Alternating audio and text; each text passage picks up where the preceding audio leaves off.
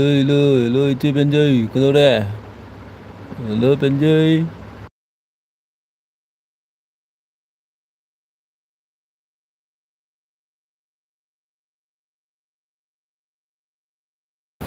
chơi bên dây cái đâu đây đó palta kind of palta dia Meitei di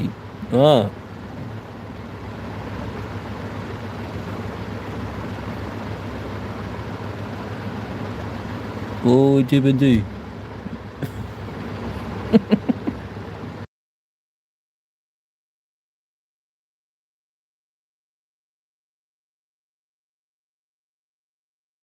ma'am ta bro ta bro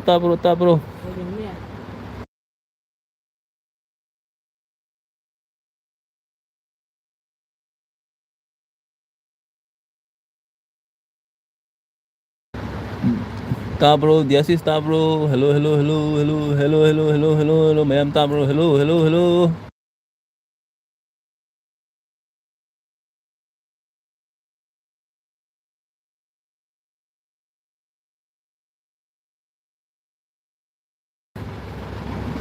RJ nandi koi lak bro lakte nandi koi ba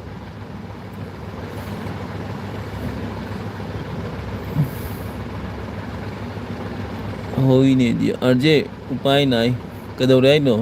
chơi bên dây nâng bù upai nai ai đó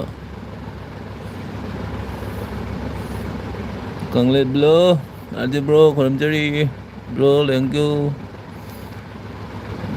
tay tay mayam ga leite chega ai gani đó càng ly bro lại càng ly hello càng ly cái mà càng ly không này chơi bên dây nè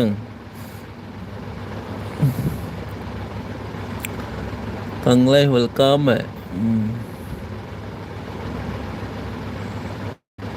dia si cha tha bo sandagi hai cha raga didi cha raga didi ni nandi haidi kanano nandi block to nandi block ai le ram dra ne dia si khang dra hong de dia didi khoramjari kangle bro na kangle bro kai cha rage hoi hoi hoi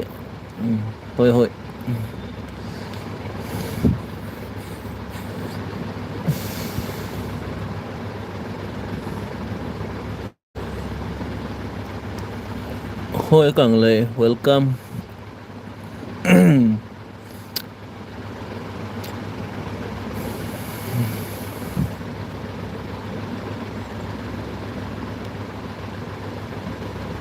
biscuit cha re biscuit thake tàu đi tân hầu đi thake tàu đi tân hầu đi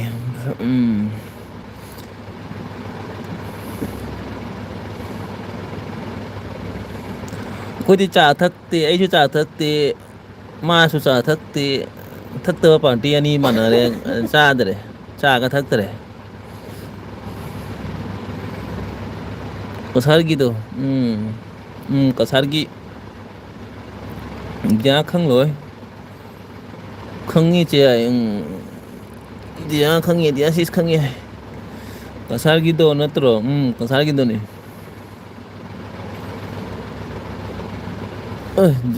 July sih blue jauh deh blue api ke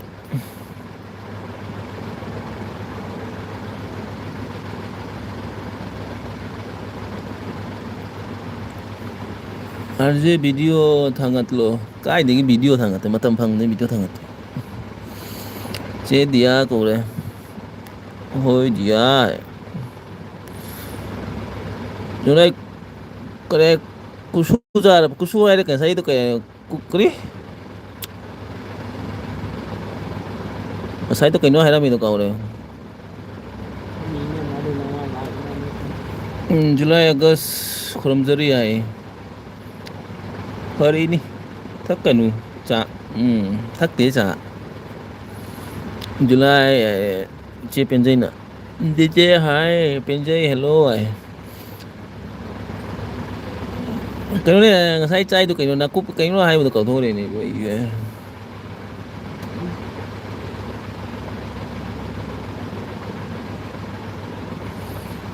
July Fajar luar deh. July July Fajar luar deh. Fajar nih sih kan. Cepet dah. July Fajar ya. Fajar lu hai dah. Itu Fajar lu hai dah kayaknya ngelbi dah. Fajar le. July nungai di buang ya champion deh na. Kang le bro su kere. Kayaknya dah udah nih.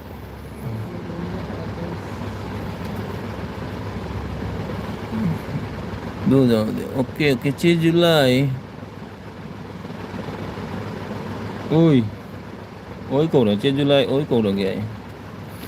Pinjay nang bu, nungai di nang di kana. Pinjay nang bu di nungai. Bu di nungai di nang di kana. Acha. Pinjay ni cara ke pinbi.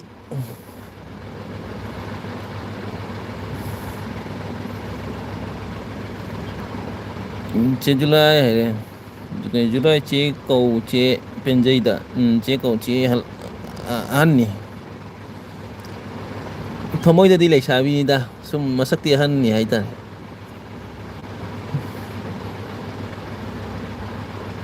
July nungaite.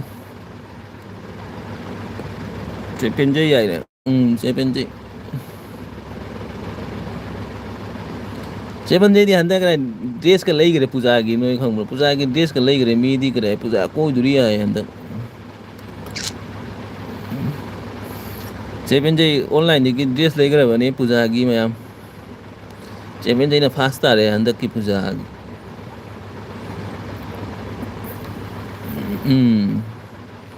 July hai na no kare.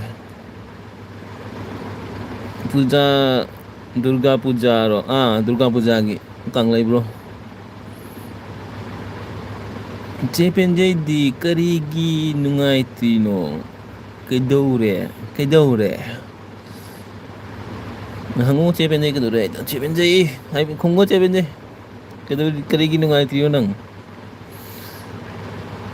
Wakala mai. Hoi. Dia sis na hoi. Che July is best hai. Arje ko no kare. Che Pinjay kari dress to kari lady na hai uni mayam de moishu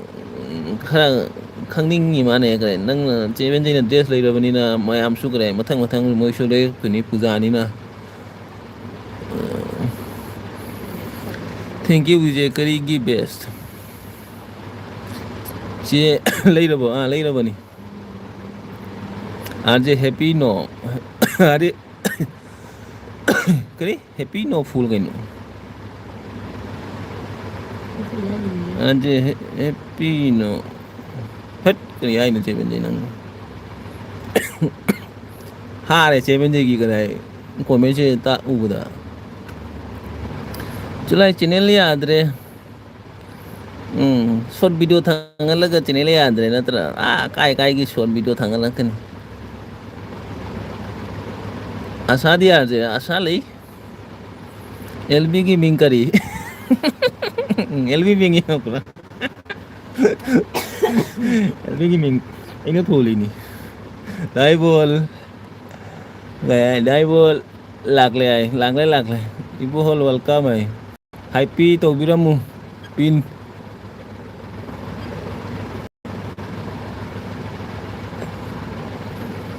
Oh, Che Pinjay amukka new shemu ai. Tam koi Chakoba Diwali da oina lei cherau ba arje bro. Dudi siga to oina. Che Pinjay happy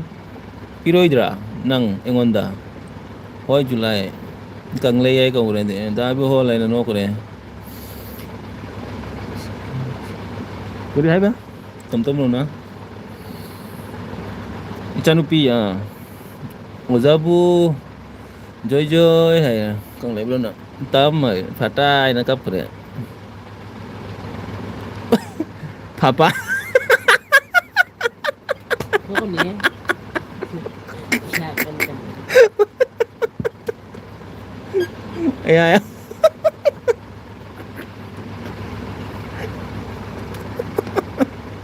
Đưa rồi. Đây rồi. Cái đi nó tùy thì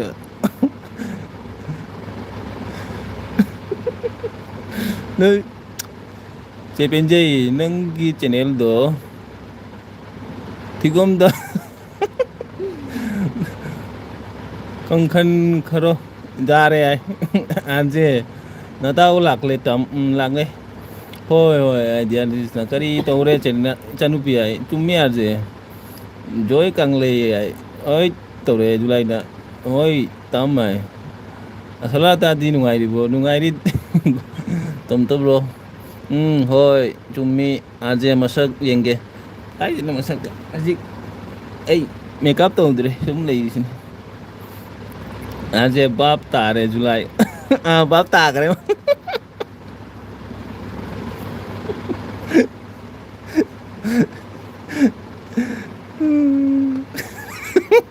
đúng ấy à lúc cô ni từ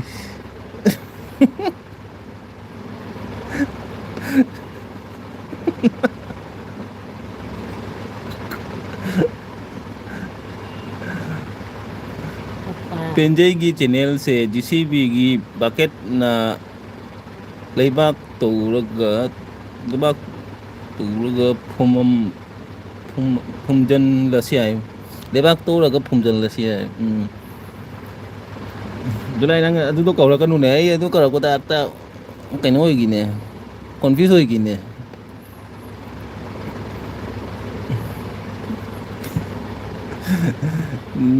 dia che ai no aja isu LB invitation to ro mayam kang lei bro gi LB to bani ma pung kya to bono di ek to bani tra kang lei bro mayam kang lei bro gi morning de LB to bani mayam na subscribe to biro du le ka ma gi channel gi notification mayam da la kani LB gi to mayam ma to su khara support to bio ma so no pa channel kadai hangza bani kui dri mai channel pai ba to mayam na su khara support to bio hai ta re ai khăng nghi hay rồi ai dia sis khăng nghi hay rồi nang lu nang gì nang higal lu nang gì ai chak chage minit ubo khum mina ko bo khum baka ngomoy ai chalo nate ibani hojik to si ai ba hoi tam gi GCB do puro o ai hoi Được.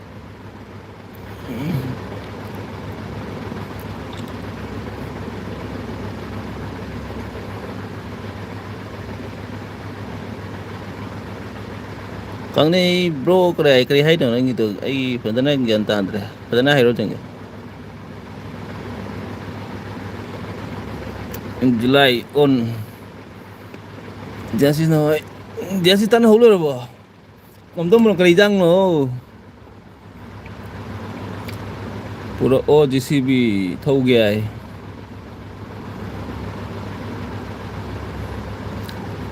chế bên đây on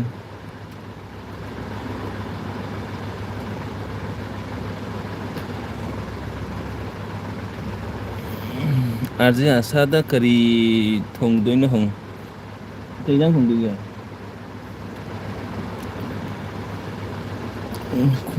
군대에 대해서 광대야.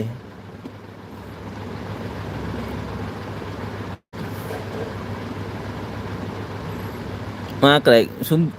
LBC chuyện đi chuyện nhiều vậy ngang đi ấy ta lôi cha đi ai tâm पैसा kaya phang lagi ai lôi đi cha đi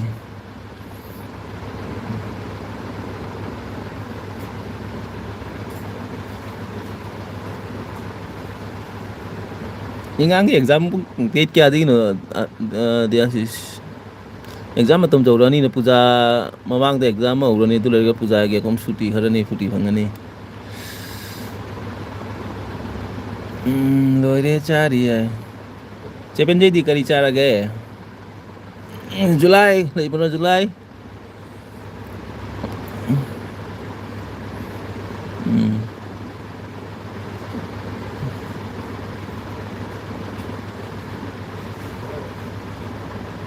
kari no ai lấy only asa kumune ai diani ai mai kai da nga nga futpa cha nga ga kari ga fulli ba nga futpa cha ji kari ga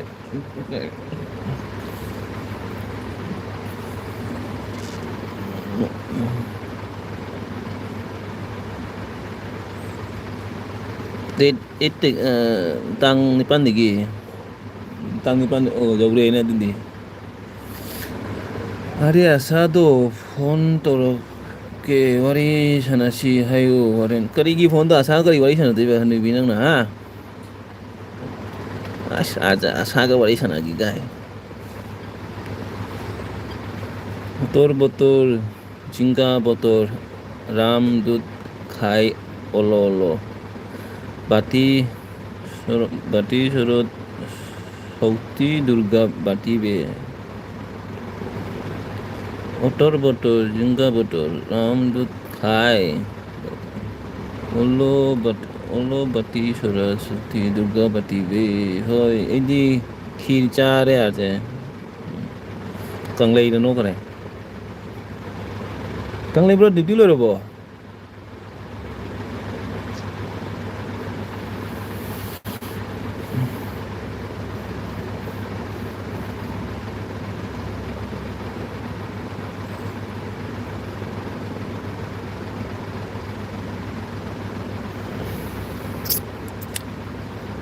tinggal tarik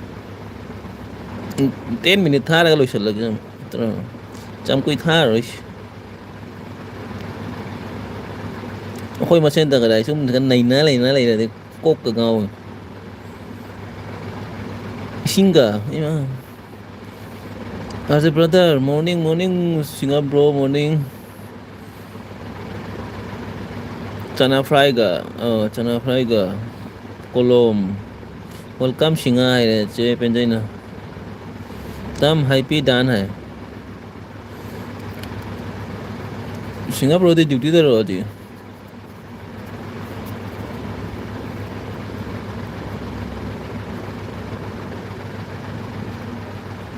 singa July di kari jang thong ba che dia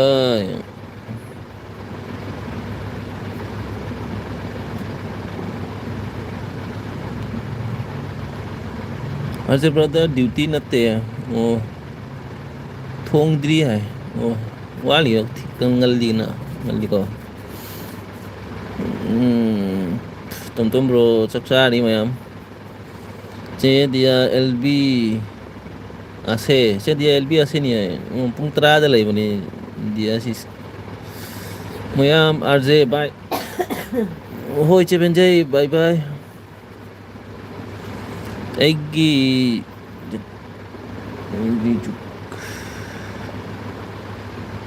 kayak gini. Nang itu kena coklat roh. Singa ai phangi nang gitu ai. Oh, cepenjai happy pira mu ai. Cepenjai happy pira mu tom bro ge. Ce bye hai jasis na. Tom bro ge happy pira mi thawai ni happy. Ma gi thawai hai da.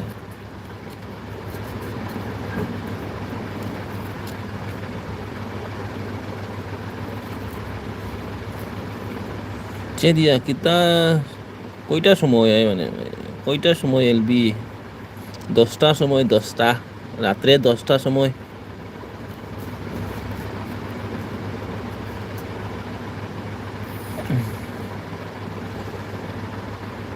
This is on, this is on. July on, Loi on.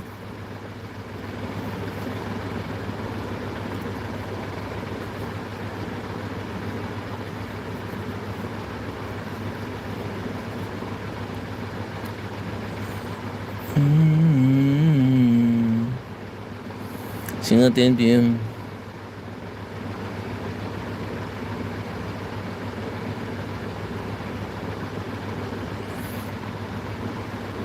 Tiền phim đó xin ở bro cái. RJ brother DP kun khane tulse nice. Manipur dare Kangla da. Manipur ki Kangla da.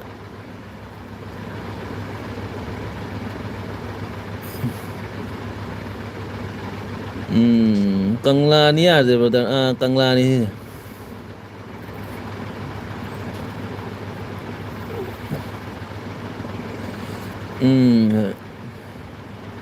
Trên thì chocolate cha cái mà này.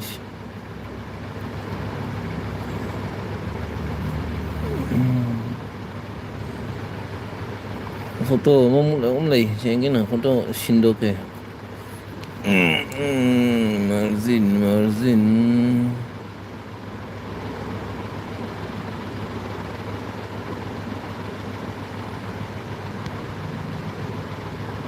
Cái photo thì cái này xí mà lấy cái photo thì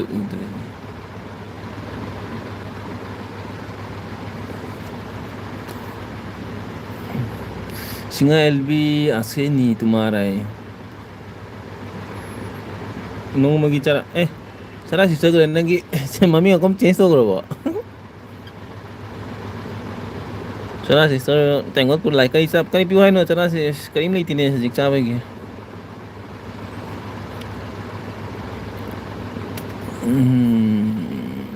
যে দিয়া সময় নাই আমার LB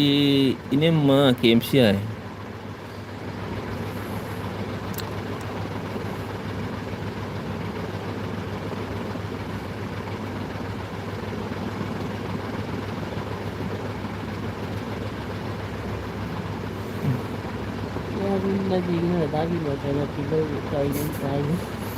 Tilong ni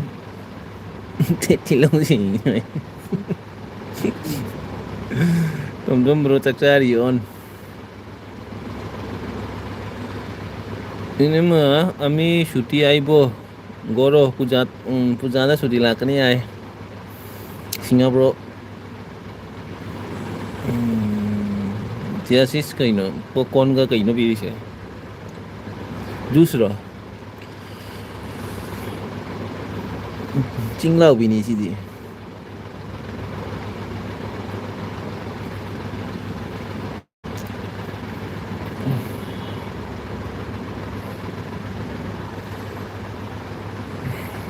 minit mari ya mau kuali kok minit mari kan lusalis jam kui taros singa nanggi do phangde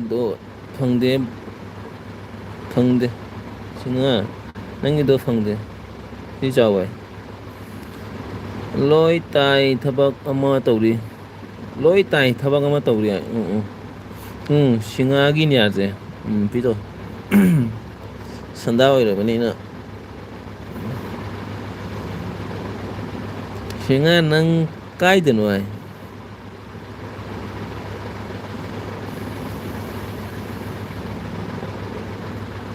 chết dia ai cậu này singa rồi nè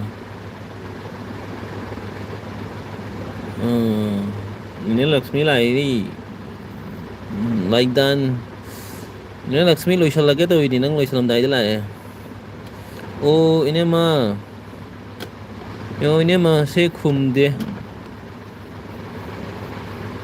ini kan kau lagi kau kumde kita kau lagi kira no baik kau lagi ayo singa kaiden no haiba nang lai di to chedia ami ekhon Punjab je chana sisnai ba je brother cha pai ro on cha pai si ai di cha thakte chum pai je ge mayam su pai biu cha cha chanda gi Punjab karamba da Aje ai mood ni hoi July kaide karim kaide ningsi mami thank you like to bagi welcome ai gelbi da lakpagi karina welcome to sige she ningsi mami da karim nei te cha bai sei daga singa singa cái nói nó singa đi singa đi đi ase amara oh cha taxi ai oh cha taxi che dia golden temple golden temple manakta le dugagi ningsing ai Punjab तो बहुत मजा लगे पंजाब तो बहुत मजा लगे ini karena mayam लब जुलाई ने कराइबा आजे हरे आई बाई ओइरगे हो जुलाई बाई रो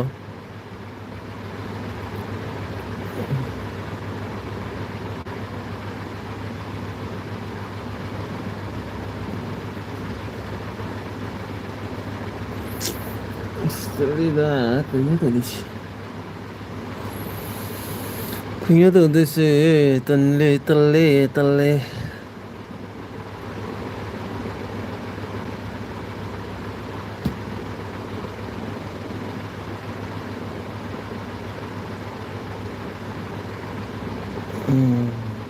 Komen capira na July ki komen sana lo igar pai komen cap karaba mayam cap karabo komen cap karabo oh message komen cap le rame kai na July kai jare es komen cap le rame mayam kai kai de tapino ai câu nói thế này mà cái dia labla bài này ninh sinh mà mi nữa cái foresto nagna bro che su cái foresto nagna foresto nak puro che ase amare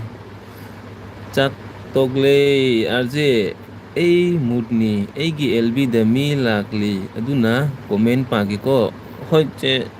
hon ne hai roji lai che hai roji lu shalage to bonang lai bo ei lu shalage to ni pin tho khare hai pi da ngau re ai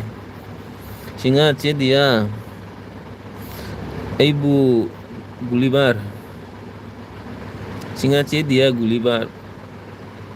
Singatai hai Rosie good evening hai just is na nga khutpa hau na kaya ba nga khutpa na kyam hau doi no karim su thakta bida chana hoi dugai oh che dia mi chat kharaga wari sasi on like dan nai hoi ini karam like dan ini mai kalau like dan gopal lo che dia KMC Rosie aire dengan che mama karam morning dengan gopal lo egi video yang biro mayam karam jari ai mayam ningsing mamigi video yang biro ai mayam karam jana hai jari mayam bu request jari jeng view ai na singa bro che mami KMC ai masak jengsi aja bro untuk lagi kalau masam tu tahu karim tay de lu jara ka sum phamung da hippi de sum mai na le la bani tahu tay da karim tay de jeng masam de nungai tre hai ta ne tam bro thank you hai to ke chara iron ge ai firoz hai ba upalu kuman manu pele ai koromanu ai pele ai gopal koromanu ai pele che dia korom firoz purda nakna ro singai ꯍꯧꯖꯤꯛꯇ ꯎꯔꯤꯗꯥꯔꯁꯦ ꯑꯩꯁꯨ ꯊꯥꯗꯕ L P ꯊꯥꯔꯛꯄ ꯄꯨꯡꯈꯥꯏ ꯑꯃ ꯐꯥꯔꯤ 30 minute ꯐꯥꯔꯤ ꯀꯗꯥꯏ Rosie Gopal ꯋꯥꯜ ꯆꯤꯡꯉꯥ ꯈꯪꯗ꯭ꯔꯤ ꯍꯥꯏ ꯍꯣꯏ ꯍꯣꯏ ꯑꯥꯔ ꯖꯦ ꯑꯣꯟ ꯊꯝꯒꯦꯀꯣ ꯑꯩ ꯍꯣꯏꯅꯤꯅꯦ ꯐꯣꯟ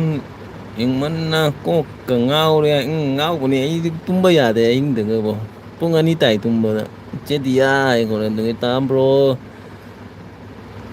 ꯊꯦꯡꯅꯔꯤ ꯈꯨꯗꯤꯡꯒꯤ ꯈꯨꯔꯨꯝꯖꯔꯤ ꯌꯥꯏ ꯁꯤꯡꯉꯕ꯭ꯔꯣ ꯈꯨꯔꯨꯝꯖꯔꯤ ꯌꯥꯏ ꯁꯤꯡꯉꯥ ꯇꯨꯝꯃꯁꯅꯨ ꯍꯩꯖꯕ ꯂꯦꯞꯄ ꯌꯥꯗꯦ ꯏꯕꯨꯡꯉꯣ ꯑꯗꯨꯃꯥꯏꯅ ꯍꯣꯏ ꯒꯣꯄꯥꯜ ꯕ꯭ꯔꯣꯅ ꯅꯣꯇꯤꯒ ꯂꯥꯛꯇꯦꯅꯦ ꯂꯥꯛꯑꯃꯣꯏ ꯒꯣꯄꯥꯜ ꯕ꯭ꯔꯣ ꯑꯩꯁꯨ ꯚꯤꯗꯤꯑꯣ ꯊꯥꯒꯠꯇꯕꯅꯤꯅ ꯀꯩꯅꯣ ꯇꯧꯗꯅ ꯅꯣꯇꯤꯒ ꯑꯗꯨꯝ ꯂꯥꯛꯇꯕꯅꯤ ꯈꯪꯗꯦ ꯈꯔ ꯑꯦꯛꯇꯤꯚ ꯌꯥꯝ ꯑꯣꯏꯗꯕꯗꯣ ꯑꯗꯨꯒꯤ ꯆꯦꯗꯤꯌꯥꯁꯤꯁꯅ ꯍꯣꯏ ꯒꯣꯄꯥꯂꯨ ꯈꯨꯔꯨꯝꯕꯗ ꯅꯔꯥꯏꯕꯛꯀ ꯁꯤꯠ ꯅꯥꯜꯂꯅꯤ ꯂꯨꯍꯣꯡꯕꯗ ꯂꯨꯍꯣꯡꯕꯗ ꯇ ꯈꯨꯔꯨꯝꯅꯕ ꯊꯝꯖꯜꯂꯨ ꯍꯥꯏ ꯂꯨꯍꯣꯡꯕ ꯃꯇꯝꯗ ꯈꯨꯔꯨꯝꯅꯕ ꯊꯝꯖꯜꯂꯨ ꯍꯣꯏ ꯍꯥꯏ ꯅꯍꯥꯟꯗꯤ ꯏꯅꯦꯝꯃ ꯌꯥꯝ ꯁꯥꯎꯈ꯭ꯔꯦ ꯀꯥꯏꯗ ꯑꯣ ꯅꯍꯥꯟ ꯏꯅꯝꯃ ꯌꯥꯝ ꯁꯥꯎꯈ꯭ꯔꯦ ꯅꯪꯅ ꯀꯣꯃꯦꯟ ꯇꯧꯔꯛꯇ꯭ꯔꯦ ꯑꯗꯨꯝ ꯂꯣꯏꯁꯟꯈ꯭ꯔꯦ ꯑꯩꯁꯨ ꯂꯣꯏꯁꯟꯈ꯭ꯔꯦ ꯁꯥꯎꯔꯛꯄ ꯍꯥꯏꯗꯤ ꯀꯔꯝꯕ ꯃꯇꯝ ꯁꯥꯎꯈꯤꯒꯦ ꯅꯪ ꯈꯪꯗꯦ ꯀꯔꯝꯕ ꯃꯇꯝꯗ ꯁꯥꯎꯏꯅꯣ ꯃꯥꯏꯁꯨ ꯉꯥꯡꯕꯤꯅꯤ ꯈꯪꯗꯦ ꯀꯔꯤ ꯐꯎꯏꯅꯣ ꯅꯍꯥꯟꯗꯤ ꯏꯅꯦꯝꯃ ꯌꯥꯝ ꯁꯥꯎꯈ꯭ꯔꯦ ꯑꯣꯟ ꯆꯦ ꯅꯤꯡꯁꯤꯡ ꯈꯨꯔꯨꯝꯖꯔꯤ ꯁꯤꯡꯉꯥ ꯑꯦꯜꯕꯤ ꯊꯥꯗ꯭ꯔꯣ ꯊꯥꯗꯔꯕꯣ ꯍꯥꯏ ꯍꯣꯏ ꯆꯦ ꯀꯔꯝ ꯉꯥꯏꯈꯣ ꯋꯥꯔꯦ ꯆꯦ ꯀꯔꯝ ꯈꯨꯔꯨꯝꯖꯔꯤ ꯗꯤꯌꯥ ꯁꯤꯁꯅ ꯆꯦ ꯗꯤꯌꯥ ꯑꯩꯈꯣꯏꯅ ꯀꯧꯈꯔꯦ ꯒꯣꯄꯥꯜ ꯕ꯭ꯔꯣꯅ ꯑꯗꯨꯒ ꯇꯣꯝꯇꯣꯝ ꯕ꯭ꯔꯣꯅ ꯔꯣꯖꯤ ꯍꯣꯏ ꯍꯣꯏ ꯍꯧ ꯗꯤꯌꯥꯁꯤꯁꯅ ꯒꯣꯄꯥꯜꯂꯣ ꯍꯥꯏꯅ ꯀꯧꯈꯔꯦ ꯅꯤꯡꯁꯤꯡꯕ ꯃꯤꯅ ꯑꯣꯟ ꯒꯣꯄꯥꯜ ꯇꯥꯏꯅꯦ ꯔꯣꯖꯤꯅ ꯀꯔꯤ ꯍꯥꯏꯕ ꯑꯩ ꯏꯃꯥꯟꯅꯕꯤꯒꯤ ꯀꯣꯜ ꯂꯥꯛꯁꯟꯅ ꯇꯧꯔꯤꯃꯤ ꯑꯗꯨ ꯅꯨꯃꯤꯠꯇ ꯑꯩ ꯅꯪ ꯀꯣꯃꯦꯟ ꯊꯥꯔꯛꯇ꯭ꯔꯦ ꯑꯩꯁꯨ ꯀꯩꯗꯧꯔꯅꯣ ꯍꯥꯏꯅ ꯕꯤꯖꯤ ꯑꯣꯏꯔꯕ ꯍꯥꯏꯅ ꯑꯩꯁꯨ ꯂꯣꯏꯁꯜꯂꯦ ꯑꯗꯨꯒ ꯇꯝꯕ꯭ꯔꯣ ꯂꯨꯍꯣꯡꯅꯤꯡꯗꯔꯦ ꯑꯩ ꯌꯥꯏ ꯆꯦꯗꯤ ꯑꯦꯜ ꯕꯤ ꯊꯥꯕꯒꯤ ꯁꯨꯝꯃꯣꯏ ꯅꯥꯏ ꯍꯥꯏ ꯁꯤꯡꯉꯕ꯭ꯔꯣꯅ ꯇꯣꯝꯗꯣꯝꯕ꯭ꯔꯣ ꯆꯦꯗꯤꯌꯥ ꯀꯩꯗꯧꯔꯤꯅꯣ ꯆꯥꯛ ꯊꯣꯡꯉꯤꯔꯣ ꯗꯤꯌꯥꯁꯤꯁ ꯀꯗꯥꯏ ꯏꯉꯥꯡ ꯀꯗꯥꯏ ꯀꯩꯅꯣ ꯇꯧꯔꯗꯤ ꯏꯉꯥꯡ ꯂꯥꯏꯔꯤꯛ ꯇꯥꯛꯄꯤꯒ ꯑꯣꯏꯔꯗꯤ ꯀꯗꯥꯏ ꯚꯥꯏ ꯍꯥꯏꯔꯣ ꯀꯔꯤꯝ ꯀꯥꯏꯗꯦ ꯚꯥꯏ ꯑꯣꯏꯔꯣ ꯑꯉꯥꯡ ꯂꯥꯏꯔꯤꯛ ꯇꯥꯛꯄꯤ ꯁꯟꯗꯥ ꯑꯣꯏꯔꯕꯅꯤꯅ ꯑꯉꯥꯡ ꯂꯥꯏꯔꯤꯛ ꯐꯝꯍꯜꯂꯣ ꯆꯦꯗꯤꯌꯥ ꯀꯩꯗꯧꯔꯤꯅꯣ ꯆꯥꯛ ꯊꯣꯡꯉꯤꯔꯣ ꯍꯥꯏ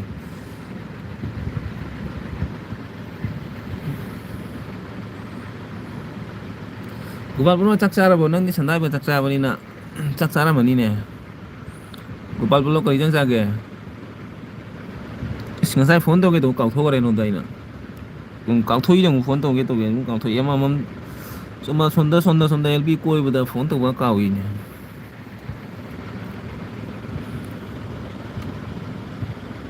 ꯔꯣꯖꯤ ꯀꯩ ꯆꯥꯔꯒꯦ ꯁꯟꯗꯥꯒꯤ ꯆꯥꯛꯀ ꯊꯣꯡꯉꯕꯣ ꯆꯦꯅꯤꯡꯁꯤꯡ ꯑꯣꯟ ꯍꯥꯏ ꯆꯦꯅꯤꯡꯁꯤꯡꯁꯦ ꯀꯗꯥꯏ ꯀꯩꯅꯣ ꯄꯤꯒꯦ ꯕ꯭ꯂꯨ ꯄꯤꯒꯦ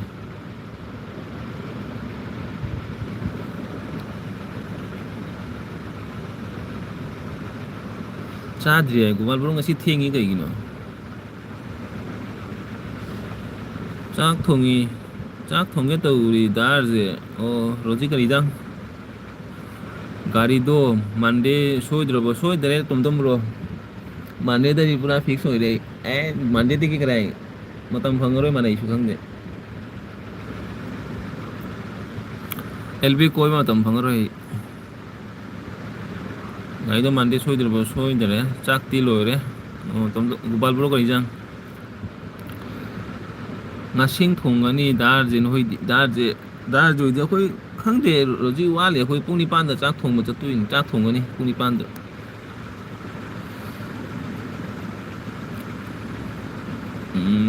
ꯅꯪꯅ ꯊꯧꯗꯣꯏꯔꯣ ꯑꯩ ꯊꯧꯗꯣꯏꯅꯤ ꯇꯣꯝꯇꯣꯝ ꯕ꯭ꯔꯣ ꯑꯩ ꯀꯗꯥꯏ ꯂꯤꯁꯤꯡ 3 ꯄꯤꯔꯒ ꯇꯝꯃꯤꯅꯤ ꯀꯩꯅꯣ ꯒꯥꯔꯤ ꯊꯧꯕ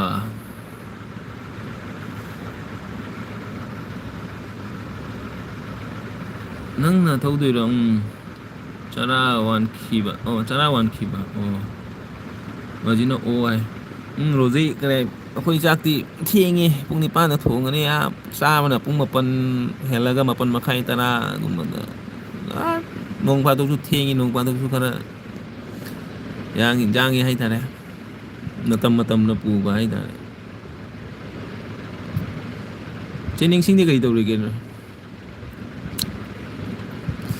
ꯐꯖꯅ ꯍꯩꯔꯕꯣ ꯍꯩꯔꯦ ꯉꯝꯗꯣꯡꯕ꯭ꯔꯣ ꯑꯩꯈꯣꯏꯁꯨ ꯊꯦꯡꯉꯤ ꯌꯥꯏ ꯊꯦꯡꯉꯤꯀꯣ ꯊꯦꯡꯉꯤ ꯆꯥꯕꯗꯤ ꯁꯨꯝ ꯍꯣꯏꯅꯦ ꯇꯔꯥꯗꯤ ꯇꯥꯏ ꯆꯥꯕꯗꯣ ꯇꯔꯥ ꯇꯥꯏ ꯑꯩꯈꯣꯏꯁꯨ ꯁꯨꯃꯥꯏ ꯇꯔꯥ ꯇꯥꯏ ꯑꯩ ꯀꯤꯖꯩꯍꯦ ꯅꯪꯅ ꯊꯧꯔꯒ ꯇꯣꯡꯕ ꯅꯪ ꯂꯥꯛꯑꯣ ꯑꯩ ꯊꯧꯈ꯭ꯔꯦ ꯑꯩ ꯊꯧꯕꯤꯒꯦ ꯂꯥꯛꯑꯣ ꯅꯈꯥꯏꯒꯦ ꯒꯥꯔꯤꯒ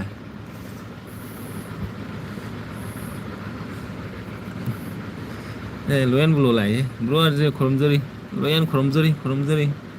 ꯅꯪꯒ ꯗ꯭ꯌꯨꯇꯤ ꯂꯣꯏꯔꯕꯣ ꯂꯣꯌꯟ ꯑꯩ ꯀꯤꯖꯩꯍꯦ ꯅꯪ ꯇꯧꯔꯒ ꯑꯩꯒꯤ ꯂꯥꯏꯁꯦꯟꯁ ꯌꯦꯡꯒꯦꯔꯥ ꯅꯪ ꯀꯗꯥꯏ ꯊꯥꯖꯗ꯭ꯔꯗꯤ ꯑꯩ ꯂꯥꯏꯁꯦꯟꯁ ꯌꯦꯡꯍꯜꯂꯧꯔꯣ ꯗ꯭ꯔꯥꯏꯚꯤꯡ ꯂꯥꯏꯁꯦꯟꯁ ꯒꯥꯔꯤ ꯂꯥꯏꯁꯦꯟꯁ ꯗ꯭ꯔꯥꯏꯚꯤꯡ ꯂꯥꯏꯁꯦꯟꯁ ꯌꯦꯡꯍꯜꯂꯧꯔꯣ ꯍꯧꯖꯤꯛꯇ ꯅꯣꯇꯤ ꯂꯥꯛꯂꯤ ꯑꯦꯜꯕꯤꯒꯤ ꯀꯅꯥ ꯑꯩꯒꯤꯔꯣ ꯒꯣꯄꯥꯜ ꯕ꯭ꯔꯣ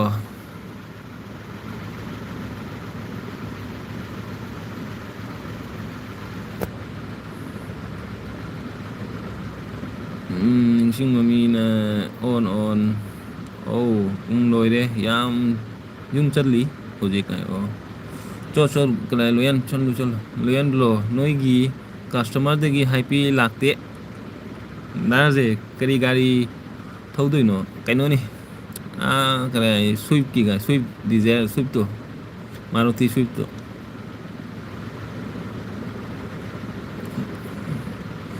ꯍꯣꯏ ꯇꯥꯏ GK ꯌꯥꯍꯨ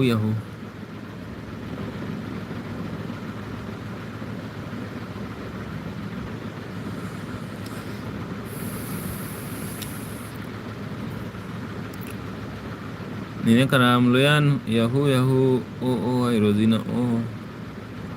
Rosie noi lakpai khara thenge ai gel bi krai khara kuina thana ta ngasai lu chala gai to rom mi lak amam la di sum el bi theng dui ra kin wai se ha theng wai ya te yang mai vol ai emergency wa ngang bai adu to dare oh emergency wa ngang bai adu to dare ajibro igi siga su license paiba nachoba driver mayam lei ai license ta thajade ai di krai tum ro salvi ke so leiye ai gi krai na driving class ta tambai salvi ke so leiye jengal ro thajada di salvi jengro driving license ki agar driving krai school gi driving school da salvi lori ni keno hoi holoyan bro ar je dp se black to ba mid yadre please black to ba mid yadre mi amam lakani sum tha ko mi amam lakani sum tha ko tom nang tha ba tom da hairowe luisan gi black to wai ro black to wai si je normal ho re mai je no ja su ja sindi Masaya thok yadra.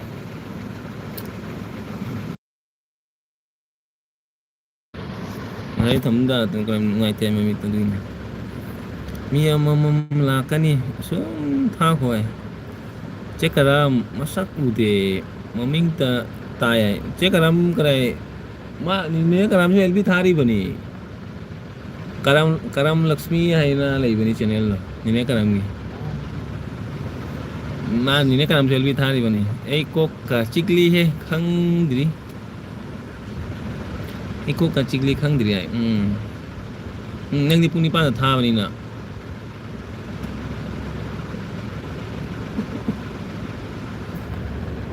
Kon lạc vào gì hơi dia sis cái này ingang lại tập piva lại là đi chúng thô ya đấy cái cái gì hish kanagi konjen no ai nupi gini gopal bro cái nó gini madam gini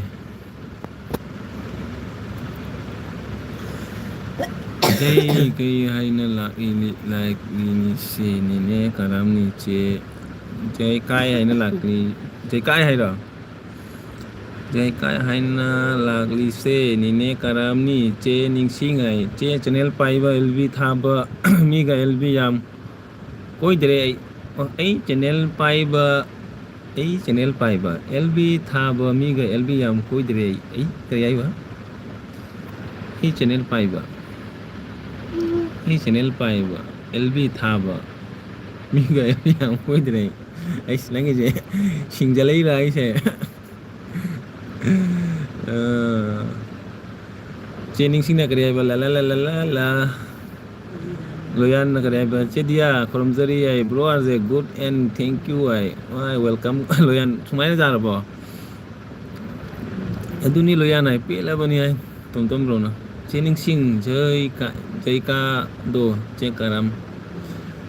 karam ni ai dia hoi ning sing ai bro are ai lamben chat chat na comment to ri ni ko ai kari gi cái tôi rồi thô rồi cái này ấy là hồi đã thà đi lâu nên tên gì cái này chứ thô cánh quay thì cái là cái này còn cái dừng làm gì ta cái dừng có mobile mailing này đó asal ta kari mathen thong gani asal ta kari mathen thong gani hangi khang diri ai gopal bro migi ino migi ai ok hoi phone là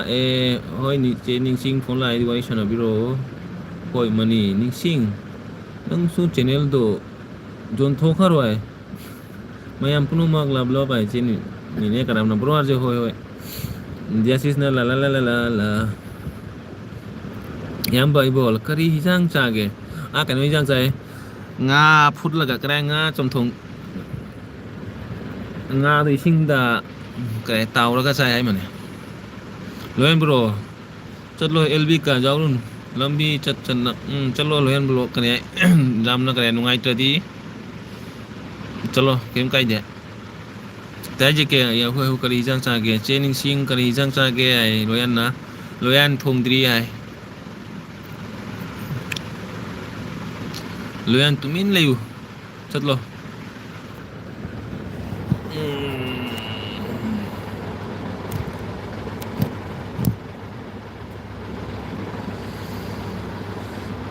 hoi dia sis kira pun tadi tak ada mana ni ấy lấy cô hoi rồi gì kira chắc thùng á mà được mà tôi free rồi đó có comment được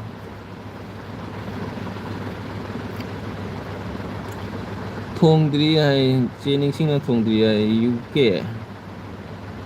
dia sis na UK dia sis on aja bro ga ai ga di support to the su adum lakani cheloyan bro ai rian bro tum bro na hai chi chumma bani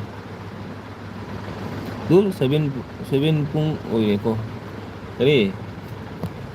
dul 7 tare ai rồi pung tare the le sanjib bro này thôi sanjib bro là no cái này comment gopal bro comment gopal bro cái răng rồi gì sanjib bro là lu 12 like that này thank you 12 for the like sanjib hoi bro sanjib kromzari dia sis na kare sanjib bhai ko kare sanjib bro welcome gopal bro na loyan na kare ba em bhai bohol thank you ai ấy là tôi đang ngang mà giàu điểm không kịp là tôi ngấp full là không kịp hồi ấy thôi là cái bye mà hồi training sim bye hồi cho loyan bro cho ai bye ai câu cái này ấy là sanjib bro cái LV này nan thai hay aduga tigi jeng mà tha de ude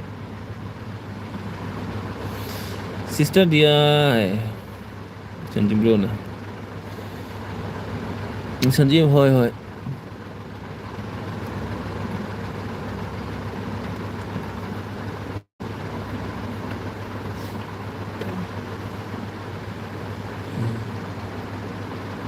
ꯇꯣꯝꯇꯣꯝꯅ duty ꯄꯨꯡ ꯀꯌꯥ ꯂꯣꯏꯕ ꯉꯁꯤꯒꯤꯗꯤ? Bro ꯁꯟꯖꯤꯞ, ꯑꯩꯅ ꯀꯧꯕ ꯈꯨꯗꯤꯡꯒꯤ ꯈꯨꯝꯗꯦ, ꯑꯩꯕ ꯀꯧꯕ ꯈꯨꯗꯤꯡꯒꯤ ꯈꯨꯝꯗꯦ ꯍꯥꯏ, ꯀꯞꯈ꯭ꯔꯦꯅꯦ ꯂꯨꯌꯥꯟꯁꯦ. ꯁꯟꯖꯤꯞ ꯕ꯭ꯔꯣ, ꯂꯨꯌꯥꯟꯅ ꯀꯧꯔꯤꯑꯦ ꯈꯨꯝꯗꯦ ꯍꯥꯏ. ꯃꯔꯛꯇ ꯁꯨꯝ ꯊꯥꯕꯅꯤ. ꯑꯣ, ꯃꯔꯛ ꯃꯔꯛꯇ ꯑꯩ ꯑꯗꯨꯃꯥꯏꯅ. ꯌꯦꯁ ꯏꯁ ꯍꯣꯏ, ꯑꯗꯨꯒꯩ ꯇꯣꯝꯇꯣꯝ ꯕ꯭ꯔꯣꯅ ꯅꯣꯛꯈ꯭ꯔꯦ. ꯗꯥꯏꯕꯣꯜ ꯆꯥꯛ ꯆꯥꯔꯕꯣ ꯍꯥꯏ. ꯇꯣꯝꯇꯣꯝ ꯕ꯭ꯔꯣ ꯆꯥꯛ ꯆꯥꯅ ꯐꯃꯨꯡꯗ ꯂꯩꯔꯝꯒꯅꯤ. ꯕ꯭ꯔꯣ ꯑꯩ ꯃꯔꯛ ꯃꯔꯛꯇ ꯊꯥꯏ, ꯁꯟꯗꯦꯁꯦ ꯑꯩ ꯏꯚꯤꯅꯤꯡ 4 PM ꯇꯧꯒꯦ. ꯍꯣꯏ, ꯂꯥꯛꯀꯦ ꯁꯟꯗꯦꯗ ꯃꯇꯝ ꯐꯪꯉꯗꯤ. ꯉꯁꯤ ꯑꯩꯒꯤ ꯗ꯭ꯌꯨꯇꯤ ꯑꯉꯥꯡꯁꯤꯡꯅ JCB ꯁꯦꯝꯕ ꯆꯠꯂꯤ, ꯑꯗꯨꯅꯤ ꯗ꯭ꯌꯨꯇꯤ ꯍꯥꯏꯕꯨ. ꯗ꯭ꯌꯨꯇꯤ ꯂꯩꯇꯦ ꯅꯠꯇ꯭ꯔꯥ? ꯗ꯭ꯌꯨꯇꯤ ꯂꯩꯇ꯭ꯔꯗꯤ ꯇꯟꯕꯅꯦ, ꯃꯇꯝ ꯂꯦꯟꯕꯁꯨ ꯇꯜꯂꯦ. ꯒ꯭ꯌꯥꯟ ꯃꯦꯟ ꯇꯥꯗꯦ, ꯀꯣꯛꯀ ꯆꯥꯏꯌꯦ.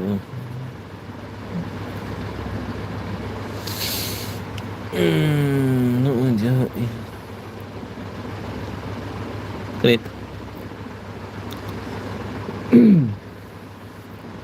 ꯇꯥꯛꯑꯣꯏ ꯗꯤꯌꯥ ꯍꯥꯏꯕ ꯌꯥꯏ. ꯅꯤꯟꯅ ꯀꯔꯝ ꯑꯣꯟ ꯀꯔꯤꯒꯤ ꯗꯥꯏꯕꯣꯜ ꯍꯥꯏ, ꯅꯣꯛꯈ꯭ꯔꯦ. ꯁꯟꯗꯤꯞ ꯕ꯭ꯔꯗꯔꯅ ꯁꯤꯁꯇꯔ ꯂꯨꯌꯥꯟ, ꯑꯩ ꯀꯣꯃꯦꯟ ꯔꯥꯏꯇꯤꯡ ꯇꯧꯔꯤꯉꯥꯏꯗ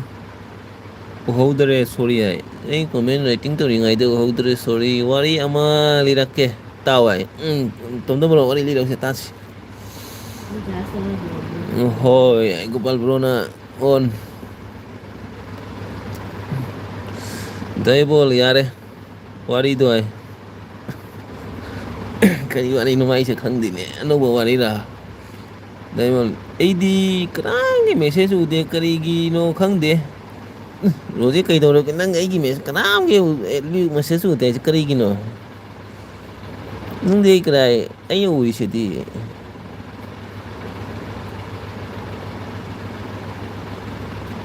ꯅꯪꯅ ꯃꯌꯥꯝꯗ ꯕ꯭ꯂꯣꯛ ꯇꯧ ꯊꯝꯈ꯭ꯔꯕꯅ ꯀꯃꯥꯏꯅꯅꯣ ꯅꯪꯒꯤꯗꯨꯗꯤ? ꯕ꯭ꯔꯣ ꯁꯟꯖꯤꯞ, ꯏꯠ ꯏꯁ ꯑꯣꯀꯦ ꯍꯥꯏ. ꯏꯌꯥꯝꯕ ꯏꯕꯣꯍꯣꯜ ꯉꯥꯏꯈꯣ ꯍꯥꯏ. ꯍꯥꯏꯕꯤꯒꯤ ꯋꯥꯔꯤꯅꯤ ꯍꯥꯏꯔꯁꯨ ꯌꯥꯏ. ꯑꯗꯨꯁꯨ ꯑꯣꯏꯕ ꯌꯥꯏ ꯈꯪꯗꯦꯅꯦ ꯃꯥꯏꯁꯦ, ꯑꯗꯨꯅꯤ ꯃꯥꯏꯁꯦ.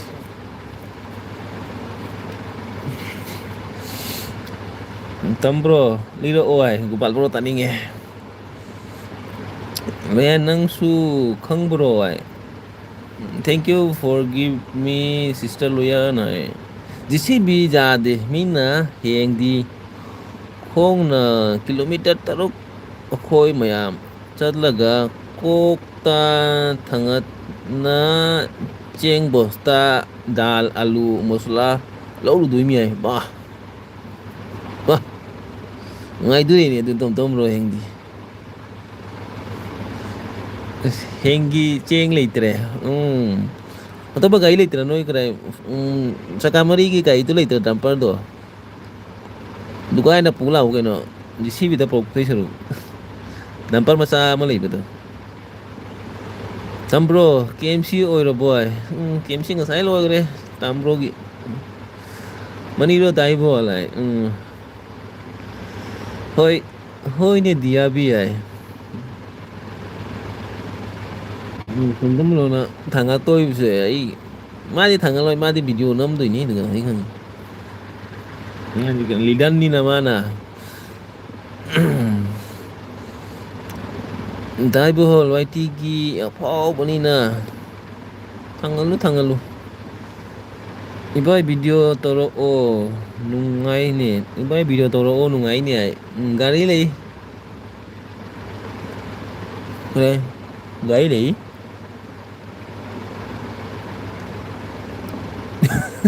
ꯒꯥꯔꯤ ꯂꯩ, ꯊꯥꯎ ꯍꯟꯐꯝ ꯂꯩꯇꯦ, ꯂꯧꯕꯨꯛꯇ ꯒꯥꯔꯤ ꯊꯧꯒꯗ꯭ꯔꯣ ꯍꯥꯏ. ꯗꯥꯏꯕꯣꯜ, ꯁꯣꯠ ꯀꯥꯎꯅꯨ ꯍꯥꯄ ꯍꯥꯏ. ꯁꯣꯠ ꯍꯥꯞꯄ ꯀꯥꯎꯅꯨ ꯍꯥꯏ. ꯕ꯭ꯔꯣꯁꯦ ꯀꯔꯤ ꯍꯩꯖꯥꯡ ꯆꯥꯒꯦ ꯍꯥꯏꯕ. ꯑꯣ ꯀꯔꯥꯏ ꯂꯨꯌꯥꯟ ꯆꯥꯛ ꯆꯥꯗ꯭ꯔꯤꯅꯦ. ꯕꯥꯔꯣꯒꯤꯗꯤ ꯀꯔꯥꯏ ꯍꯋꯥꯏ ꯊꯣꯡꯕ ꯆꯥꯏ. ꯅꯨꯡꯗꯥꯡꯒꯤꯗꯤ ꯋꯥꯠꯂꯤ. ꯂꯨꯌꯥꯟ ꯌꯨꯝ ꯌꯧꯔꯕꯣ? ꯂꯨꯌꯥꯟ ꯌꯨꯝ ꯌꯧꯔꯕꯣ ꯍꯥꯏ. ꯑꯗꯨꯒ ꯂꯝꯕꯤꯁꯦ ꯂꯕꯨꯛ ꯑꯣꯜꯂꯦ ꯍꯥꯏ. ꯗꯥꯏꯕꯣꯜꯅ ꯊꯥꯡꯒꯠꯂꯒꯅꯤ ꯑꯇꯩꯁꯨ ꯐꯥꯎꯗꯣꯏꯅꯤ. ꯍꯣꯏ ꯁꯟꯖꯤꯕ ꯅꯨꯡꯉꯥꯏꯕꯅꯤ. ꯍꯣꯏ ꯑꯩ ꯌꯨꯝ ꯌꯧꯔꯦ.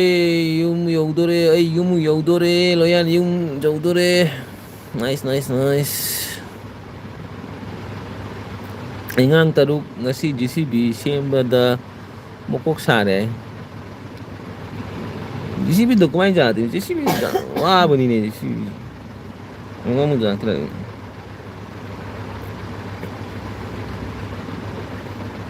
ꯃꯥꯏ ꯄꯥꯔꯁꯇꯨꯁꯨ ꯀꯔꯥꯏ ꯐꯪꯗꯕꯅꯤ. ꯑꯣꯔꯗꯔ ꯇꯧ ꯇꯥꯕ ꯑꯗꯨ ꯇꯧ ꯇꯥꯕ ꯃꯥꯏ ꯄꯥꯔꯁꯁꯤꯡ. ꯇꯥꯏ ꯑꯩ ꯌꯨꯝ ꯌꯧꯗꯣꯔꯦ. ꯍꯣꯏ ꯍꯣꯏ. ꯑꯗꯨꯒ ꯁꯟꯇꯤꯄꯨꯔꯅ ꯂꯣꯌꯥꯟ ꯗꯤꯃꯥꯄꯨꯔꯁꯦ ꯅꯨꯡꯉꯥꯏꯕ꯭ꯔꯣ ꯍꯥꯏ. ꯗꯤꯃꯥꯄꯨꯔꯗꯤ ꯅꯨꯡꯉꯥꯏꯕꯅꯤ ꯁꯨꯝ.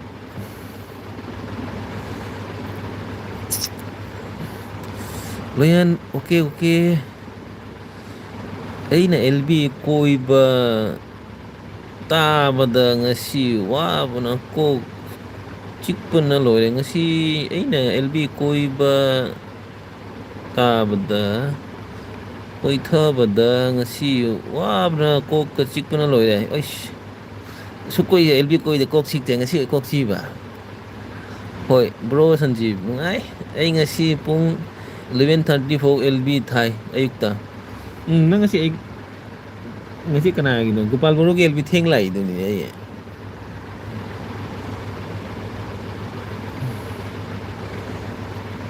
ꯑꯩ. ꯃꯦꯃꯤꯇꯥ ꯂꯥꯛꯏ. ꯎꯏ ꯃꯦꯃꯤꯇꯥ ꯅꯨꯡꯉꯥꯏꯔꯤꯕꯣ? ꯍꯥꯏ ꯃꯌꯥꯝ ꯍꯤꯡꯉꯤꯕꯣ ꯍꯥꯏ. ꯑꯩ ꯍꯤꯡꯉꯤꯅꯦ. ꯅꯪ ꯀꯥꯏ ꯃꯥꯡꯉꯨꯒꯦ? ꯅꯪ ꯌꯥꯝ ꯀꯨꯏꯔ ꯃꯇꯨꯡꯗ ꯎꯏꯍꯦ. ꯅꯪꯗꯤ ꯀꯗꯥꯏ ꯋꯥꯇꯤꯁꯦ ꯀꯗꯥꯏ ꯃꯔꯛ ꯃꯔꯛꯇ ꯅꯍꯥꯟ ꯚꯤꯗꯤꯑꯣ ꯑꯃ ꯊꯥꯡꯒꯠꯄ ꯎꯏꯅꯦ.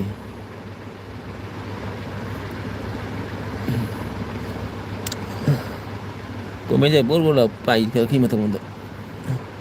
ꯔꯌꯥꯟ ꯆꯦ ꯗꯤꯌꯥ ꯕ꯭ꯔꯣ ꯏꯕꯣꯍꯜ ꯃꯌꯥꯝ ꯈꯨꯔꯨꯝꯖꯔꯤ ꯍꯥꯏ ꯃꯤꯃꯤꯇꯥꯅ. ꯋꯦꯜꯀꯝ ꯃꯃꯤꯇꯥ. ꯃꯤꯃꯤꯇꯥ. ꯑꯩꯗꯤ ꯎꯏ ꯎꯏꯅ ꯆꯠꯂꯦ. ꯂꯝꯕꯦꯟꯁꯦ ꯀꯣꯛ ꯉꯥꯎꯔꯦ ꯍꯥꯏ. ꯂꯣꯌꯥꯟ ꯀꯣꯛ ꯉꯥꯎꯔ ꯉꯁꯥꯏꯅ ꯆꯠꯂꯣ ꯍꯥꯏꯔꯒ ꯅꯨꯃꯤꯠꯇ ꯑꯩꯒꯤ ꯍꯥꯏꯄꯤ ꯄꯤꯌꯨ. ꯑꯩꯒꯤ ꯍꯥꯏꯄꯤ ꯄꯤꯒꯦꯔꯣ? ꯒꯣꯄꯥꯜꯁꯨ ꯂꯩꯔꯦ. ꯒꯣꯄꯥꯜ ꯕꯨꯔꯨ ꯂꯩꯕꯅꯦ. ꯃꯤꯃꯤꯇꯥ ꯍꯥꯏꯅ ꯂꯞ ꯍꯥꯏꯈꯔꯦ ꯆꯦ ꯗꯤꯌꯥꯁꯤꯁꯅ. ꯃꯤꯃꯤꯇꯥ ꯈꯨꯔꯨꯝꯖꯔꯤ ꯌꯥꯏ ꯒꯣꯄꯥꯜ ꯕ꯭ꯔꯨꯅ. ꯃꯤꯃꯤꯇꯥꯗꯤ ꯅꯨꯡꯉꯥꯏꯔꯤꯕꯣ? ꯀꯃꯥꯏ ꯀꯃꯥꯏ ꯇꯧꯔꯤꯒꯦ? ꯏꯉꯥꯡ ꯀꯌꯥꯝ ꯆꯥꯎꯔꯒꯦ? ꯅꯪꯅ ꯗꯤꯜꯂꯤꯗ ꯃꯊꯛꯇ ꯇꯦꯔꯦꯁꯇ ꯃꯊꯛ ꯀꯥꯔꯒ ꯑꯦꯜꯕꯤ ꯊꯥꯕꯗꯨꯗꯤ ꯊꯥꯔꯛꯇꯔꯦ ꯎꯈꯤꯗꯔꯦ ꯍꯧꯖꯤꯛ.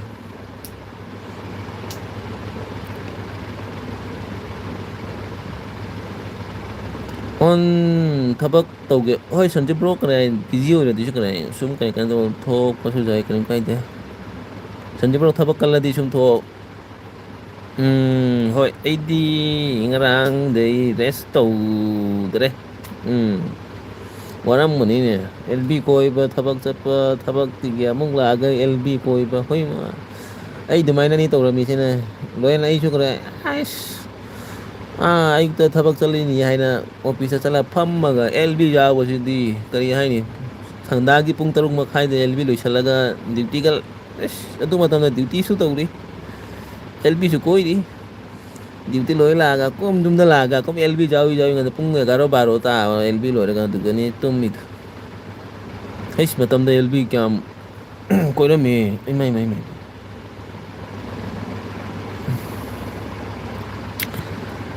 ꯃꯃꯤꯠ ꯁꯣꯛꯄꯅꯤꯀꯣ ꯌꯥꯝꯅ. ꯃꯃꯤꯠꯇ ꯄꯥꯜꯂꯤ ꯀꯣꯛꯇ ꯄꯥꯜꯂꯤ. ꯃꯤꯇꯥꯒꯤ ꯑꯗꯨꯒ ꯃꯣꯕꯥꯏꯜ ꯌꯦꯡꯕꯁꯨ ꯇꯣꯛꯇꯦ ꯑꯩꯗꯤ. ꯅꯨꯡꯉꯥꯏꯔꯤꯕꯣ ꯍꯥꯏ ꯒꯣꯄꯥꯜ ꯕ꯭ꯔꯣ ꯅꯨꯡꯉꯥꯏꯔꯤꯕꯣ ꯍꯥꯏ. ꯑꯗꯨꯅꯤ ꯑꯩꯁꯨ ꯇꯧꯔꯤꯅꯦ ꯕ꯭ꯔꯣ ꯍꯥꯏꯔꯁꯦ. ꯑꯗꯨꯅꯤ ꯇꯧ ꯑꯦꯜꯕꯤꯁꯦ ꯅꯨꯡꯉꯥꯏꯕꯅꯤ ꯈꯔ ꯑꯦꯗꯤꯛ ꯆꯨꯔꯗꯤꯅꯦ ꯌꯥꯝꯅ ꯀꯩꯅꯣ ꯇꯧꯕꯅꯤꯀꯣ. ꯑꯦꯗꯤꯛ ꯆꯨꯔꯗꯤ ꯑꯦꯜꯕꯤꯁꯦ ꯊꯥꯗꯣꯛꯅꯤꯡꯗꯕꯅꯤ. ꯃꯇꯝꯗ ꯑꯩꯈꯣꯏ ꯑꯦꯗꯤꯛ ꯆꯨꯈꯤꯕꯁꯦ ꯑꯦꯜꯕꯤꯁꯦ ꯑꯩꯒ ꯇꯣꯝꯇꯣꯝ ꯕ꯭ꯔꯣꯒ ꯑꯗꯩ ꯀꯅꯥ ꯃꯌꯥꯝ ꯂꯩꯔꯝꯕꯅꯤ ꯑꯩꯈꯣꯏ ꯄꯥꯔꯇꯤ ꯍꯥꯟꯅ. ꯍꯣꯏ ꯃꯤꯃꯤꯠꯇ ꯍꯥꯏꯄꯤ ꯄꯤꯕ ꯍꯩꯒꯗ꯭ꯔꯣ ꯍꯥꯏ. ꯃꯤꯃꯤꯇꯥ comment ꯇꯧꯔꯛꯈꯤꯗꯔꯦ. ꯃꯤꯃꯤꯇꯥꯗꯣ comment ꯇꯧꯔꯝꯃꯒ my comment ꯂꯥꯛꯈꯤꯗ꯭ꯔꯦ. RJ bro, Mimita da takpiune. Mimita comment taurak ne.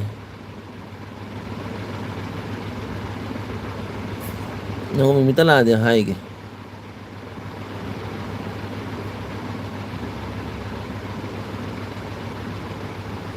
Comment hoi dia sis na hoi.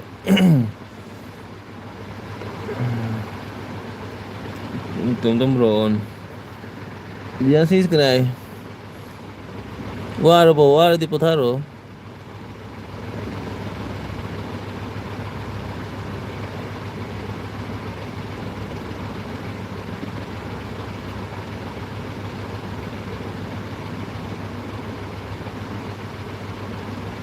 Roji chak thongi mane on le mani che ni ne karam su on le.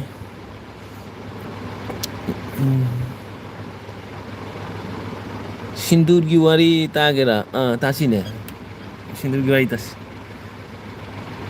Ai mo re du na hak kachinda ai mut ni karim taro hojiko. Oh, loyan krai mut na te mobile jo off to thalaga charge to. Mobile charge yaura mo. Friend LP koi roi dro. Dirake hai khoi. Niro. Comment hoi fresh up and check chak fresh up and chak tu thonge. Oh. Loyan krai yai.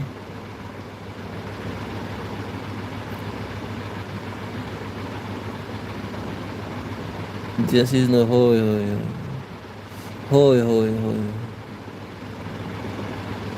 Loyan okay hai. Nice. This is nice. This is handak ti jumda kare puja koi dori nungai ni ko jumda puja nungai pani jumda ti kare sagi lam da nungai puja is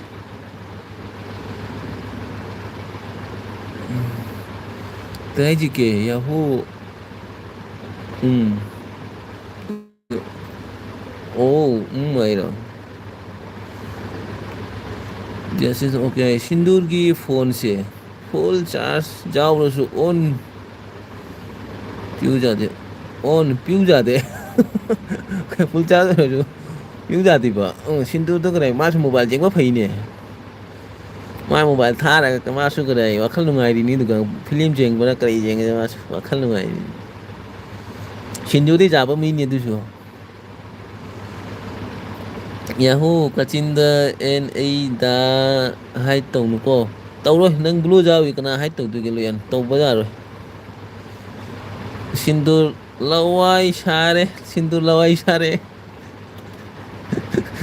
kari lawai shari no mai sindur ki phone se full charge jaw ro su phone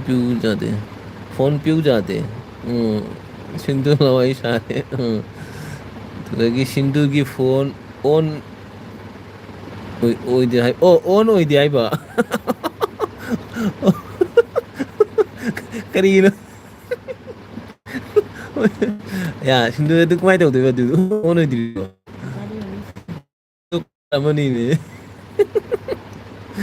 hoi gopal bro na la lai hoi on this is on che dia karam on Nime karam chanda ki lai khoram bo che dia chak thong lo boy dia si sang thong du ram ki roi wa lang ni ngatang ni pan ni thong de la ni tare ni pan ma khai ni pan thong ni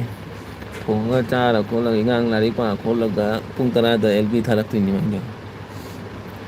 sindur ki phone se sasta pala di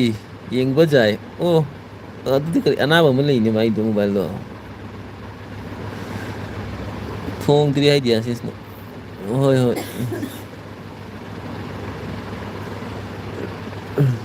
Roji on le yu ne Roji comment Roji on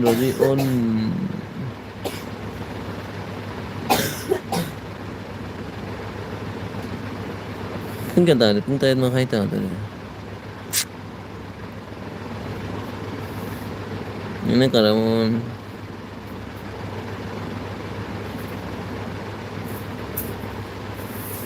Punta no khai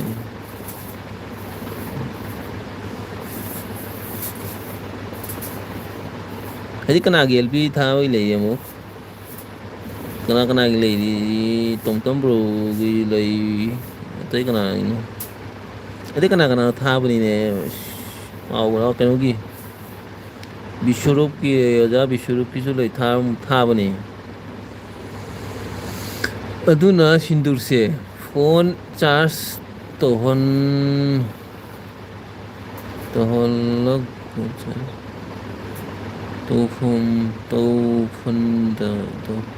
charge aduna phone charge da charge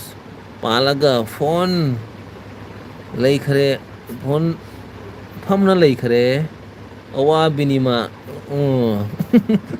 oi ne du mang waram ngani ne mai mobile do charge to da yeng ja te waram ngani ya ho ai lei ko loyan kai hoi loyan pen to ro on lei comment tong do sa ni nice the assistant nice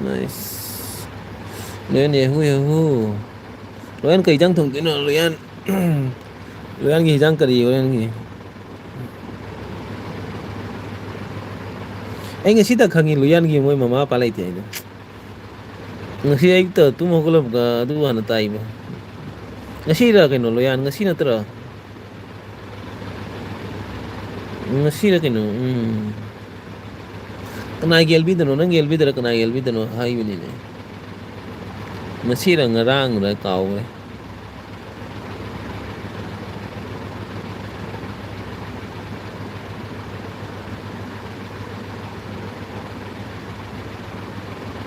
charge mari lo thok la di phone yang ba ja de magi charge mari lo thok la di phone yang ba ya de magi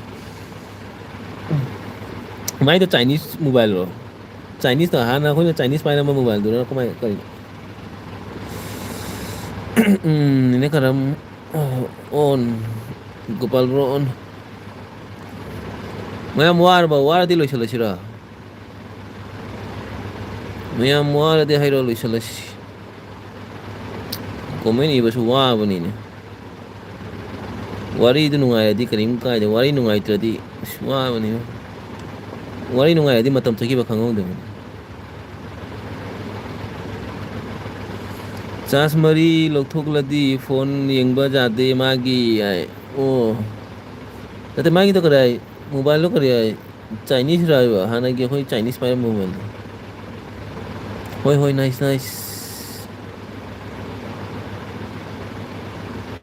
just is kana de ang do like ta ko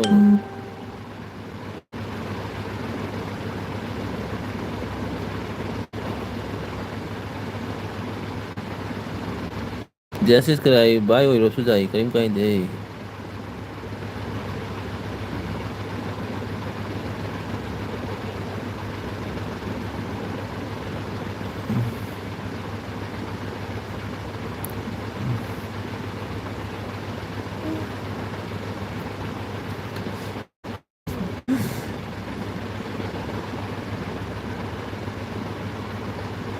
ngasi ta bera tawri mi magi se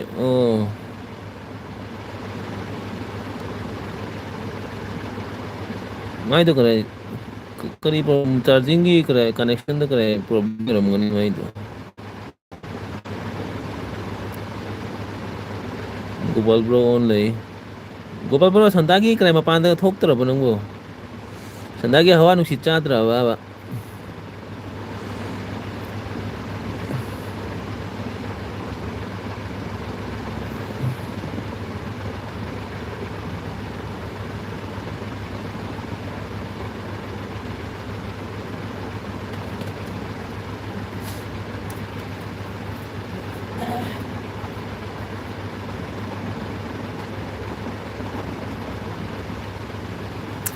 nanti hingga iki kurai noti phang drama ne kana no sana no je noti phang drama ne mu shu kurai dugi kana no noti ki jam phang de hai bani ne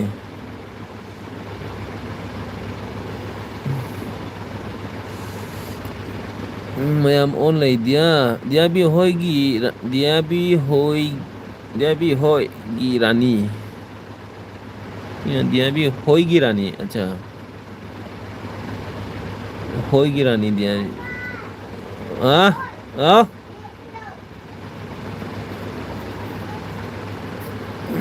พี่อะไรแบบนี้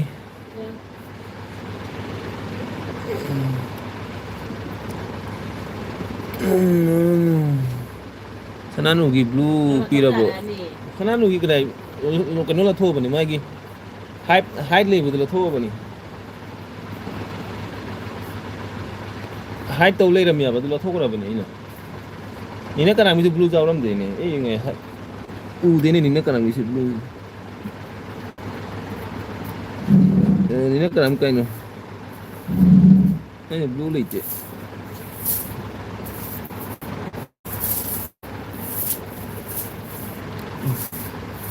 करे net net P करे net जेंगे I net P net P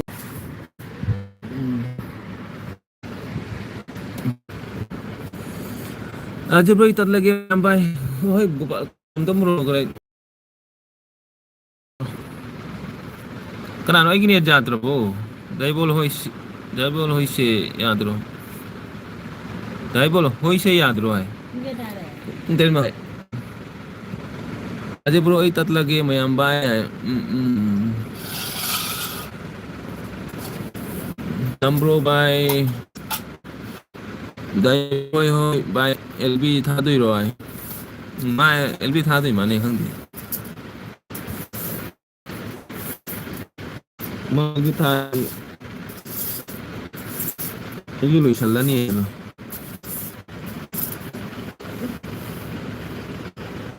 Gowal bro lối sẵn siro warbo na nói cái chúng cái coi cái chú giải cái cái đấy ấy giờ tha xí ra cái đồ này chú gian tàn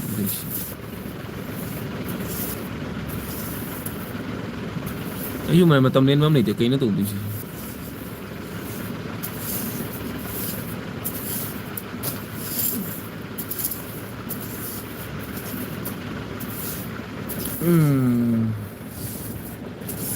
ini kan on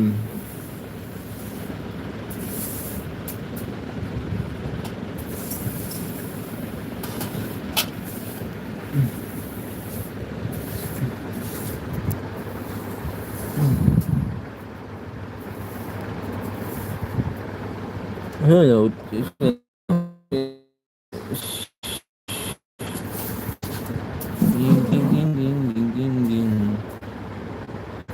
nga ngóng chụp một xìu này tay này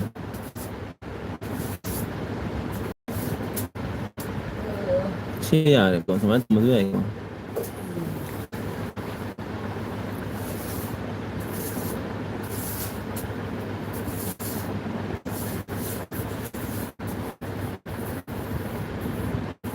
mấy anh ghi một xìu mấy anh bị rù trên xìu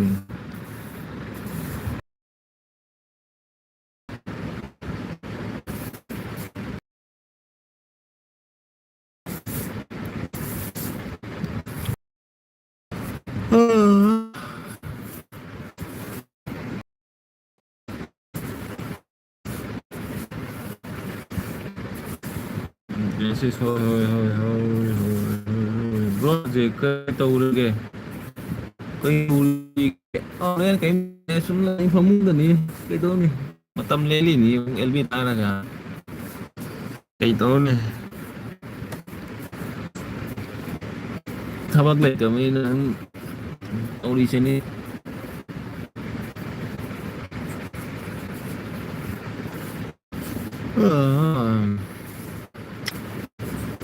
Masih kali uri ini kan kamu kain dong deh mulai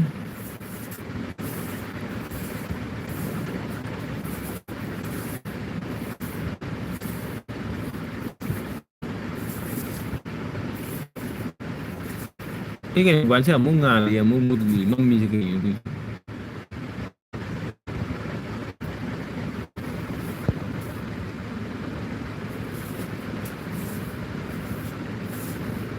ấy tận level chắc thùng bạ duty đây là gặp rất là bận đi qua duty đây là cũng chắc thùng chắc và ꯑꯁ ꯀꯩ ꯏꯟꯖꯥꯡ ꯊꯣꯡꯗꯣꯔꯤꯒꯦ ꯂꯣꯌꯥꯟ ꯀꯥꯡꯁꯣꯏ ꯑꯣꯏꯅ ꯊꯣꯡꯉꯣ short ꯀꯥꯠꯇ ꯊꯣꯡꯉꯣ ꯏꯟꯖꯥꯡ ꯆꯝꯐꯨꯠ ꯑꯣꯏꯅ ꯊꯣꯡꯖꯤꯜꯂꯣ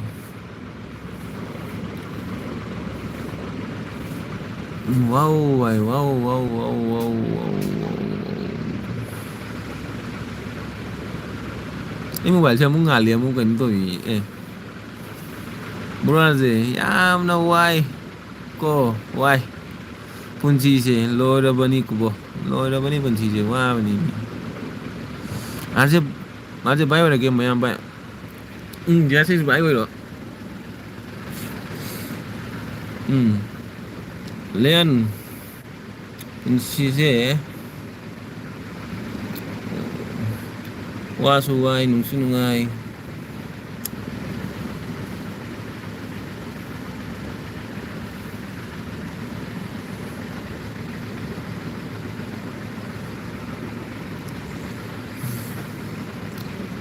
ꯄꯩꯁꯥ ꯂꯩꯇ꯭ꯔꯒꯅ ꯍꯣꯏꯅ ꯋꯥꯏ ꯑꯃꯨꯛ ꯅꯠꯇ꯭ꯔꯥ ꯄꯩꯁꯥ ꯂꯩꯇ꯭ꯔꯒꯅ ꯍꯣꯏꯅ ꯇꯦꯟꯁꯟ ꯃ ꯑꯗꯨꯒ ꯄꯩꯁꯥ ꯂꯩꯔꯁꯨ ꯀꯔꯤ ꯍꯥꯏ ꯋꯥꯕꯒꯤ ꯇꯣꯉꯥꯟ ꯇꯣꯉꯥꯟꯕ ꯑꯋꯥꯕꯁꯦ ꯇꯣꯉꯥꯟ ꯇꯣꯉꯥꯟꯕ ꯑꯋꯥꯕꯅꯤ ꯂꯩꯁꯤ ꯄꯨꯟꯁꯤꯁꯤ ꯅꯪꯒꯤ ꯑꯋꯥꯕ ꯇꯣꯉꯥꯟꯕ ꯑꯃ ꯂꯩ ꯑꯩꯒꯤ ꯑꯋꯥꯕ ꯇꯣꯉꯥꯟꯕ ꯑꯃ ꯒꯣꯄꯥꯜ ꯕꯣꯔꯣꯒꯤ ꯑꯋꯥꯕ ꯑꯃ ꯂꯩ ꯑꯗꯩ ꯃꯥꯒꯤ ꯇꯦꯟꯁꯟꯁꯦ ꯃꯥꯒꯤ ꯀꯗꯥꯏ ꯊꯤꯡꯀꯤꯡꯁꯦ ꯃꯥꯟꯅꯗꯦ ꯍꯥꯏꯇꯥꯔꯦꯀꯣ ꯑꯗꯨꯅꯤ ꯑꯋꯥꯕꯒꯤ ꯃꯈꯜ ꯃꯈꯜꯒꯤ ꯑꯋꯥꯕꯅꯤ ꯃꯌꯥꯝ ꯂꯩꯁꯤ ꯏꯁꯥꯒꯤ ꯋꯥꯔꯒ ꯏꯁꯥꯅ ꯈꯪꯒꯅꯤ ꯀꯅꯥ ꯑꯩꯅ ꯋꯥꯔꯤꯁꯤ ꯀꯔꯝꯕ ꯃꯔꯝꯅ ꯋꯥꯔꯤꯅꯣ ꯂꯣꯏꯒꯤ ꯑꯋꯥꯕꯁꯨ ꯃꯥꯟꯅꯗꯦ ꯍꯥꯏꯇꯥꯔꯦ ꯕ꯭ꯔꯣꯁꯦ ꯑꯩ ꯇꯥꯆꯧꯅ ꯉꯥ ꯄꯨꯔꯛꯂꯦ ꯑꯗꯨ ꯉꯥ ꯊꯣꯡꯉꯤ ꯑꯣꯍꯣ ꯔꯦꯟ ꯑꯗꯨꯁꯨ ꯐꯩꯅꯦ ꯊꯣꯡꯉꯣ ꯉꯥ ꯊꯣꯡꯉꯣ ꯔꯦꯟ ꯅꯪ ꯉꯥ ꯊꯣꯡꯕ ꯍꯩꯕ꯭ꯔꯣ ꯉꯥꯗꯣ ꯀꯔꯤ ꯀꯔꯤ ꯍꯥꯞꯄꯒ ꯊꯣꯡꯗꯣꯏꯅꯣ ꯆꯦꯗꯤꯌꯥ ꯍꯣꯏ ꯚꯥꯏ ꯑꯣꯏꯔꯦ ꯆꯦꯗꯤꯌꯥ ꯚꯥꯏ ꯑꯩ ꯋꯥꯏ ꯑꯩ ꯇꯨꯝꯕ ꯄꯦꯟꯗꯦ ꯑꯗꯨ ꯇꯅꯤ ꯋꯥꯏ ꯑꯗꯨꯅ ꯇꯨꯝꯕ ꯄꯦꯟꯕ ꯐꯪꯗꯦ ꯑꯗꯨꯗꯤ ꯋꯥꯏꯇꯤ ꯈꯔꯅꯤ ꯄꯣꯊꯥꯔꯣ ꯋꯥꯏꯇꯤ ꯈꯔꯅꯤ ꯄꯣꯊꯥꯔꯗꯤ ꯇꯨꯝꯕꯁꯨ ꯃꯇꯝ ꯆꯥꯅ ꯇꯨꯝꯒꯅꯤ ꯃꯇꯝ ꯆꯥꯅ ꯍꯧꯠꯀꯅꯤ ꯃꯇꯝ ꯆꯥꯅ ꯊꯕꯛ ꯆꯠꯒꯅꯤ ꯋꯥꯏꯇꯤ ꯄꯥꯏꯔꯗꯤ ꯂꯣꯏ ꯎꯜꯇꯥ ꯄꯜꯇꯥ ꯁꯨꯜꯇꯥ ꯂꯣꯏ ꯑꯣꯏꯗꯣꯏꯅꯤ ꯋꯥꯏꯇꯤ ꯄꯥꯏꯔꯁꯨ ꯀꯔꯤ ꯍꯥꯏ ꯅꯠꯇꯦ ꯋꯥꯏꯇꯤ ꯄꯥꯏꯔꯁꯨ ꯅꯪ ꯃꯇꯝ ꯆꯥꯅ ꯚꯤꯗꯤꯑꯣ ꯊꯥꯡꯒꯠꯂꯗꯤ ꯀꯔꯤꯝ ꯇꯦꯟꯁꯟ ꯂꯩꯇꯦꯕ ꯑꯦꯜꯕꯤꯗ ꯀꯣꯏꯕ ꯈꯣꯠꯄ ꯇꯧꯕꯁꯦ ꯁꯤꯁꯦ ꯃꯇꯝꯁꯦ ꯌꯥꯝꯅ ꯃꯥꯡꯉꯤ ꯍꯥꯏꯇꯥꯔꯦ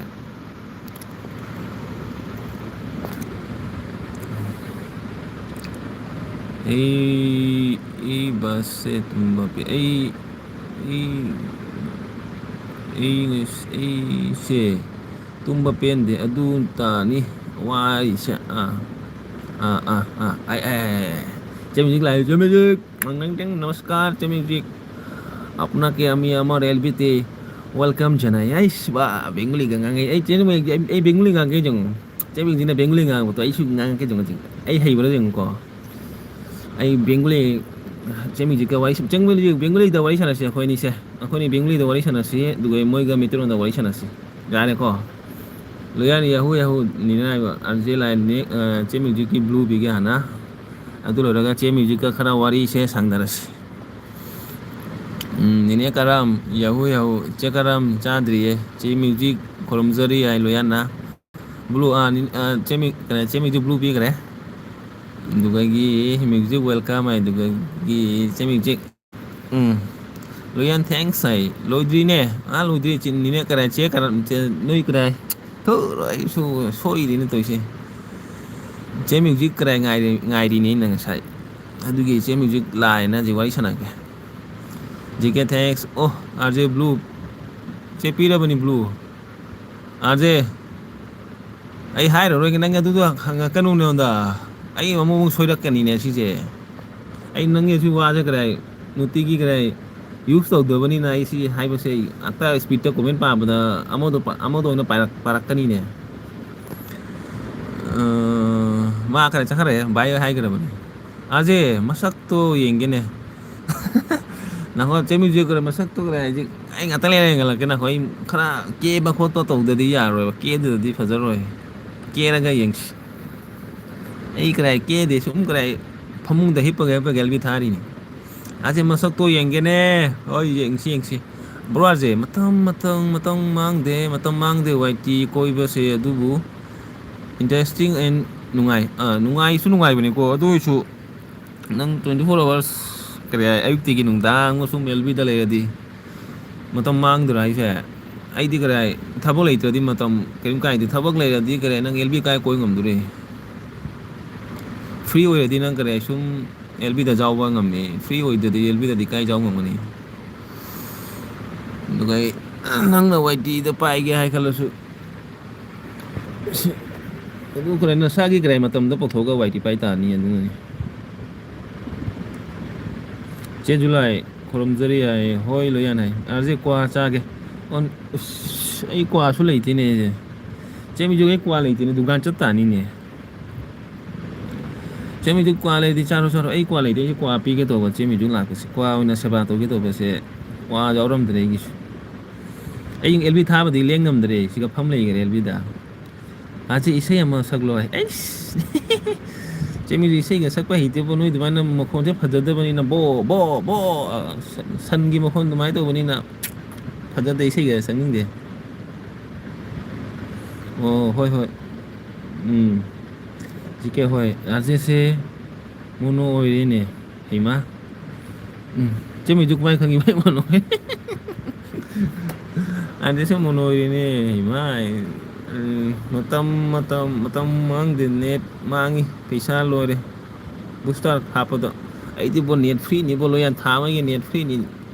ꯁꯨꯝ ꯊꯥ ꯂꯩꯔꯁꯨ ꯊꯥ ꯂꯩ ꯉꯝꯃꯣꯏ ꯄꯨꯡ ꯕꯥꯔꯣꯕꯨ ꯊꯥꯎ ꯍꯥꯏꯗꯤ ꯊꯥ ꯂꯩ ꯉꯝꯃꯣꯏ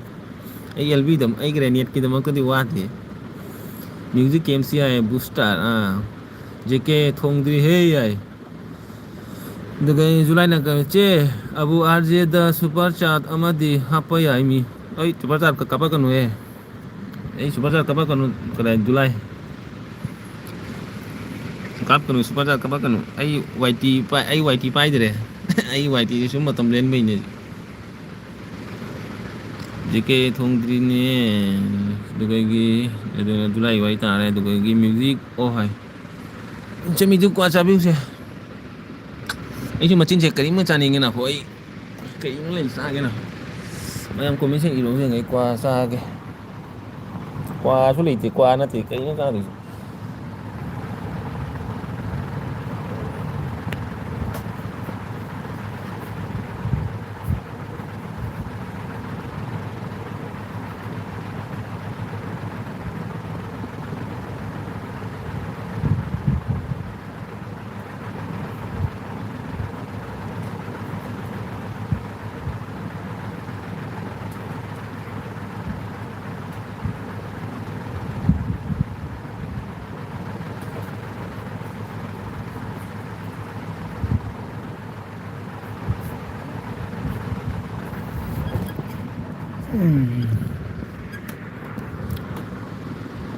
ꯑꯖꯤꯕ꯭ꯔꯣ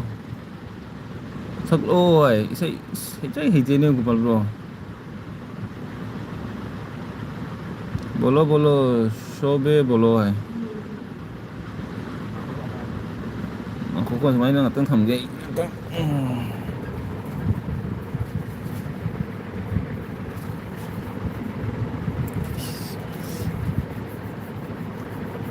ꯍꯩꯒ ꯁꯣꯟꯊꯛꯀ꯭ꯔꯦ ꯑꯩ ꯑꯃꯨꯛ ꯄꯤꯔꯝꯃꯣ ꯄꯤꯔꯣ Hello. Dudangin niya ba saglit?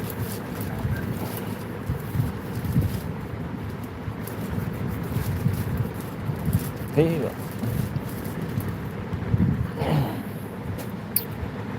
ꯆꯦ ꯃ꯭ꯌꯨꯖꯤꯛ ꯀꯩ ꯀꯥꯞꯄꯩꯅꯣꯅꯦ ꯁꯨꯄꯔ ꯆꯥꯠꯁꯤꯕꯨ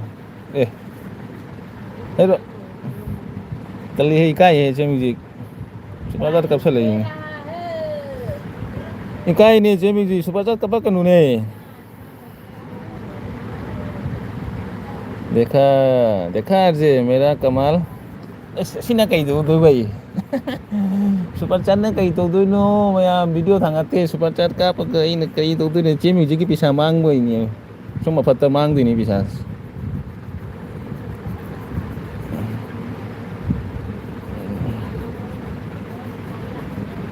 ꯑꯦ ꯅꯣꯡ ꯆꯨꯔꯛꯏꯔꯣ ꯅꯣꯡ ꯆꯨꯔꯛꯏ ꯃꯥꯅꯤꯅꯦ ꯀ꯭ꯋꯥ ꯆꯥꯎ ꯆꯦ ꯃ꯭ꯌꯨꯖꯤꯛ ꯁꯤ ꯀ꯭ꯋꯥ ꯆꯥꯁꯨ ꯆꯥꯔꯣꯏꯗꯕꯗ ꯀꯥꯏꯁꯨ ꯀ꯭ꯋꯥ ꯆꯥꯅꯤ ꯁꯤꯁꯦ ꯑꯁꯤꯁꯦ ꯀꯗꯥꯏ ꯋꯥꯏ ꯇꯤꯅ ꯁꯨꯝ ꯄꯨꯈ꯭ꯔꯅꯤ YTꯗ ꯄꯤꯕ ꯍꯥꯏꯇꯥꯔꯦ ꯁꯤꯁꯦ, YTꯅ ꯇꯪꯉꯥꯏ ꯄꯨꯔꯕ, ꯑꯩꯅ ꯇꯪꯉꯥꯏ ꯐꯪꯕ. ꯏꯀꯥꯏꯅꯨꯍꯦ ꯅꯆꯦꯅꯤ ꯑꯩꯁꯦ. ꯍꯣꯏꯅꯦ ꯆꯦꯗꯤ ꯈꯪꯉꯤꯅꯦ, ꯑꯗꯨꯕꯨ ꯆꯦ ꯇꯜꯂꯤꯅ ꯄꯩꯁꯥꯗꯣ ꯃꯥꯡꯉꯤꯗꯣ ꯄꯥꯝꯃꯨꯏꯅ. ꯑꯩꯈꯣꯏꯅ ꯅꯣꯡꯃ ꯐꯪꯅꯔꯒ ꯑꯥꯒꯣꯔꯇꯣꯂꯥꯗ ꯐꯪꯅꯔꯒ ꯆꯥꯊꯣꯛꯄꯅ ꯇꯣꯉꯥꯟꯕꯅꯤ ꯀꯩꯅꯣ.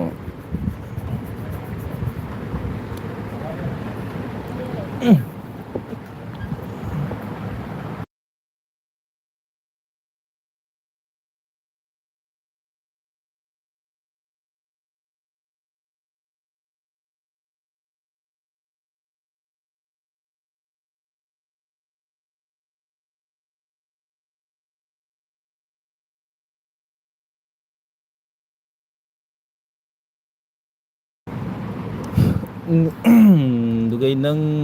ꯅꯦꯅꯦ ꯅꯪ ꯂꯩꯔꯣꯏ. ꯏꯀꯥꯏꯅꯨꯍꯦ ꯅꯆꯦꯅꯤ ꯑꯩꯁꯦ. ꯍꯣꯏ ꯆꯦꯅꯤꯗꯤ ꯈꯪꯉꯤꯀꯣ, ꯑꯩꯗꯤ ꯆꯦ ꯑꯗꯨꯃꯥꯏꯅ ꯈꯜꯂꯦ, ꯑꯗꯨꯕꯨ ꯆꯦ ꯀꯩꯅꯣ ꯇꯧꯔꯤꯅꯤꯅ ꯄꯥꯝꯃꯨꯏꯅ ꯄꯩꯁꯥꯗꯣ.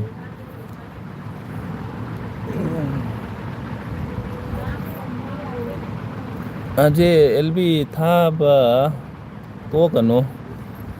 ꯆꯦ ꯀꯔꯦ ꯑꯦꯜꯕꯤꯁꯦ ꯀꯔꯦ ꯁꯨꯝ ꯊꯥꯗꯦ, ꯑꯩꯅ ꯉꯁꯤ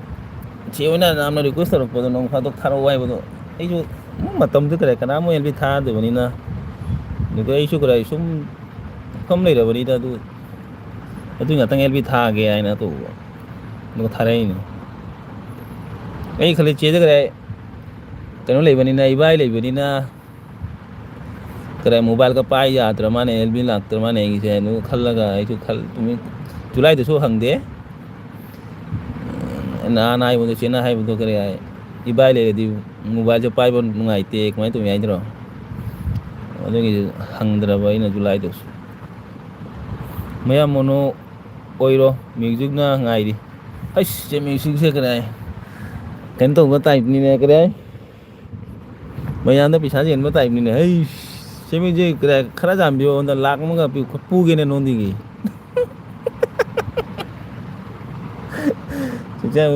ꯄꯩꯁꯥ ꯈꯔ ꯄꯨꯒꯦ, ꯂꯥꯛ ꯑꯃ. ꯃꯌꯥꯝ ꯃꯣꯅꯣ ꯑꯣꯏꯔꯣ ꯃ꯭ꯌꯨꯖꯤꯛꯅ ꯉꯥꯏꯔꯤ ꯍꯥꯏ. ꯑꯩꯁ ꯋꯥꯔꯤꯁꯦ ꯇꯥꯕꯁꯨ ꯅꯨꯡꯉꯥꯏꯌꯦ, ꯊꯃꯣꯏꯁꯤꯗ ꯑꯁ ꯅꯨꯡꯁꯤꯌꯦ ꯀꯩꯅꯣ. ꯃꯌꯥꯝ ꯑꯣꯏꯔꯣ ꯃ꯭ꯌꯨꯖꯤꯛꯅ ꯉꯥꯏꯔꯤ ꯍꯥꯏꯗꯣ. ꯊꯃꯣꯏ ꯁꯦꯡꯅ ꯍꯥꯏꯕꯅꯤꯅꯦ ꯁꯤꯁꯤꯗꯤ, ꯃꯌꯥꯝ ꯃꯣꯅꯣ ꯑꯣꯏꯕꯤꯔꯣ, ꯑꯩ ꯄꯩꯁꯥ ꯀꯥꯞꯄꯛꯀꯦ ꯃꯌꯥꯝꯗ ꯍꯥꯏꯅ. ꯖꯤꯀꯦ ꯑꯣꯞꯁꯟ ꯂꯩꯇꯦ, ꯖꯤꯀꯦ ꯕ꯭ꯔꯣꯗꯤ ꯀꯔꯥꯏ ꯃꯣꯅꯣ ꯑꯣꯏꯗ꯭ꯔꯤ, ꯃꯥꯒꯤ ꯑꯣꯞꯁꯟ ꯂꯥꯛꯇ꯭ꯔꯤ. ꯕ꯭ꯔꯣ ꯑꯖꯦ ꯇꯥꯏꯝ ꯕꯣꯂꯣ, ꯇꯥꯏꯝ ꯀꯩ ꯇꯥꯏꯝ ꯍꯥꯏꯗꯤ 7:43 ꯇꯥꯔꯦ. ꯀꯩꯅꯣ ꯂꯣꯌꯥꯟ ꯕ꯭ꯔꯣ, ꯂꯣꯌꯥꯟ ꯃꯣꯅꯣ ꯑꯣꯏꯔꯣ. ꯇꯣꯛꯑꯦ ꯅꯣꯛꯈ꯭ꯔꯦ. ꯀꯩꯅꯣ ꯅꯣꯏ ꯑꯅꯤꯗ ꯅꯣꯛ ꯂꯩꯌꯨ, ꯑꯩꯒꯤ ꯀꯣꯃꯦꯟꯁꯦ ꯄꯥꯕ ꯅꯣꯏꯔ ꯀꯩꯅꯣ. ꯏꯃꯥ ꯆꯤꯆꯦꯕꯨ ꯂꯥꯏꯛ ꯄꯤꯒꯦ ꯇꯧꯔꯒ ꯗꯤꯂꯦꯠ ꯇꯧꯈ꯭ꯔꯦ.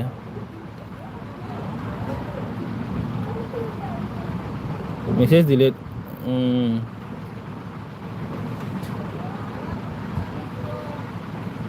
ꯆꯦꯅꯦꯜ ꯑꯦꯛꯇꯤꯚꯤꯇꯤ ꯀꯩꯅꯣ ꯁꯤ ꯗꯤꯂꯦꯠ ꯂꯩꯔꯤꯁꯤ ꯀꯩꯒꯤ? ꯗꯤꯂꯦꯠ ꯑꯣꯏꯈ꯭ꯔꯦ. ꯑꯩꯅ ꯃꯤ ꯄꯨꯔꯒ ꯂꯥꯛꯀꯅꯤ. $100 ꯑꯣꯏꯔꯕꯣ ꯅꯪꯒꯤ? ꯆꯦ ꯑꯣꯏꯗ꯭ꯔꯤ, $100 ꯐꯥꯗ꯭ꯔꯤꯗ. ꯑꯩꯗꯤ ꯆꯦ ꯀꯔꯥꯏ ꯊꯥ ꯁꯨꯔꯦ ꯀꯔꯥꯏ YT ꯄꯥꯏꯗꯕꯁꯦ, ꯀꯔꯥꯏ ꯚꯤꯗꯤꯑꯣꯁꯨ ꯊꯥꯡꯒꯠꯇ꯭ꯔꯦ. ꯚꯤꯗꯤꯑꯣꯗꯤ ꯊꯥꯡꯒꯠꯂꯗꯤ ꯀꯔꯥꯏ ꯗꯣꯂꯔꯁꯨ ꯆꯪꯗꯣꯏꯕ, ꯚꯤꯗꯤꯑꯣ ꯊꯥꯡꯒꯠꯇꯕꯅꯤꯅ ꯗꯣꯂꯔꯁꯨ ꯆꯪꯗ꯭ꯔꯦ ꯍꯥꯏꯇꯥꯔꯦ. ꯅꯣꯡ ꯐꯥꯗꯣꯛ ꯑꯩꯅ ꯚꯤꯗꯤꯑꯣ ꯊꯥꯡꯒꯠꯂꯤꯗꯣ ꯄꯣꯏꯟ ꯑꯗꯨꯃꯥꯏꯅ ꯆꯪꯉꯦ, ꯗꯣꯂꯔ ꯍꯥꯏꯁꯦ. ꯌꯥꯕ ꯄꯩꯁꯥ ꯗꯣꯂꯔ ꯆꯪꯉꯦꯕ. ꯂꯥꯛꯇꯣꯏꯅ ꯁꯤꯀꯤ ꯑꯗꯨꯃꯥꯏꯅ ꯗꯣꯂꯔ ꯂꯥꯛꯀꯅꯤ. 10 ꯄꯩꯁꯥ 20 ꯄꯩꯁꯥ ꯑꯗꯨꯃꯥꯏꯅ ꯂꯩꯌꯦꯕ. ꯑꯩꯈꯣꯏ ꯚꯤꯗꯤꯑꯣꯗ ꯚ꯭ꯌꯨꯒ ꯌꯥꯝ ꯀꯥꯔꯗꯤ ꯍꯥꯏꯖꯥꯏ ꯗꯣꯂꯔꯁꯦ ꯄꯩꯁꯥ ꯐꯪꯉꯦꯕ. ꯑꯩꯈꯣꯏ ꯚꯤꯗꯤꯑꯣ ꯅꯠꯇꯕꯅꯤꯅ ꯀꯥꯏꯗꯒꯤ ꯗꯣꯂꯔꯅꯣ. ꯑꯩ ꯄꯨꯔꯒ ꯂꯥꯛꯀꯦ $100 ꯑꯣꯏꯍꯟꯕꯒꯤ. ꯆꯦ ꯊꯦꯡꯀ꯭ꯌꯨ. ꯆꯦ ꯑꯣꯏꯅ ꯁꯥꯎꯈ꯭ꯔꯦ ꯀꯩꯒꯤꯅꯣ? ꯆꯦ ꯃ꯭ꯌꯨꯖꯤꯛ ꯃꯣꯅꯣꯒꯤ ꯋꯥꯔꯤ ꯑꯩ ꯄꯨꯟꯁꯤ ꯇꯤꯀꯦꯠ ꯀꯛꯄ꯭ꯔꯥ ꯈꯪꯗ꯭ꯔꯤ ꯍꯟꯗꯛ ꯃꯇꯝꯁꯦ. ꯂꯨꯌꯥꯟ ꯆꯦꯒꯤ ꯂꯃꯟ ꯇꯣꯂꯦ, ꯆꯦꯒꯤ ꯂꯃꯟ ꯀꯃꯥꯏꯅ ꯍꯤꯡꯒꯅꯤ ꯑꯩꯅ? ꯆꯦ ꯃ꯭ꯌꯨꯖꯤꯛ ꯑꯩꯅ ꯂꯃꯟꯗꯤ ꯇꯣꯜꯂꯦ, ꯆꯦꯒꯤ ꯂꯃꯟ ꯀꯃꯥꯏꯅ ꯁꯤꯡꯗꯣꯏꯕ? ꯂꯨꯌꯥꯟ Abu, ꯂꯨꯌꯥꯟ loina hai nu ai te je ke yahu ai super chat ni lakpi toraga to he halo che un kini ai no kare si che bu ai lakke huzik kai laktiba yan ababa khalugo music aidi lb lakpiba isai piba aigi quiz ni July lakano ay kri ami itay no ni kri no please hai che sweetheart hoy hoy ay gi lamon sing hai amo hai gi du is aduna du man lamon sing hit Pabal lamida lang sing ge hai ni phabal lamida tem phabal lamida lamon sing hai afaba thabak to hai ai nan somda hai du di na nan hai du di nang ta hai du di ai baga put lau thula bani lagi ai thula bani du to in nang sunu ma ga tin ga ba no hang di kan du mama su la mi thamu se kana no kan ai na nang hai du hai bu ti khang o si di nang ni ai nu du ga nang ai di do khang thamoi ai di di ke ai na super chat to ba se thamoi seng na to yam harauri ai noi maya mono ba se che ga mi mono du che gi da khoi mo mi tam no ling du ai sai che dang du di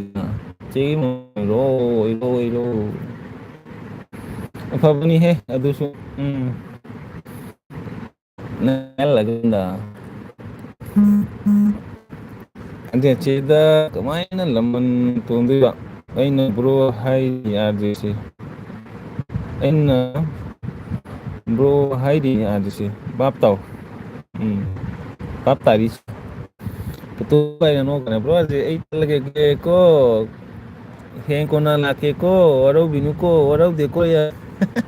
ke ji waro di balayan bye bye tay je ke hu ba yan bye sweetheart ai na ka kare when kasi July je kari ko no ma che u de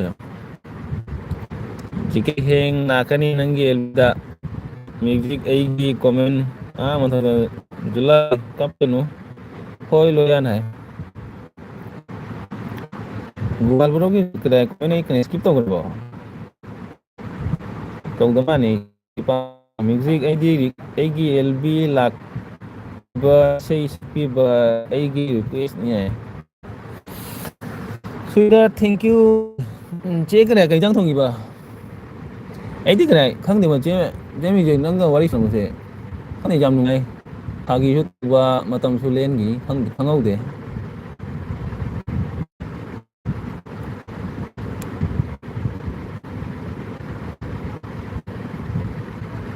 ai kare mi ga ga wa na ma ai su wari hai ta mi na wari sana la de su wari sana na ta de su kare ai su wari thok de kai wari sana du no thok de chak o kai to ri ge tu mi bo tu ri ge kai jang ge wari lo re tai kani wari hai te te ni lo yan ye bye bye ne ya ke o ai ni de ya kon che ai je jarang ni ne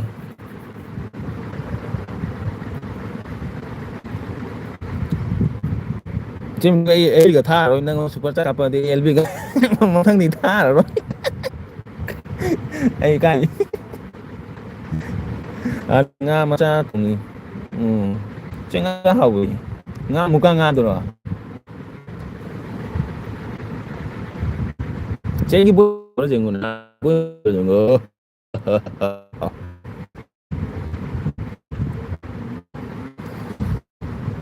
nga ma cha tu ni on kara mono oiro kana mono oiro che kara mono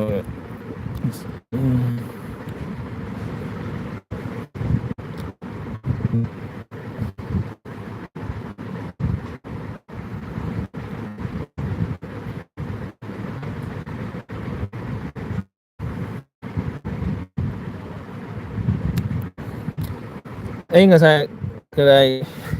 July lạc tôi chị ꯃꯃꯥꯡꯗ ꯂꯥꯛꯄꯗꯣ ꯍꯥꯏꯕꯅꯤ ꯉꯁꯥꯏ ꯀꯔꯤ ꯀꯥꯎꯅ ꯍꯥꯏꯗꯣꯛꯈ꯭ꯔꯦ ꯑꯩ ꯃꯆꯤꯟꯗ ꯕꯣꯛ ꯂꯥꯎ ꯂꯥꯎꯁꯜꯂꯨꯔꯦ ꯑꯗꯨ ꯃꯥꯅ ꯇꯟꯖꯥꯗꯨꯒꯁꯨ ꯀꯩꯅꯣ ꯀꯣꯃꯦꯟ ꯄꯥꯔꯦ ꯖꯔ ꯖꯔ ꯖꯔ ꯀꯣꯃꯦꯟ ꯄꯥ ꯃꯥꯁꯨ ꯍꯦꯛꯇ ꯑꯗꯨ ꯍꯥꯏꯔꯛꯄꯗꯣ ꯃꯆꯤꯟꯗꯣ ꯑꯗꯨ ꯍꯥꯟꯅ ꯂꯥꯛꯏꯌꯦ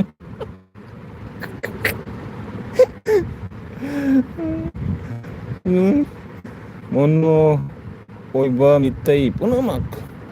ꯇ ꯁꯨꯄꯔ ꯆꯥꯠ ꯇꯧꯅꯤ ꯑꯩꯕꯨ ꯁꯤꯔꯁꯨ ꯅꯨꯡꯁꯤꯔꯁꯨ ꯀꯔꯤꯒꯤꯅꯣ ꯁꯤꯅ ꯁꯤꯅ ꯇꯧꯔꯤꯁꯦ ꯃꯔꯝ ꯀꯩꯒꯤꯅꯣ ꯍꯥꯏꯔꯛꯑꯣꯖꯦ ꯃꯔꯝꯗꯣ ꯑꯩ ꯈꯪꯅꯤꯡꯉꯤ ꯆꯦꯃꯤꯁꯦ ꯑꯩꯉꯣꯟꯗ ꯍꯥꯏꯔꯛꯑꯣꯁꯦ ꯃꯔꯝꯗ ꯀꯔꯤꯒꯤꯅꯣ ꯆꯦꯃꯤꯁꯤꯅ ꯃꯌꯥꯝꯗ ꯁꯨꯄꯔ ꯆꯥꯠ ꯇꯧꯅꯤꯡꯉꯤꯁꯦ ꯃꯔꯝ ꯑꯃ ꯂꯩꯔꯝꯒꯅꯤ ꯍꯥꯏꯌꯣ ꯌꯥꯗꯦ ꯃꯨꯀꯥ ꯉꯥ ꯍꯥꯏꯅꯦ ꯃꯨꯀꯥ ꯉꯥꯅꯤ ꯃꯨꯀꯥ ꯉꯥꯗꯣ ꯍꯥꯎꯕꯅꯤ ꯑꯩꯈꯣꯏ ꯈꯥꯃꯦꯟꯁꯤꯟꯕꯤ ꯃꯆꯥ ꯃꯆꯥ ꯂꯣꯀꯦꯜ ꯈꯥꯃꯦꯟꯁꯤꯟꯕꯤ ꯂꯩꯕꯁꯦ ꯑꯗꯨꯒ ꯖꯨꯜ ꯇꯧꯕꯁꯨ ꯍꯥꯎꯏ ꯀꯩ ꯑꯩꯗꯤ ꯄꯥꯝꯃꯤ ꯌꯥꯝꯅ ꯅꯍꯥꯟꯁꯦ ꯄꯨꯡ ꯀꯌꯥꯗ ꯊꯥꯔꯤꯅꯣꯗꯤ ꯆꯦ ꯄꯨꯡ 3:30 ꯑꯗꯨꯋꯥꯏꯗ ꯊꯥꯔꯤꯅꯤ ꯄꯨꯡ 1:30 ꯄꯨꯡ 3:30 ꯁꯨꯝ ꯉꯜꯂꯤꯕ ꯊꯥꯒꯦ ꯌꯦꯡꯒꯦ ꯀꯅꯥ ꯂꯥꯛꯑꯦ ꯍꯥꯏꯅ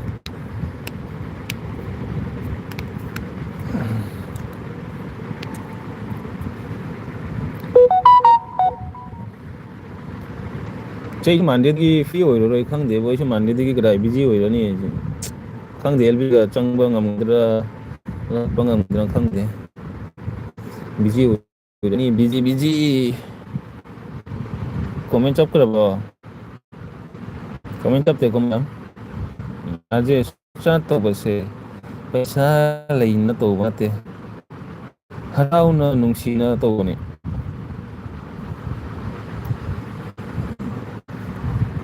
ꯑꯩꯈꯣꯏꯁꯦ ꯄꯩꯁꯥꯗꯤ ꯍꯧꯖꯤꯛꯀꯥꯟꯗꯤ ꯄꯩꯁꯥꯗꯤ ꯃꯌꯥꯝ ꯑꯩꯁꯨ ꯀꯩꯅꯣ ꯆꯦ ꯁꯥꯎꯅꯨꯀꯣ ꯄꯩꯁꯥꯁꯦ ꯍꯧꯖꯤꯛꯀꯥꯟ ꯄꯩꯁꯥ ꯇꯥꯟꯕꯁꯦ ꯋꯥꯏꯀꯣ ꯑꯗꯨꯕꯨ ꯁꯨꯄꯔ ꯆꯥꯠ ꯍꯣꯏ ꯄꯩꯁꯥ ꯂꯩꯔꯗꯤ ꯇꯧꯕ ꯌꯥꯏ ꯀꯔꯤ ꯍꯥꯏꯗꯦ ꯍꯧꯖꯤꯛ ꯄꯩꯁꯥ ꯀꯩꯅꯣꯅꯤꯅ ꯄꯩꯁꯥꯁꯦ ꯍꯧꯖꯤꯛꯀꯥꯟꯗꯤ ꯀꯔꯤ ꯇꯥꯟꯕ ꯋꯥꯏ ꯄꯩꯁꯥꯁꯦ ꯍꯧꯖꯤꯛꯀꯥꯟ ꯌꯥꯝꯅ ꯀꯔꯤ ꯚꯦꯂꯨ ꯍꯥꯏꯇꯥꯔꯦꯀꯣ ꯆꯦ ꯑꯗꯨꯕꯨ ꯑꯩꯈꯣꯏꯗꯤ ꯀꯔꯤ ꯍꯥꯏꯅꯤ ꯃꯆꯥ ꯃꯁꯨ ꯊꯕꯛ ꯇꯧꯔꯒ ꯃꯄꯥꯟꯗ ꯆꯥꯔꯤ ꯈꯣꯠꯂꯤ ꯀꯥꯏꯗꯤ ꯑꯗꯨꯅꯤꯗ ꯄꯩꯁꯥ ꯍꯣꯏ ꯄꯩꯁꯥꯗꯤ ꯃꯌꯥꯝ ꯅꯨꯡꯁꯤꯅꯁꯨ ꯇꯧꯅꯤꯡꯕ ꯂꯩ ꯀꯔꯤ ꯀꯥꯏꯗꯦ ꯅꯨꯡꯁꯤꯅ ꯇꯧꯔꯤꯅꯤ ꯑꯗꯨ ꯄꯩꯁꯥ ꯍꯥꯏꯗꯣ ꯄꯥꯝꯃꯨꯏ ꯍꯥꯏꯇꯥꯔꯦꯀꯣ ꯆꯦ ꯆꯦꯅꯉꯣꯟꯗ ꯄꯤꯔꯛꯄꯁꯦ ꯑꯩ ꯏꯁꯥꯅ ꯀꯔꯤ ꯄꯥꯝꯃꯨꯏ ꯍꯥꯏꯒꯔꯤ ꯀꯩꯒꯤꯅꯣꯗ ꯄꯩꯁꯥꯁꯦ ꯋꯥꯕ ꯄꯣꯠꯅꯤ ꯋꯥꯔ ꯇꯥꯜꯂꯤꯅꯤ ꯄꯩꯁꯥꯁꯦ ꯋꯥꯏ ꯍꯥꯏꯕ ꯈꯪꯉꯦ ꯄꯩꯁꯥꯁꯦ ꯑꯩꯅ ꯄꯩꯁꯥꯁꯦ ꯁꯨꯝ ꯁꯨꯄꯔ ꯆꯥꯠꯇ ꯃꯥꯡꯗꯣꯏꯁꯦ ꯑꯗꯨ ꯁꯔꯨꯛꯇꯕꯨꯗꯤ ꯃꯥꯡꯗꯕꯤꯗ ꯆꯥꯊꯣꯛꯑꯒ ꯚꯤꯗꯤꯑꯣꯗ ꯂꯥꯛꯄ ꯚꯤꯌꯨꯅ ꯇꯣꯉꯥꯟꯅ ꯀꯔꯤ ꯑꯩꯒꯤ ꯗꯣꯂꯔ ꯆꯪꯕꯗꯨ ꯇꯣꯉꯥꯟꯅꯀꯣ ꯄꯩꯁꯥꯁꯦ ꯄꯥꯝꯃꯨꯏꯀꯣ ꯑꯗꯨꯅꯤ ꯑꯩꯅꯁꯨ ꯍꯧꯖꯤꯛ ꯐꯪꯉꯤꯕ ꯄꯩꯁꯥꯁꯦ ꯑꯩꯒꯤ $100 ꯁꯨꯔꯒ ꯀꯩ ꯅꯨꯃꯤꯠꯇ ꯐꯪꯗꯣꯏꯕ ꯑꯗꯨꯅꯤꯗ ꯆꯦ ꯑꯗꯨꯒꯤꯅꯤꯗ ꯑꯩ ꯀꯔꯤꯝ ꯅꯠꯇꯦ ꯍꯥꯏꯔꯤꯁꯦ ꯀꯔꯤꯝ ꯋꯥꯔꯧꯕ ꯂꯩꯇꯦ ꯀꯔꯤꯝ ꯀꯩꯅꯣ ꯑꯩꯅ ꯑꯗꯨꯝ ꯍꯥꯏꯔꯤꯅꯤꯗ ꯆꯨꯝꯃꯦ ꯍꯥꯏꯔꯁꯨ ꯌꯥꯏ ꯀꯔꯤꯕꯨꯅꯣ ꯍꯥꯏꯁꯦ ꯕ꯭ꯔꯣ ꯀꯔꯤꯕꯨꯅꯣ ꯍꯥꯏꯁꯦ ꯕ꯭ꯔꯣ ꯑꯩ ꯀꯩꯅꯣ ꯍꯥꯏꯁꯦ ꯑꯃꯨꯛ ꯎꯪꯉꯤ ꯑꯩꯒꯤ ꯅꯦꯠ ꯎꯪꯗ ꯃꯥꯜꯂꯦ ꯒꯣꯄꯥꯜ ꯕ꯭ꯔꯣ ꯆꯦꯃꯤꯁꯦ ꯑꯩꯒꯤ ꯅꯦꯠ ꯎꯪꯕ꯭ꯔꯥ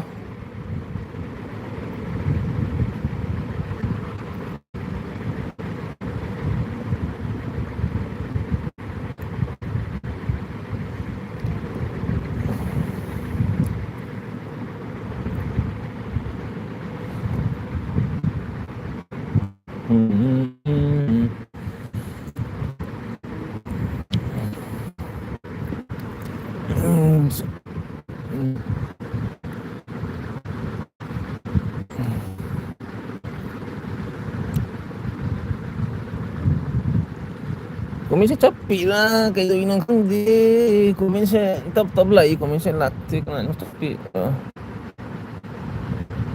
ꯑꯩ ꯃꯣꯕꯥꯏꯜꯁꯦ ꯑꯃꯨꯛ ꯁꯦꯃꯤ ꯑꯣꯟ ꯁꯦꯝꯃꯨꯁꯨ ꯂꯥꯏ ꯃꯣꯅꯣ ꯑꯣꯏꯔꯕꯅꯤꯅ ꯅꯪ ꯍꯣꯠꯅꯕ ꯇꯧꯀꯅꯨ ꯆꯩꯈ꯭ꯔꯦ ꯊꯥ ꯀꯌꯥ ꯁꯨꯔꯦ ꯊꯥ 4-5 ꯊꯥ 4-5 ꯁꯨꯔꯝꯃꯅꯤ ꯑꯩꯅ ꯚꯤꯗꯤꯑꯣ ꯊꯥꯡꯒꯠꯇꯕ ꯑꯃꯨꯛ ꯊꯥ 3 ꯃꯇꯨꯡꯗ ꯚꯤꯗꯤꯑꯣ ꯑꯃ ꯊꯥꯡꯒꯠꯂꯦ ꯊꯥꯡꯒꯠꯂꯦ ꯀꯥꯏ ꯑꯩꯗꯤ ꯍꯥꯟꯅ ꯚꯤꯗꯤꯑꯣ ꯊꯥꯡꯒꯠꯂꯝꯃꯤ ꯆꯥꯕꯩ ꯚꯤꯗꯤꯑꯣ ꯊꯥꯡꯒꯠꯂꯝꯃꯤ ꯆꯥꯕꯁꯨ ꯉꯝꯗ꯭ꯔꯦ ꯀꯔꯤ ꯍꯥꯏꯅꯤ ꯆꯥꯔ ꯃꯕꯨꯛꯁꯦ ꯈꯤꯇꯪ ꯆꯥꯕꯒ ꯃꯕꯨꯛꯁꯦ ꯕꯦꯂꯨꯟ ꯑꯗꯨꯃꯥꯏꯅ ꯀꯥꯝꯃꯅꯤ ꯑꯩ ꯈꯜꯂꯤꯕ ꯆꯥꯔꯗꯤ ꯑꯩꯁꯦ ꯃꯁꯥꯁꯦ ꯁꯣꯛꯂꯛꯀꯅꯤ ꯍꯥꯏꯅ ꯀꯤꯔꯦ ꯑꯩ ꯆꯥꯕ ꯌꯥꯗ꯭ꯔꯦ ꯁꯤꯗꯤ ꯑꯩꯈꯣꯏꯅꯗꯤ ꯀꯗꯥꯏ ꯑꯋꯥꯕ ꯊꯕꯛ ꯇꯧꯗꯕꯅꯤꯅ ꯀꯩ ꯆꯥꯔꯒ ꯇꯨꯝꯖꯜꯂꯒ ꯂꯩꯔꯕꯅꯤꯅ ꯃꯁꯥꯁꯤ ꯀꯥꯝꯗꯣꯛ ꯀꯝꯃꯦ ꯍꯥꯏꯕ ꯈꯜꯂꯦ ꯁꯤ ꯆꯥꯕ ꯌꯥꯔꯔꯣꯏꯍꯦ ꯑꯩꯗꯤ ꯑꯗꯨꯏ ꯃꯨꯛꯕꯥꯡ ꯊꯥꯗꯣꯛꯈꯔꯦ ꯅꯠꯇ꯭ꯔꯗꯤ ꯑꯅꯥ ꯄꯥꯏꯔꯛꯑꯅꯦꯕ ꯑꯩꯁꯦ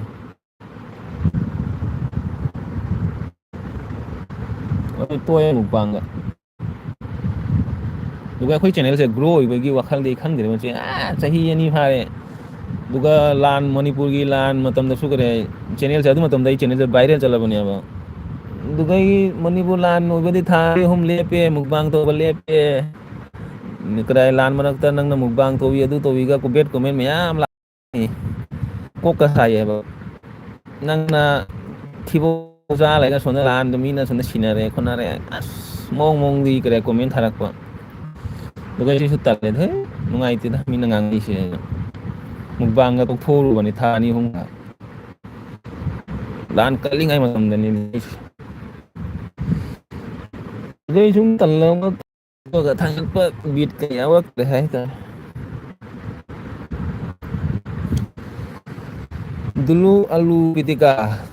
ꯗꯨꯂꯨ ꯑꯂꯨ ꯄꯤꯇꯤꯀꯥ ꯑꯦꯜꯕꯤ ꯊꯥꯎ ꯗꯦꯂꯤ ꯃ꯭ꯌꯨꯖꯤꯛ ꯀꯥꯏ ꯉꯝꯃꯣꯏꯗ ꯆꯦꯡ ꯗꯦꯜꯂꯤ ꯊꯥꯕ ꯑꯩꯅꯁꯨ ꯋꯥ ꯉꯥꯡ ꯉꯝꯗꯕꯒ ꯍꯩꯇꯕꯒ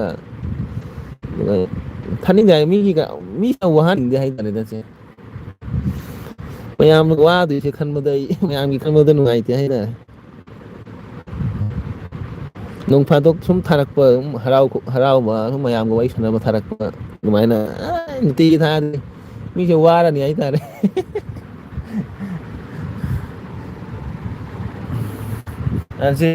ꯃꯤ ꯍꯥꯏꯕꯁꯦ ꯅꯣꯛꯅꯕ ꯀꯟꯕꯅꯤ ꯑꯁ ꯑꯩꯗꯤ ꯅꯣꯛꯄꯤꯗꯦ ꯆꯦ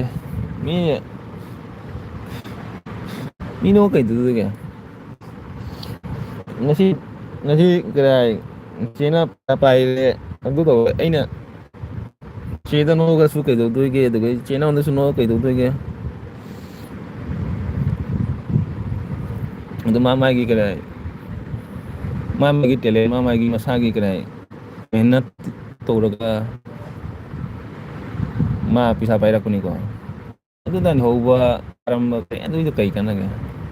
ꯃꯤꯍꯧꯕꯁꯦ ꯌꯥꯝ ꯐꯠꯇꯕꯅꯤ ꯃꯤꯒꯤ ꯃꯀꯣꯛꯇ ꯑꯁꯤ ꯊꯤꯡꯀꯤꯡꯁꯦ ꯌꯥꯝ ꯐꯠꯇꯕꯅꯤ ꯍꯧꯕ ꯇꯧꯕꯁꯦ ꯌꯥꯝ ꯐꯠꯇꯕꯅꯤ ꯆꯥꯎꯈꯠꯇꯕꯅꯤ ꯁꯤꯁꯦ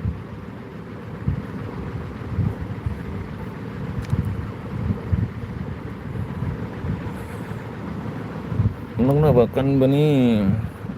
ꯁꯤꯗꯤ ꯑꯩꯈꯣꯏ ꯈꯪꯗꯦꯗ ꯀꯔꯤꯒꯤꯗꯃꯛꯇ ꯀꯜꯂꯤꯅꯣ ꯁꯤꯁꯦ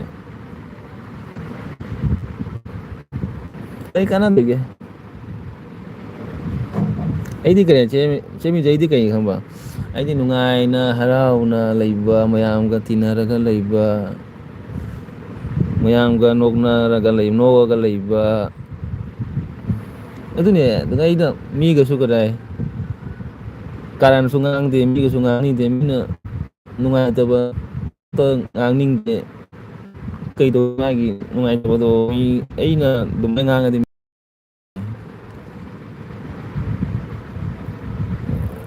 ꯌꯥꯝꯅꯗꯤ ꯀꯔꯤ ꯍꯥꯏ ꯍꯦꯟꯗꯣꯟꯅꯒ ꯉꯥꯡꯕꯗꯤ ꯉꯝꯗꯦꯁꯦ ꯑꯩ ꯊꯃꯣꯏꯁꯦꯅ ꯉꯝꯗꯦ ꯍꯥꯏꯇꯥꯔꯦ ꯑꯗꯨꯒ ꯃꯤꯒ ꯈꯠꯅꯕ ꯈꯣꯠꯅꯕꯁꯦ ꯑꯩ ꯊꯃꯣꯏꯁꯤꯅ ꯌꯥꯗꯦ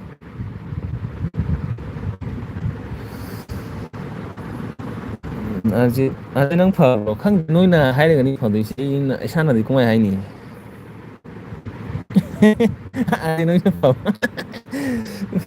ꯂꯥꯏꯒꯤ ꯀꯣꯏꯁꯟꯁꯤꯗꯤ ꯅꯩꯊꯔꯤ ꯁꯤ ꯁꯞꯄꯣꯔꯠ ꯄꯤꯁꯤꯀꯣ ꯑꯩꯈꯣꯏ ꯃꯌꯥꯝꯅ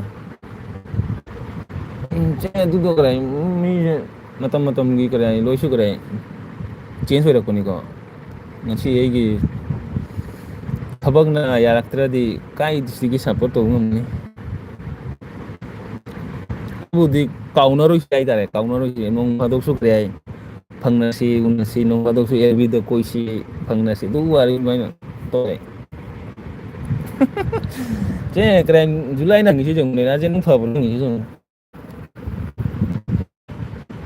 ꯑꯩꯗꯤ ꯐꯩ Nang phở phải phở ấy thì sao là thật đấy thôi.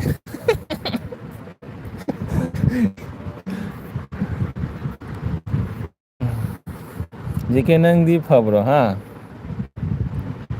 Chế music cái anh elbi chế music ka July ka. Dengan Gopal Pro ka mana hum to lei. Kain quay chế music ka ngata oi sana ka lo re da.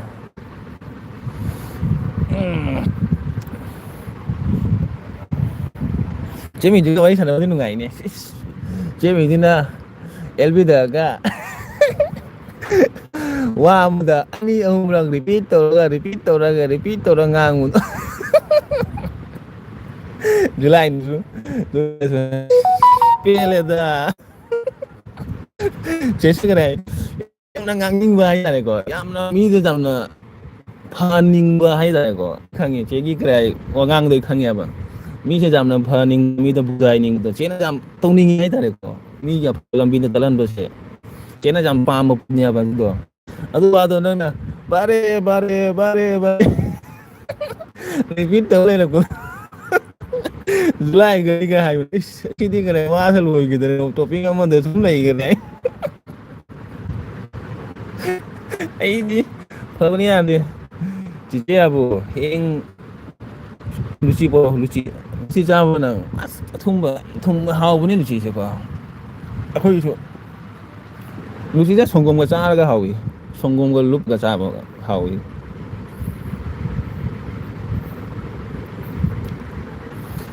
ấy thì bữa nay là năng thấy à năng phagi đâu có phải qua ăn một số thấy bữa nay năng đi vô cái này hay nữa sweetheart egi purana dost se Gopal bro se khoi ana khangna ra bani che koi re khangna ba ade nang na nga do guitar ni mala mo ta jaira ni guitar ting ting ting ting thôi thì kìa chanu IPS chanu welcome thank you chanu graduate lo rồi cái quang ngang hay từ mình đấy quang sẽ cái này như thế mà là mỗi bữa ngang như thế ấy thì chế mình chỉ cái quay ta mới lại elbi ta chế mình cái dialogue chế ta này wari mah topic mah hudu di wari sungai ni chế mình na ko topic se kari nó duk si cái khal ni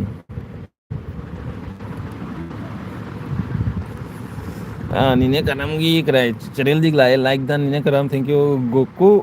Gokul hai ai Gokul ka balagan aje egi live thai aje gi live thai khang de ye chuno krai egi noti jal ko noti jal ta bani aje nangi net mai ta cái tôi ấy này chấp bờ nếu làm net chấp rồi nếu cần check CV này còn rồi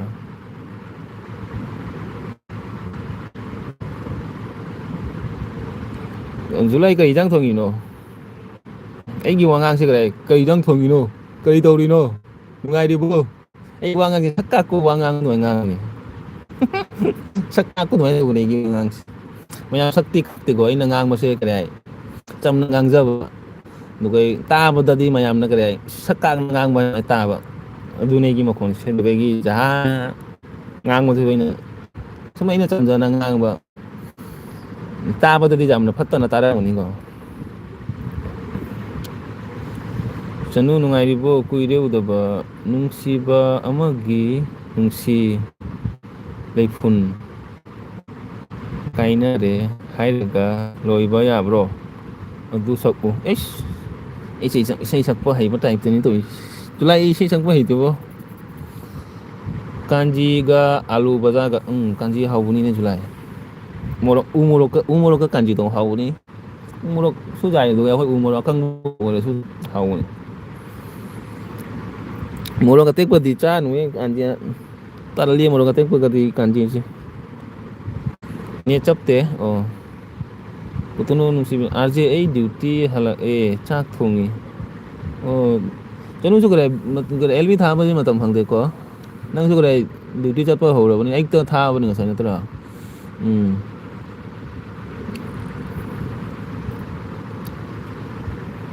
ꯁꯛꯄꯨ ꯀꯥꯛꯄ ꯁꯛ ꯀꯥꯛꯄ ꯃꯥꯟꯕꯅꯤ ꯑꯩꯒꯤ ꯋꯥꯉꯥꯡꯁꯦ ꯁꯛ ꯀꯥꯛ ꯑꯗꯩ ꯆꯥꯛ ꯊꯣꯡꯉꯤꯒꯦ ꯍꯣꯏꯅꯤꯅꯦ ꯆꯥꯛ ꯊꯣꯡꯉꯨ I P S office 5 minute ꯑꯣꯟ ꯑꯗꯨꯒ ꯑꯩ ꯋꯥꯔꯤ ꯍꯧ ꯋꯥꯔꯤ ꯁꯥꯟꯅꯁꯤ ꯂꯣꯏꯅ ꯈꯔꯁꯨ ꯅꯈꯣꯏ ꯋꯥꯔꯤ ꯁꯥꯟꯅꯁꯤ ꯈꯔ ꯂꯩꯁꯤ ꯒꯣꯄꯥꯂꯨ ꯒꯣꯄꯥꯜ ꯕꯂꯣ ꯀꯔꯦ ꯋꯥꯔꯗꯤ ꯅꯪꯁꯨ ꯉꯥꯛꯇꯪ ꯄꯣꯊꯥꯎ ꯉꯥꯛꯇꯪ ꯅꯠꯇꯗꯤ ꯉꯥꯛꯇꯪ ꯉꯥꯛꯇꯪ ꯃꯥꯏꯟ ꯐ꯭ꯔꯦꯁ ꯇꯧꯔꯒ ꯉꯥꯛꯇꯪ ꯂꯩꯔꯒ ꯂꯥꯛꯑꯣ ꯕ꯭ꯔꯦꯛ ꯂꯧꯔꯨꯁꯨ ꯉꯥꯛꯇꯪ ꯕ꯭ꯔꯦꯛ ꯂꯧꯔꯣ ꯕ꯭ꯔꯦꯛ ꯂꯧꯔꯒ ꯀꯨꯝ ꯂꯥꯛꯅꯤꯡꯉꯗꯤ ꯂꯥꯛꯑꯣ ꯋꯥꯔꯤ ꯁꯥꯟꯅꯁꯤ ꯑꯩꯗꯤ ꯑꯦꯜꯕꯤ ꯊꯥꯕ ꯃꯇꯝ ꯐꯪꯉꯔꯣꯏ ꯑꯇꯩ ꯈꯪꯗꯦ ꯅꯤꯟꯗꯨꯀꯥꯟ ꯅꯨꯃꯤꯠꯇꯒꯤꯗꯤ ꯑꯩ ꯉꯝꯃꯔꯣꯏ ꯈꯟꯕꯗ ꯑꯣꯟ ꯅꯤꯅꯦ ꯅꯨꯡꯁꯤꯕꯤ ꯌꯥꯔꯖꯕ꯭ꯔꯣ ꯆꯅꯨꯗꯣ ꯕ꯭ꯂꯨ ꯄꯤꯌꯨ ꯄꯤꯒꯦ ꯀꯥꯎꯏ ꯕ꯭ꯂꯨ ꯅꯣꯏ ꯍꯥꯏꯔꯛꯄ ꯑꯩ ꯕ꯭ꯂꯨꯒꯤ ꯋꯥꯈꯜꯁꯦ ꯀꯥꯎꯏꯗꯅ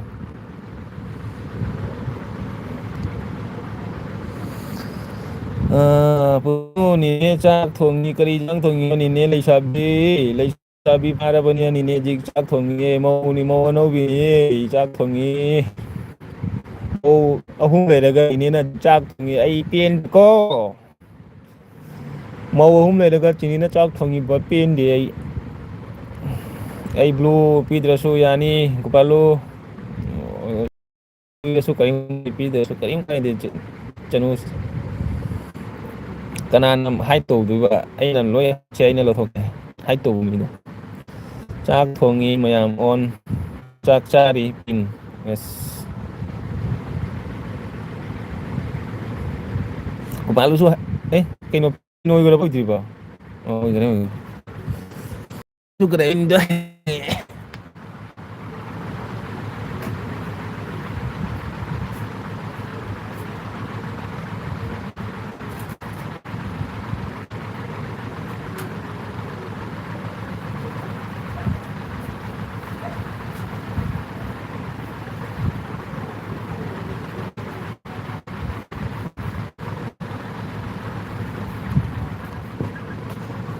ꯅꯤꯅꯦ ꯀꯞꯀꯅꯨ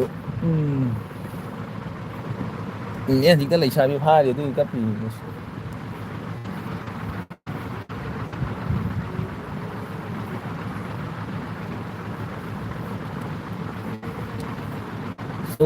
ꯁꯧꯒ꯭ꯔꯤ ꯊꯣꯡꯕꯅꯤ ꯍꯥꯏ ꯁꯧꯒ꯭ꯔꯤ ꯐꯪꯉꯤꯕ ꯍꯧꯖꯤꯛꯄꯣ ꯁꯧꯒ꯭ꯔꯤ ꯂꯩꯀꯣ ꯍꯣꯏ ꯆꯦ ꯑꯣꯟꯗ ꯂꯩ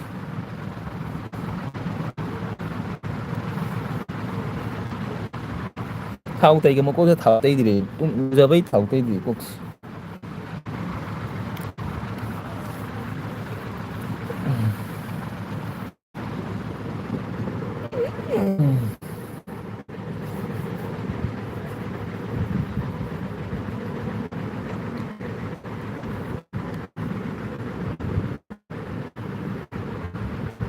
ꯑꯗꯨ ꯅꯪꯗꯤ ꯉꯁꯤ ꯑꯦꯜꯕꯤ ꯊꯥꯗꯦꯀꯣ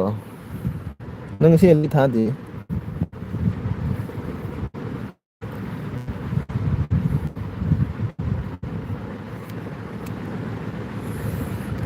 ꯒꯣꯄꯥꯜ ꯕꯂꯣ ꯆꯥꯛ ꯆꯥꯎ ꯑꯣꯟꯗ ꯆꯥꯎ ꯀꯔꯤꯝ ꯀꯥꯏꯗꯦ ꯒ꯭ꯌꯥꯟ ꯇꯥꯅ ꯆꯥꯎ ꯒ꯭ꯌꯥꯟ ꯇꯥꯅ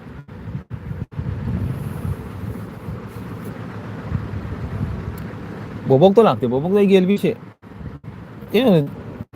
ꯆꯦ ꯃꯤꯁꯦ ꯀꯔꯤ ꯕ꯭ꯂꯨ ꯂꯩ ꯀꯩꯅꯣ ꯕ꯭ꯂꯨ ꯄꯤꯔꯝꯃꯤ ꯅꯠꯇ꯭ꯔꯣ ꯆꯦꯃꯤꯁꯨ ꯑꯣ ꯆꯦꯃꯤꯁꯨ ꯑꯃ ꯑꯣ ꯑꯃ ꯑꯦꯀꯥꯎꯟꯗꯒꯤ ꯂꯥꯛꯄꯗꯣ ꯕ꯭ꯂꯨ ꯂꯩꯔꯝꯕ ꯁꯤꯅꯤꯅꯦ ꯁꯤꯗꯤ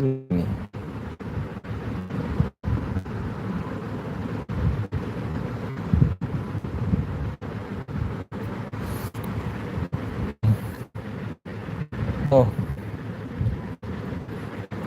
ꯀꯩꯅꯣ ꯖꯨꯂꯥꯏ ꯅꯪꯒꯤ ꯀꯣꯃꯦꯟꯗꯣ ꯈꯔ ꯏꯔꯧꯁꯦ ꯄꯥꯒꯦ ꯅꯪ ꯀꯣꯃꯦꯟ ꯅꯁꯥ ꯃꯁꯥꯅ ꯈꯔ ꯀꯣꯃꯦꯟ ꯏꯔꯧ ꯄꯥꯒꯦꯁꯦ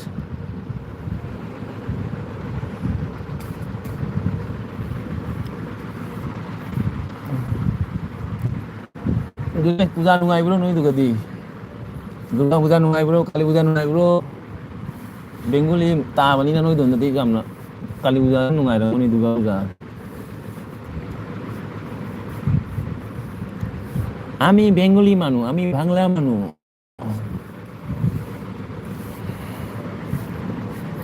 ꯕꯣꯕꯣꯛ ꯑꯦꯜꯕꯤ ꯊꯥꯒꯨꯝ ꯇꯧꯈꯤ ꯑꯣ ꯕꯣꯕꯣꯛ ꯑꯦꯜꯕꯤ ꯊꯥꯕ꯭ꯔꯣ ꯑꯣ ꯑꯗꯨꯒꯤ ꯂꯥꯛꯇꯤ ꯃꯥꯅꯦ ꯃꯥ ꯅꯠꯇꯗꯤ ꯂꯥꯛꯄꯅꯤ ꯃꯥ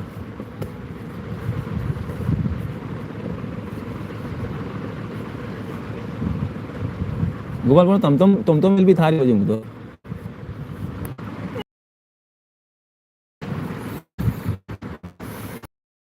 ꯍꯧꯔꯁꯤ ꯋꯥꯔꯤ ꯕꯣꯕꯣꯛ ꯅꯅꯤ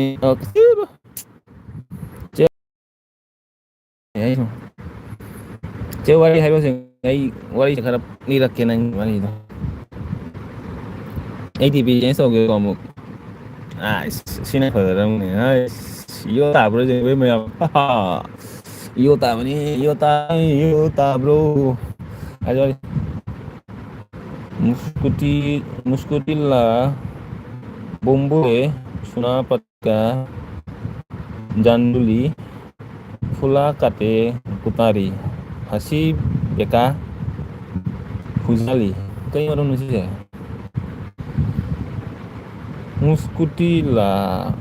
Bombole Sunapatika Janduli Fula Kate Kutari Hasi Beka Hai kay marunong gimay mas. Kasi chagi only ko. Ano kay chaksa kay dida. Kotharo so kay. Kotharo. Chung wari sa nawlang. Marang wari sa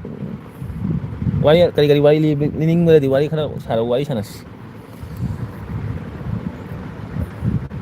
Jam nata de maya tay. Kari jam nata de tay kay hay sino. Kay no mayan tay ay do.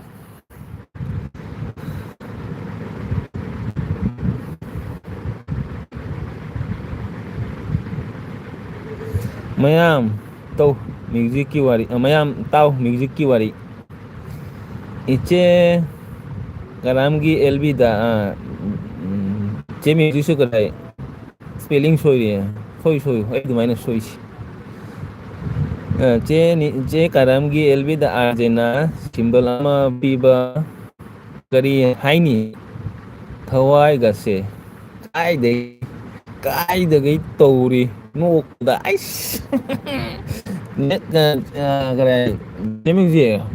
adu symbol do aina non phado tiga thado ne aina by chance wai tiga thado gradi wai LB da lak gradi nongdi ninjal lakani ko adu kare chemi juta symbol do thamani aina nong do lak su kare lak su LB lak ko phang udra su kare ajina no sumaim gi wai do adu che kamgi history da kare music history da legidro ya adu wari do aduni kay nungsiba haibas aduni nungsiba ma thamamani haitane da aje aje ki dialogue na che karangi LB hekta wai chai ni ngai du na ni me LB do khoi mari as ngai duga mukla singala ga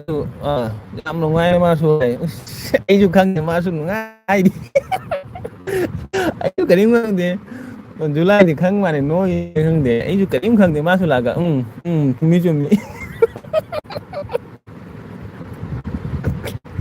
singala ma su jam karim khang mi da ma su la ga sum tau lai ni ma su de comment mani ai ire ni la ga ma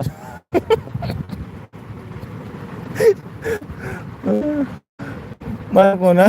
gyan tara ma ne duga gi tumin na delete to graba ke do ni comment sorry ga mani adu so ai ming ai raga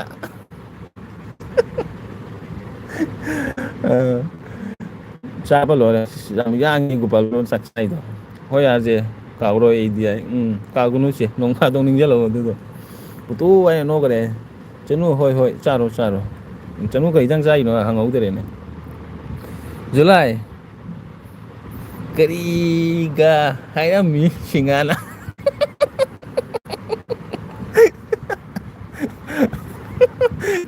Masu akta buk laga tu ini laga masu. Karim kan ana hai tu min laga tu mai ile rami mas. Ai di kare tu ka karim kan de dam combination mani na kai no. Karim kan de su. Ai su ning ba ini.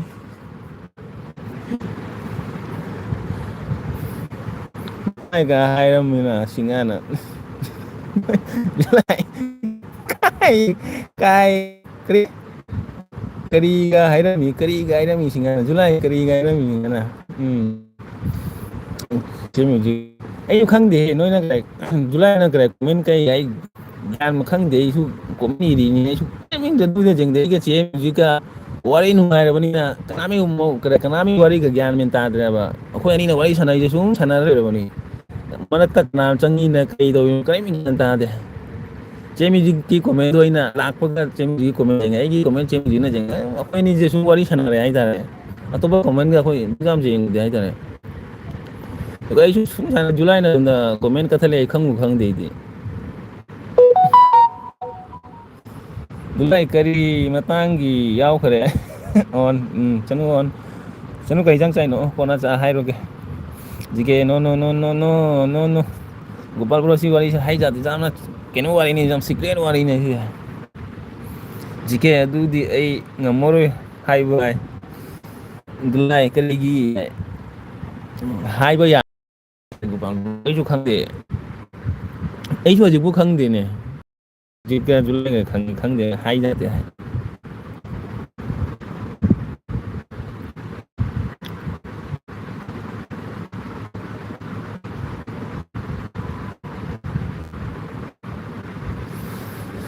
em đi cái hijang người lo hijang ka cái này có cái gì là ấy thằng nó con là vai nó untuk ngangak nè nang el koi dia na naloi kan ngere kan dulai na no kre dulai khangoni bo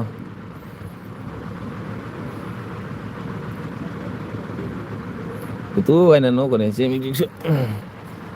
chemi jo horen ga kam dia gi elbi da wari sanas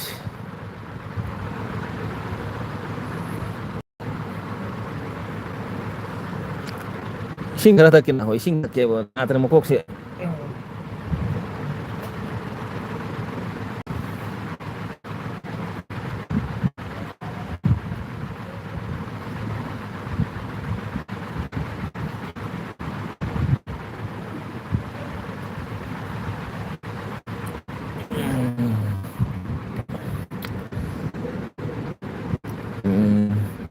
ko bal no kre kan music kai chanu game si kok si ba je jam pedeng jike no kre sari ya khang sari engune jike chu ni khang sari engune jike chu jike thamoi gi wari nang ta ba ya rồi thamoi wari nang ta rồi khang dei su ai sei ka mo da hang ta na hoi su ki kana da su hang na na da hang dei sei su mi jel ti ni na da hang dei kang soi kang o ga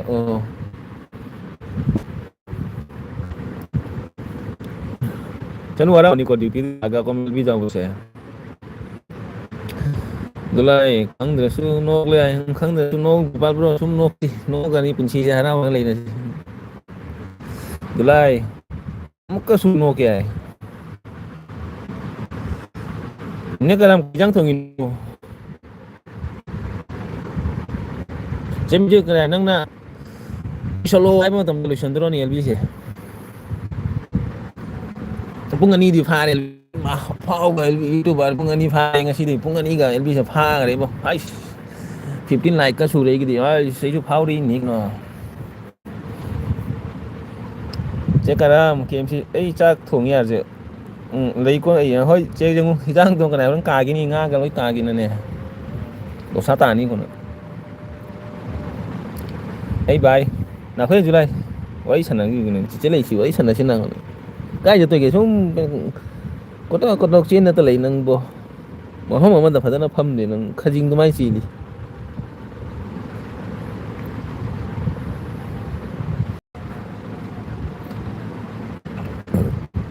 July mi khana kauro cho aje gi LB thai mi khana kauro cho ngai ne ngai ne July mi khana kauro cho July ai giờ mu phá cái phá phá đã chân đi July phá phá chân đi nghe rồi phá phá LB thai rồi mà này phá phá su cái này mono rồi bên này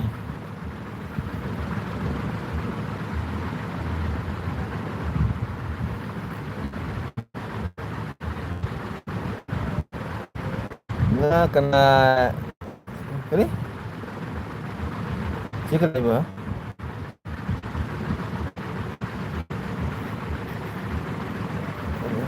nga kena ya teko sih kali hai no ganta tre nga kena ya teko de nga ga khana ba ya de hai ro sim ju kali hai no nga ga khana ba ya de ko de nang ga khana ba ya de ko de cái mari shi lo ba ngam re ai mi lo khana re aje kari ki khana ri ba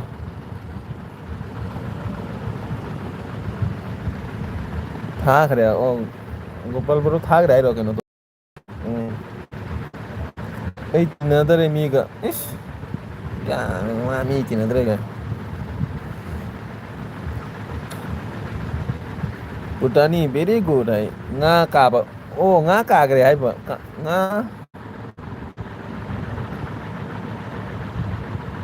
Lấy nụ nga ka na ka ya de ko nga ka ba ya de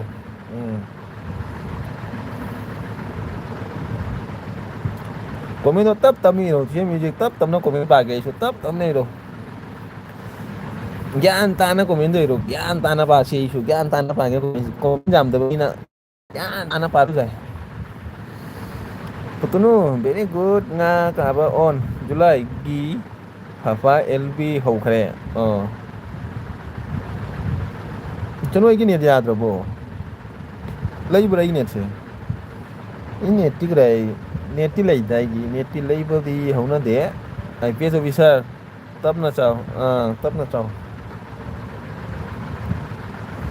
aduna nasina LB koiba loire ai atai la ro LB ga kanam gi kari gi July la diba lau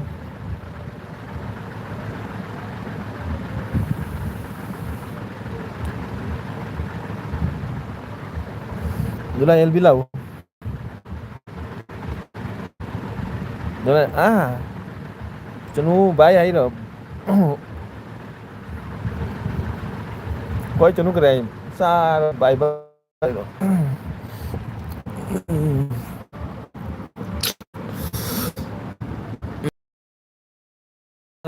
bye bye Gopal bro ai chu bye July chu bye ai chế mình gì cái này super chat này skin solo cái tổ mà July là cắt thắt cái này thôi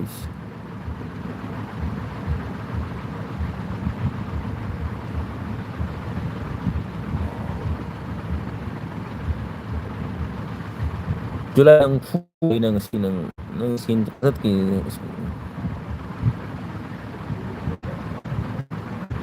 July bye ai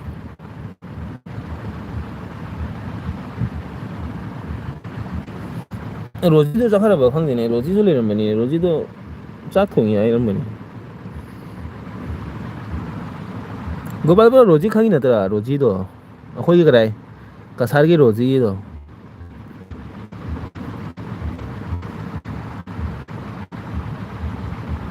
July ai gidi lau ko ai mal loi gi lak turi ni lak ta bazar chemi ju kenyo noi do chemi July che khidore ai ma LB la ro ai kari no ma LB koi ro ai che kari no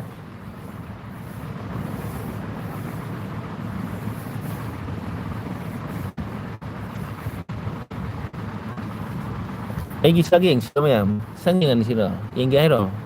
sat phajaba sakse kana ga July nang lak tradi ni kam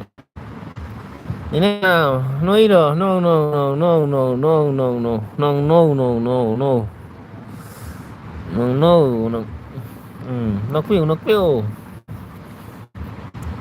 ꯀꯩ ꯏꯟꯖꯥꯡ ꯊꯣꯡꯒꯦ ꯅꯤꯅ ꯀꯔꯝ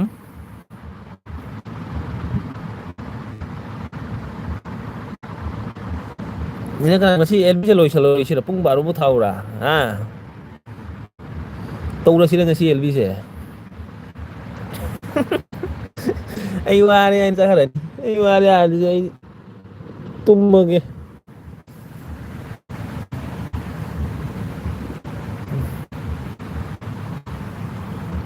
ꯁꯛ ꯐꯖꯔꯒꯕꯨ ꯅꯨꯡꯁꯤ ꯂꯩꯇꯦ ꯍꯥꯏꯕꯔꯣ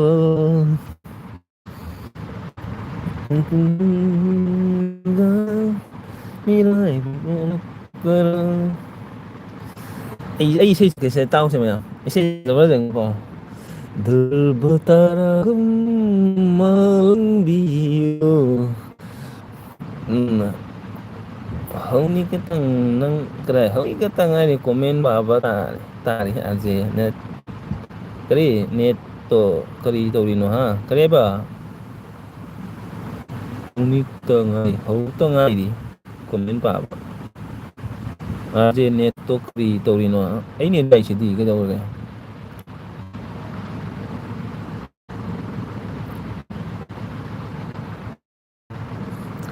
ꯏꯁꯩ ꯁꯛꯎꯔꯣ ꯀꯩ ꯏꯁꯩ ꯁꯛꯁꯤ ꯑꯩ ꯈꯔ ꯏꯁꯩ ꯁꯛꯂꯛꯀꯦ ꯌꯦꯡꯉꯣ ꯄꯨꯇꯅꯨ ꯆꯠꯈ꯭ꯔꯦ ꯉꯁꯥꯏꯅ ꯆꯠꯈ꯭ꯔꯅꯤꯅꯦ ꯀꯩ ꯏꯁꯩ ꯁꯛꯁꯤꯒꯦ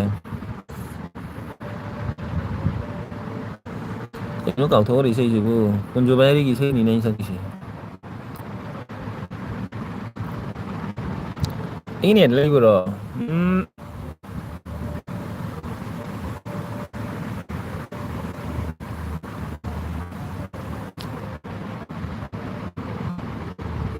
दिल हुम हुम करे घबराए दिल हुम हुम करे ꯑꯗꯨꯗꯤ ꯑꯩꯒꯤ ꯊꯕꯛ ꯂꯣꯏꯔꯦ ꯑꯣ ꯆꯦ ꯐꯔꯦ ꯐꯔꯦ ꯊꯕꯛ ꯂꯣꯏꯔꯗꯤ ꯐꯔꯦ ꯆꯦ ꯆꯥꯛ ꯊꯣꯡ ꯂꯣꯏꯔꯕꯣ ꯄꯨꯡ 9:30 ꯇꯥꯔꯦ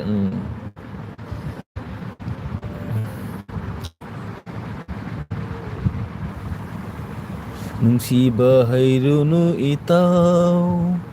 ꯀꯥꯏꯅꯔꯒ ꯋꯥꯕꯅꯤ ꯅꯨꯡꯁꯤꯕ ꯍꯩꯔꯨꯅꯨ ꯏꯇꯥꯎ ꯀꯥꯏꯅꯔꯒ ꯋꯥꯕꯅꯤ ꯇꯨꯝꯕ ꯃꯪ ꯐꯪꯕꯅꯤ ꯅꯨꯡꯁꯤ ꯋꯥꯈꯜꯗ ꯉꯥꯎꯕꯅꯤ ꯅꯨꯡꯁꯤꯕ ꯍꯩꯔꯨꯅꯨ ꯏꯇꯥꯎ ꯀꯥꯏꯅꯔꯒ ꯋꯥꯕꯅꯤ ꯀ꯭ꯋꯥ ꯑꯃ ꯆꯥꯒꯦ ꯆꯦ ꯆꯥꯎ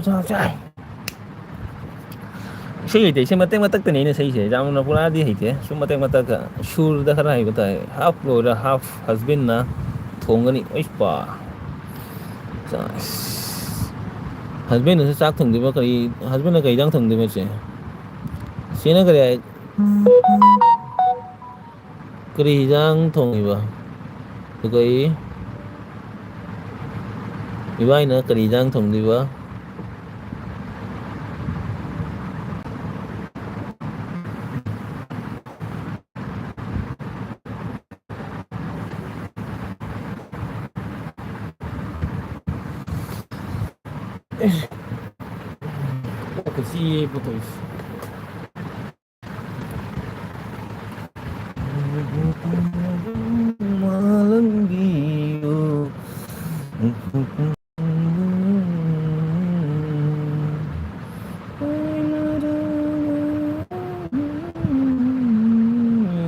Sabas,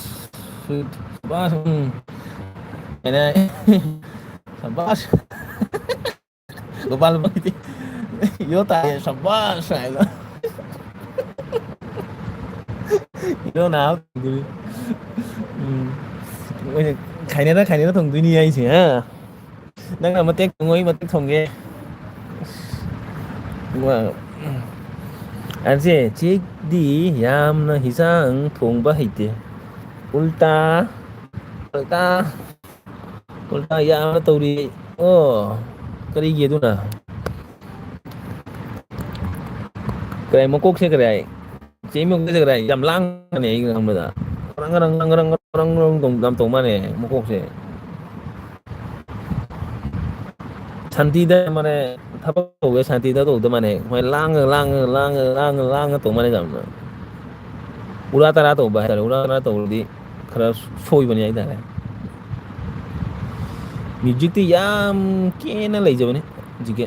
oh yam kena lagi jaman ni ce music ti. Ce music di kaya masak ti udiri ya kan udah foto tuh di ure real kaya LB tadi masak tuh ada na udiri.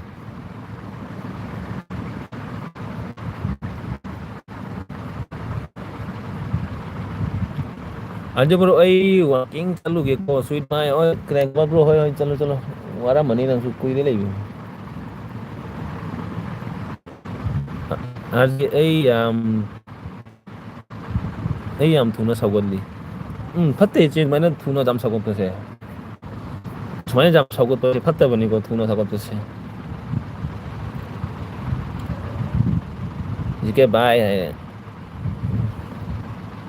कहीं मुकुक तक करे बंग लाव सावरक price J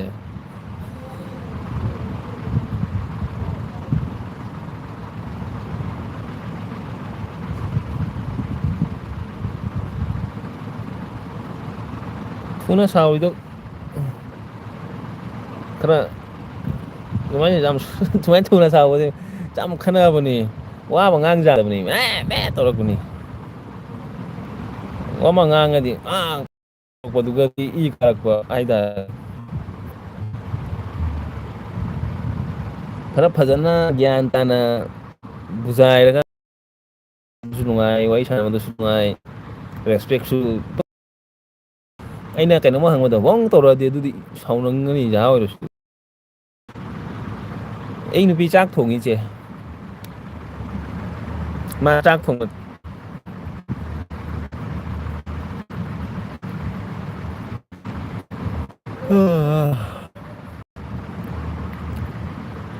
chak thong ba ja re room da ai na room ma da aja nang nu pi kai no pa sim je kare hidang kare ibai na thong du lai che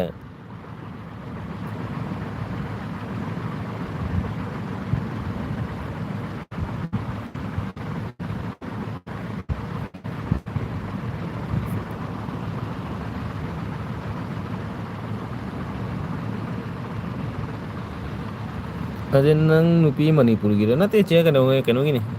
kasar gini kano khangang muni che khang muni kare hatai hai do kare ai luar pa chorai bai jodi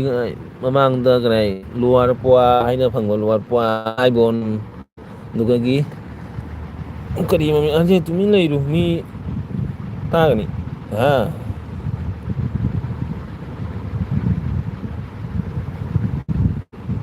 ipod no se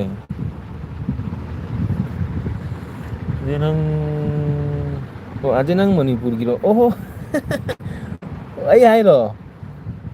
ai Manipur gina te che ai kano gini Imphal gi ini karam khang mani nei ga Imphal gi nei no ini karam khang mani ai Imphal gi aje tumi lai ru mi ta ni aje kem chi mi ta re music den ini karam khang mani ai Imphal gi nei che karam lo Manipur gi Manipur seluruh apa kaino khang dia che Manipur gi ra di kaino khang July di Manipur hai bani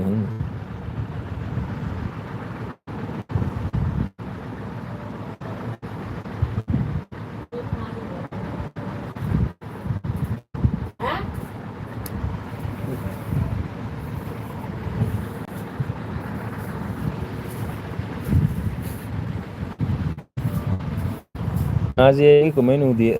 ai ha ui jadi ya kan khang nang ꯑꯩ ꯑꯗꯩ ꯌꯥꯝ ꯊꯨꯅ ꯁꯧꯒꯠꯂꯦ ꯍꯥꯏꯔꯁꯦ ꯅꯪꯒꯤ ꯅꯨꯄꯤ ꯀꯥꯏꯒꯤꯅꯣ ꯑꯩ ꯅꯪꯒꯤ ꯅꯨꯄꯤ ꯀꯥꯏꯅꯣ ꯍꯥꯏꯔꯁꯦ ꯅꯪ ꯃꯅꯤꯄꯨꯔꯒꯤꯔꯣ ꯑꯥꯔꯖꯦ ꯇꯨꯃꯤꯟ ꯂꯩꯔꯨꯃꯤ ꯇꯥꯅꯤ ꯑꯥꯔꯖꯦ ꯀꯦꯃꯤꯡ ꯇꯥꯏ ꯃ꯭ꯌꯨꯖꯤꯛ ꯏꯠꯁꯀꯔꯝ ꯑꯥꯔꯖꯦꯒꯤ ꯀꯣꯃꯦꯟ ꯎꯗꯦ ꯑꯩ ꯕꯥꯏ ꯎꯔꯣꯏ ꯀꯔꯝ ꯕꯥꯏ ꯀꯩꯒꯤ ꯀꯩꯒꯤ ꯕꯥꯏ ꯚꯥꯏ ꯍꯥꯏ ꯕꯖꯥꯔꯣ ꯆꯦ ꯀꯔꯝ ꯄꯨꯡ ꯕꯥꯔꯣꯕꯨ ꯂꯩꯒꯗꯅꯤ ꯉꯁꯤ ꯅꯪ ꯑꯩꯒꯤ ꯑꯦꯜꯕꯤꯗ ꯅꯠꯇ꯭ꯔꯗꯤ ꯅꯪ ꯑꯩꯅ ꯅꯪꯒꯤ ꯑꯦꯜꯕꯤꯗ ꯂꯥꯛꯑꯒ ꯀꯩ ꯇꯧ ꯌꯦꯡꯉꯨ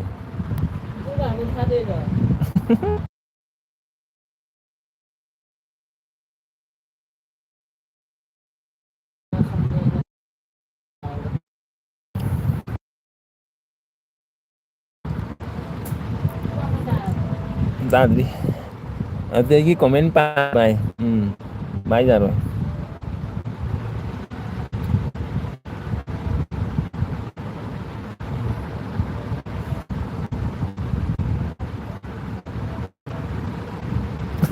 ꯑꯥꯗꯤ ꯅꯪꯁꯦ ꯌꯥꯝ ꯅꯤꯡꯉꯝꯗꯕ ꯃꯤ ꯃꯥꯜꯂꯤ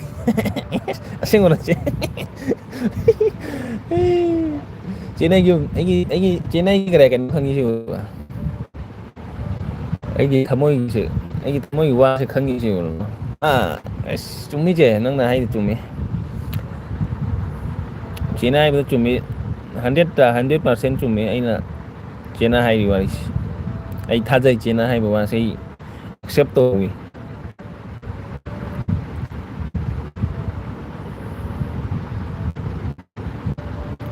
ꯑꯩ ꯈꯪꯉꯤ ꯍꯥꯏ ꯅꯤꯅ ꯀꯔꯝ ꯈꯪꯕꯅꯤ ꯑꯩ ꯏꯝꯐꯥꯜꯒꯤꯅꯤ ꯅꯦ ꯀꯔꯝ ꯅꯪ ꯂꯥꯛꯏꯗꯨꯗꯤ ꯅꯈꯣꯏꯗ ꯅꯪ ꯃꯅꯤꯄꯨꯔ ꯀꯣꯏ ꯂꯥꯛꯏꯗꯨꯗꯤ ꯅꯈꯣꯏꯗ ꯅꯍꯥꯟ ꯂꯥꯛꯑꯝꯃꯤ ꯍꯥꯏꯗꯥꯏ ꯆꯍꯤ ꯑꯅꯤ ꯃꯃꯥꯡꯗ ꯅꯦ ꯀꯔꯝ ꯅꯪ ꯀꯥꯎꯔ ꯃꯥꯜꯂꯦ ꯆꯨꯝꯕ꯭ꯔꯥ ꯆꯨꯝꯃꯤꯅꯤꯅꯦ ꯑꯟꯗꯣꯅꯤ ꯆꯦ ꯆꯨꯝꯃꯤ ꯑꯩꯒꯤꯅꯦꯁꯦ ꯃꯤꯒꯤ ꯑꯋꯥꯕ ꯃꯤꯅ ꯅꯨꯡꯉꯥꯏꯕ ꯉꯝꯗꯕ ꯑꯩꯁꯦ ꯃꯤꯅ ꯋꯥꯈ꯭ꯔꯅꯤ ꯍꯥꯏꯕꯕꯨ ꯑꯩꯅ ꯃꯥꯗ ꯀꯔꯤ ꯍꯥꯏ ꯃꯥꯏ ꯑꯉꯝꯕ ꯃꯥꯒꯤ ꯀꯩꯅꯣꯝꯃ ꯇꯧꯕꯤꯕ ꯀꯩꯃ ꯁꯞꯄꯣꯔꯠ ꯑꯗꯨꯒꯨꯝꯕ ꯄꯥꯝꯃꯤ ꯍꯥꯏꯇꯥꯔꯦ ꯃꯤꯒꯤ ꯊꯃꯣꯏ ꯀꯥꯏꯍꯟꯗꯕ ꯃꯤꯅ ꯅꯨꯡꯉꯥꯏ ꯂꯩꯕꯁꯨ ꯄꯥꯝꯃꯤ ꯋꯥ ꯉꯥꯡ ꯍꯩꯇꯕꯁꯦ ꯈꯔ ꯃꯤꯅꯗꯤ ꯑꯩ ꯋꯥ ꯉꯥꯡꯕꯁꯦ ꯈꯔ ꯃꯤꯅꯒ ꯑꯩꯅ ꯐꯠꯇꯕ ꯉꯥꯡꯈꯤꯕ꯭ꯔꯥ ꯍꯥꯏꯅ ꯑꯗꯨꯃꯥꯏꯅ ꯈꯜ ꯊꯤꯡꯀꯤꯡꯗ ꯑꯗꯨꯃꯥꯏꯅ ꯄꯨꯡꯀꯥꯎꯗ ꯂꯧꯍꯟꯒꯦ ꯍꯥꯏꯕ ꯂꯩꯕꯕ ꯑꯗꯣ ꯑꯩꯅ ꯋꯥ ꯉꯥꯡ ꯍꯩꯇꯅ ꯇꯧꯔꯤꯅꯤ ꯑꯗꯨꯗ ꯑꯩꯅ ꯉꯥꯡꯕ ꯋꯥꯔꯗꯇꯨ ꯈꯔ ꯁꯣꯏꯈꯤꯕ ꯍꯥꯏꯇꯥꯔꯦ ꯁꯣꯏꯈꯤꯕ ꯃꯤꯅꯗꯤ ꯃꯥꯁꯦ ꯐꯠꯇꯕ ꯋꯥ ꯉꯥꯡꯉꯛꯏꯅ ꯑꯩ ꯈꯜꯂꯦꯕ ꯑꯗꯨꯒ ꯑꯩꯒꯤ ꯊꯃꯣꯏꯅꯗꯤ ꯑꯩꯅ ꯉꯥꯡꯉꯗꯣ ꯑꯩꯗꯤ ꯁꯨꯝ ꯆꯨꯝꯅ ꯌꯥꯝ ꯅꯨꯡꯁꯤꯅ ꯐꯕꯅ ꯉꯥꯡꯉꯦꯕ ꯐꯥꯒꯤꯗꯧꯅ ꯉꯥꯡꯕ ꯇꯥꯏꯞꯇ ꯍꯥꯏꯇꯥꯔꯦ ꯑꯗꯨꯒꯨꯝꯕ ꯇꯧꯋꯤꯗ ꯑꯩꯗꯤ ꯑꯩ ꯐꯠꯇꯕ ꯃꯤꯒꯤ ꯐꯠꯇꯕꯗꯤ ꯀꯥꯏ ꯉꯁꯤꯕꯨ ꯈꯜꯂꯨꯗꯦ ꯑꯖꯤꯛ ꯃꯁꯛ ꯎꯕꯗ ꯈꯪꯉꯤ ꯃꯤ ꯌꯦꯡꯕꯗ ꯑꯩ ꯃꯤꯠ ꯌꯦꯡꯕꯗ ꯈꯪꯉꯦ ꯆꯦꯁꯦ ꯌꯥꯝꯅ ꯈꯪꯉꯝꯃꯤꯁꯦ ꯃꯤꯠ ꯌꯦꯡꯉꯒ ꯈꯪꯉꯤ ꯀꯥꯏ ꯏꯃꯥ ꯆꯦ ꯑꯩꯒꯤ ꯃꯤꯠ ꯌꯦꯡꯉ ꯈꯪꯉꯤꯕ ꯑꯩꯁꯨ ꯈꯪꯉꯤꯅꯣ ꯑꯩ ꯌꯦꯡꯉꯒ ꯅꯪ ꯑꯩꯒꯤ ꯃꯤꯠꯁꯤ ꯌꯦꯡꯉꯒ ꯈꯪꯉꯤꯁꯦ ꯑꯩꯁꯦ ꯆꯦꯅ ꯕꯣꯔ ꯄꯤꯔꯤꯀꯣ ꯅꯨꯡꯉꯥꯏꯅ ꯂꯩꯔꯨ ꯅꯪꯒꯤ ꯐꯦꯃꯤꯂꯤꯒꯤ ꯁꯥꯠ ꯆꯦ ꯊꯦꯡꯀꯨ ꯅꯨꯡꯉꯥꯏꯅ ꯂꯩꯅꯤꯡꯉꯤ ꯑꯗꯨ ꯃꯇꯝꯅꯗꯤ ꯀꯔꯤ ꯑꯣꯏꯕ ꯈꯪꯗꯦ ꯃꯇꯝꯅ ꯃꯤꯁꯦ ꯆꯦꯟꯖ ꯑꯣꯏꯔꯛꯄꯅꯦ ꯍꯥꯏꯇꯥꯔꯦ ꯃꯇꯝꯅ ꯃꯤꯁꯦ ꯃꯥꯏ ꯃꯥꯏ ꯃꯇꯝꯗ ꯀꯩ ꯑꯣꯏꯔꯛꯄꯗꯤ ꯈꯪꯗꯦ ꯑꯗꯨꯕꯨ ꯉꯝꯃꯤꯉꯥꯏ ꯃꯤꯒꯤ ꯐꯠꯇꯕ ꯇꯧꯗꯕ ꯑꯗꯨꯗꯅꯤ ꯄꯥꯝꯃꯤꯁꯦ ꯀꯔꯤꯝ ꯄꯥꯝꯗꯦ ꯃꯤꯒꯤ ꯐꯠꯇꯕ ꯀꯔꯥꯏ ꯊꯕꯛ ꯑꯃꯗ ꯐꯠꯇꯕ ꯇꯧꯗꯕ ꯑꯗꯨ ꯀꯩꯅꯣꯗꯤ ꯄꯥꯝꯁꯨ ꯄꯥꯝꯗꯦ ꯇꯧꯅꯤꯡ ꯅꯪꯗꯤ ꯅꯨꯄꯤꯔꯣ ꯅꯤꯄꯥꯔꯣ ꯅꯨꯄꯤꯅꯤ ꯅꯨꯄꯤ ꯆꯍꯤ 3 ꯐꯥꯔꯦ ꯆꯍꯤ 3 ꯐꯥꯔꯦ ꯍꯥꯏꯗꯤ ꯍꯟꯗꯛ ꯅꯣꯕꯦꯝꯕꯔꯗ ꯆꯍꯤ 3 ꯀꯣꯝꯄ꯭ꯂꯤꯠ ꯑꯣꯏꯔꯅꯤ ꯃꯥꯒꯤ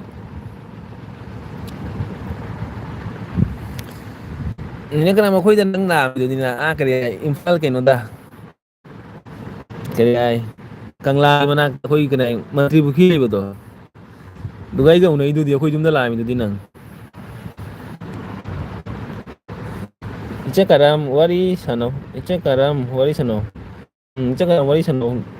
ꯏꯆꯦ ꯃ꯭ꯌꯨꯖꯤꯛꯀ ꯋꯥꯔꯤ ꯁꯥꯟꯅꯧ ꯑꯩ ꯀꯣꯃꯦꯟ ꯄꯥꯒꯦ ꯑꯩꯗꯤ ꯊꯃꯣꯏ ꯁꯦꯡꯉꯤ ꯑꯩꯗꯤ ꯑꯁꯦꯡꯕꯅꯤ ꯑꯩꯗꯤ ꯃꯤꯒ ꯏꯟꯅꯔꯗꯤ ꯑꯩꯁꯦ ꯃꯤꯁꯦ ꯊꯋꯥꯏ ꯑꯩꯒꯤ ꯊꯋꯥꯏꯁꯦ ꯃꯥꯗ ꯄꯤꯊꯣꯛꯈ꯭ꯔꯒꯦ ꯑꯗꯨꯃꯥꯏꯅꯅꯤ ꯊꯋꯥꯏꯁꯦ ꯅꯪ ꯄꯨꯈ꯭ꯔꯣ ꯍꯥꯏꯅ ꯑꯗꯨꯃꯥꯏꯅ ꯇꯧꯕ ꯃꯤꯅꯦ ꯑꯩꯁꯦ ꯈꯪꯗꯦ ꯃꯤ ꯇꯤꯟꯅꯔꯗꯤ ꯌꯥꯝ ꯇꯤꯟꯅꯩ ꯇꯤꯟꯅꯅꯤꯡꯗꯗꯤ ꯇꯤꯟꯅꯗꯦ ꯍꯩꯅꯗꯕ ꯃꯤꯗꯤ ꯇꯤꯟꯅꯗꯦ ꯑꯗꯨꯒ ꯃꯤ ꯑꯃꯒꯗꯤ ꯇꯤꯟꯅꯈ꯭ꯔꯗꯤꯅꯦ ꯑꯗꯨ ꯃꯤꯗꯣ ꯑꯩꯗꯤ ꯌꯥꯝꯅ ꯏꯁꯥ ꯃꯤꯅ ꯑꯗꯨꯃꯥꯏꯅ ꯈꯜꯂꯦ ꯑꯩꯗꯤ ꯃꯆꯦ ꯋꯥꯔꯤ ꯁꯥꯟꯅꯧ ꯎꯝ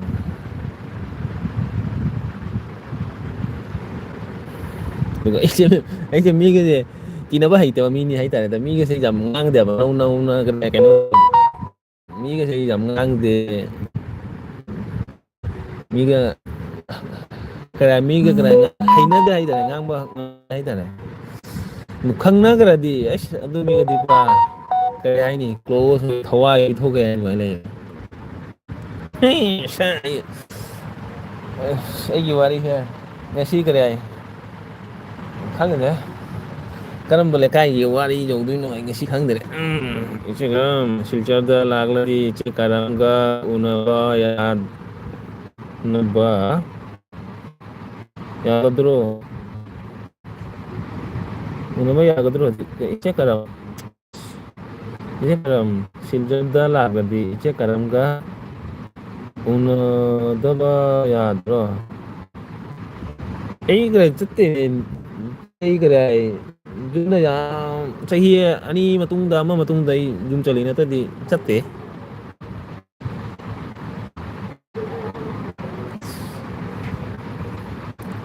ꯀ꯭ꯋꯥ ꯆꯥꯗꯣꯏꯅꯤ ꯏꯆꯟꯒ ꯑꯃꯒ ꯀ꯭ꯋꯥ ꯆꯥꯁꯤ ꯑꯩꯁꯨ ꯀ꯭ꯋꯥ ꯆꯥꯅꯤꯡꯉꯦ ꯗꯨꯀꯥꯟ ꯆꯠꯄꯩ ꯃꯤ ꯂꯩꯇꯦ ꯑꯩꯁꯦ ꯆꯠꯇꯣꯏꯁꯦ ꯀꯃꯥꯏꯅ ꯆꯠꯇꯣꯏꯅꯣ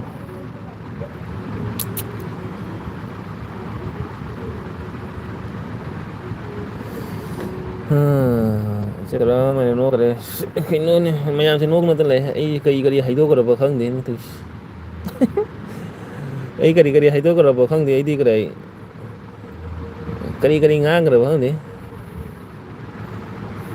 ꯑꯁ ꯑꯣꯟ ꯋꯥꯔꯤ ꯇꯥꯔꯤ ꯑꯁꯤ ꯑꯣꯟ ꯋꯥꯔꯤ ꯇꯥꯔꯤ ꯑꯁꯤꯁꯦ ꯕꯥꯏ ꯃꯩꯁꯅꯥꯝꯗ ꯆꯠꯀꯦ ꯍꯣꯏꯅꯤꯅ ꯆꯠꯂꯣ ꯃꯩꯁꯅꯥꯝꯗꯨ ꯆꯦꯃꯤꯁꯨ ꯀꯣꯏꯒꯦ ꯍꯥꯏꯔꯣ ꯆꯦꯃꯤꯗꯨꯁꯨ ꯀꯣꯏꯅꯤꯡꯉꯗꯤ ꯂꯣꯏꯁꯤꯜꯂꯅꯤ ꯑꯦꯜꯕꯤ ꯀꯣꯏꯗꯤ ꯊꯥꯔꯒ ꯊꯝꯖꯔꯤ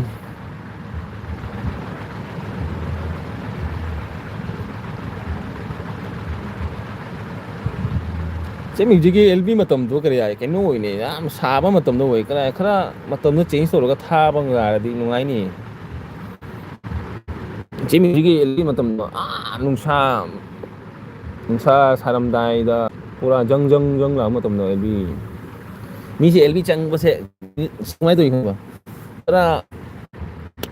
ꯋꯥꯈꯜꯒꯁꯦ ꯈꯔ ꯅꯨꯡꯉꯥꯏꯔꯗꯤ ꯑꯦꯜꯕꯤꯁꯦ ꯀꯣꯏꯅꯤꯡꯉꯤ ꯍꯥꯏꯇꯥꯔꯦ ꯃꯥꯏꯟꯗ ꯐ꯭ꯔꯦꯁꯀ ꯑꯣꯏꯔꯗꯤ ꯑꯦꯜꯕꯤꯁꯦ ꯀꯣꯏꯕ ꯅꯨꯡꯉꯥꯏꯕꯅꯤ ꯑꯗꯨꯒ ꯑꯦꯜꯕꯤꯗ ꯆꯪꯕꯁꯤꯅꯦ ꯅꯨꯡꯉꯥꯏꯇꯕꯅꯦꯕ ꯀꯩꯅꯣ ꯇꯧꯕꯅꯤ ꯋꯥꯁꯨ ꯋꯥꯕꯗꯨꯒ ꯅꯨꯡꯁꯥꯁꯨ ꯁꯥꯔꯛꯄ ꯃꯇꯝꯗ ꯑꯦꯜꯕꯤ ꯆꯪꯕꯁꯦ ꯌꯥꯝ ꯋꯥꯕꯅꯤꯀꯣ ꯑꯩꯅ ꯍꯥꯏꯁꯦ ꯆꯨꯝꯕ꯭ꯔꯥ ꯆꯨꯝꯗ꯭ꯔꯥ ꯃꯌꯥꯝ ꯍꯥꯏꯕꯤꯔꯛꯎ 9 ꯇꯥꯔꯒ ꯑꯣꯐ ꯇꯧ ꯑꯥꯔꯖꯦ ꯍꯣꯏ 9ꯗ ꯑꯣꯐ ꯇꯧꯔꯁꯤ ꯏꯆꯦ ꯀꯔꯝ ꯀꯩꯅꯣ ꯚꯥꯏ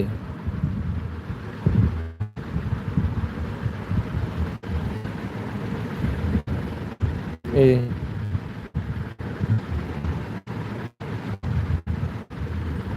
ꯉꯛ ꯐꯖꯔꯒꯕꯨ ꯅꯨꯡꯁꯤ ꯍꯩꯇꯦꯌꯥꯕꯔꯣ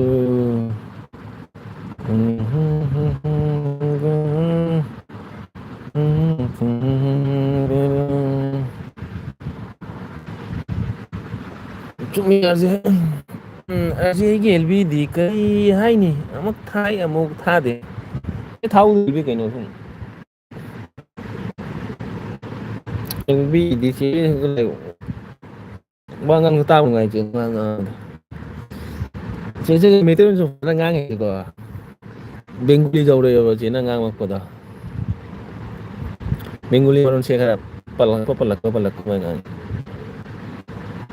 ꯑꯗꯩ ꯄꯤꯟ ꯈꯨꯜꯂꯣ ꯀꯃꯥꯏꯅ ꯈꯨꯜꯂꯤꯗꯣꯏꯅꯣ ꯅꯪ ꯔꯤꯃꯣꯠꯁꯦ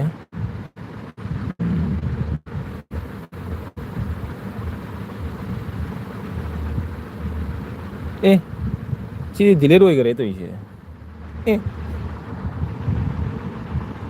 ꯁꯤ ꯗꯤꯂꯦꯠ ꯑꯣꯏꯈꯔꯦ ꯀꯃꯥꯏꯅ ꯇꯧꯔꯤꯕ ꯑꯟꯄꯤꯟ ꯇꯧꯗꯣꯏꯅꯤꯅꯦ ꯗꯤꯂꯦꯠ ꯇꯧꯈ꯭ꯔꯦ ꯑꯩꯅ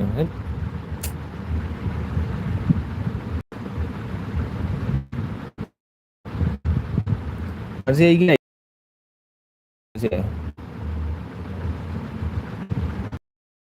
ꯑꯁꯤ ꯑꯥꯏꯗꯤꯁꯤꯔ ꯆꯦꯟꯅꯈ꯭ꯔꯃꯤ ꯑꯦꯜꯕꯤ ꯊꯥꯕ ꯑꯥꯏꯗꯤꯗꯣ ꯍꯥꯏꯔꯣ ꯆꯦ ꯅꯪꯅ ꯀꯔꯤ ꯍꯥꯏ ꯗꯨꯛ ꯌꯥꯝꯅ ꯀꯔꯤ ꯍꯥꯏ ꯁꯨꯄꯔ ꯆꯥꯠ ꯀꯥꯞꯄꯤꯁꯤ ꯀꯔꯤꯒꯤꯅꯣ ꯍꯥꯏꯕ ꯁꯨꯄꯔ ꯆꯥꯠ ꯀꯥꯞꯄꯤꯁꯤ ꯀꯔꯤꯒꯤꯅꯣ ꯍꯥꯏꯕ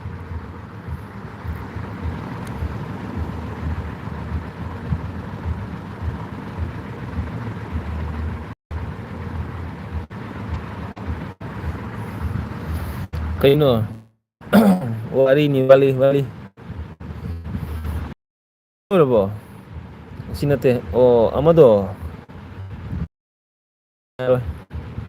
ꯌꯨꯇꯨꯕ ꯄꯥꯏꯔꯗꯤ ꯆꯨꯝꯅ ꯄꯥꯏꯔꯨꯁꯦ ꯑꯩꯈꯣꯏꯁꯦ ꯌꯨꯇꯨꯕꯀꯤ ꯐꯦꯃꯤꯂꯤ ꯑꯃꯅꯤ ꯀꯩꯅꯣ ꯐꯦꯃꯤꯂꯤ ꯑꯃ ꯌꯨꯇꯨꯕ ꯐꯦꯃꯤꯂꯤ ꯑꯃꯅꯤ ꯉꯁꯤ ꯆꯦꯟꯅꯈ꯭ꯔ ꯌꯨꯇꯨꯕ ꯊꯥꯗꯣꯛꯑꯗꯤ ꯑꯩꯈꯣꯏꯁꯨ ꯑꯁ ꯆꯦꯁꯦ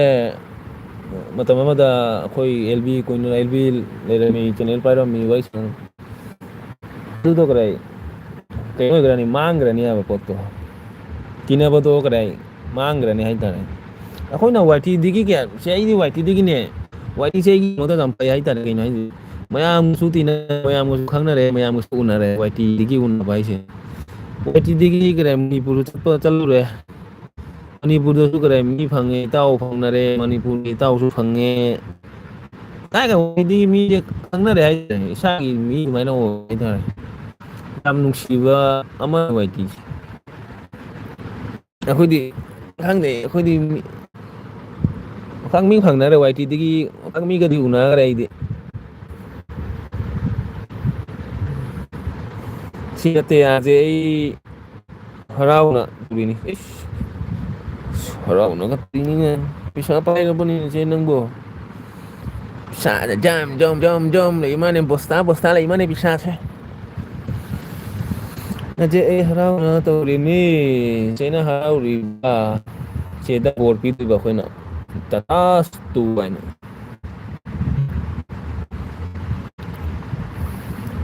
ꯃꯤꯅ ꯀꯔꯝ ꯅꯣꯛꯏꯁꯦ ꯌꯦꯡꯉꯨ ꯑꯩꯒꯤ ꯋꯥꯔꯤ ꯇꯥꯔ ꯃꯥꯅ ꯅꯣꯛꯏꯁꯦ ꯃꯩꯁ꯭ꯔꯥꯝꯒꯤ ꯍꯧꯈꯔꯦ ꯑꯃꯨꯛ ꯃꯩꯁ꯭ꯔꯥꯝꯒꯤ ꯃꯥ ꯇꯧꯕꯅꯤ ꯑꯩ ꯃꯇꯝꯗ ꯑꯥꯔꯖꯦ ꯍꯔꯥꯎꯅ ꯇꯧꯅꯤ ꯃꯇꯝ ꯑꯃꯨꯛ ꯃꯩꯁꯅꯥꯝ ꯑꯃꯨꯛ ꯀꯛꯂꯒ ꯑꯃꯨꯛ ꯊꯥꯈꯔꯦ ꯑꯣ ꯑꯥꯔꯖꯦ ꯆꯨꯝꯃꯤ ꯋꯥꯏꯇꯤꯁꯦ ꯑꯃꯨꯛ ꯅꯨꯡꯁꯤ ꯑꯃꯨꯛ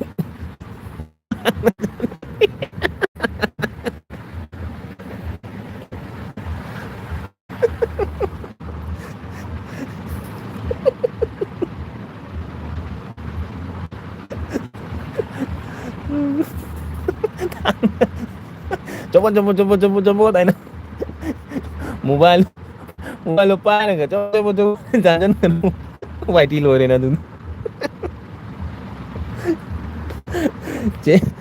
ꯆꯦ ꯃꯦꯆꯤꯟꯅ ꯊꯥꯡꯅ ꯆꯪꯅꯤꯡꯉꯦ ꯍꯥꯏꯕꯗꯨꯅꯤ ꯅꯨꯡꯉꯥꯏꯔꯤꯁꯦ ꯍꯥꯏꯕ ꯇꯥꯕꯅꯦ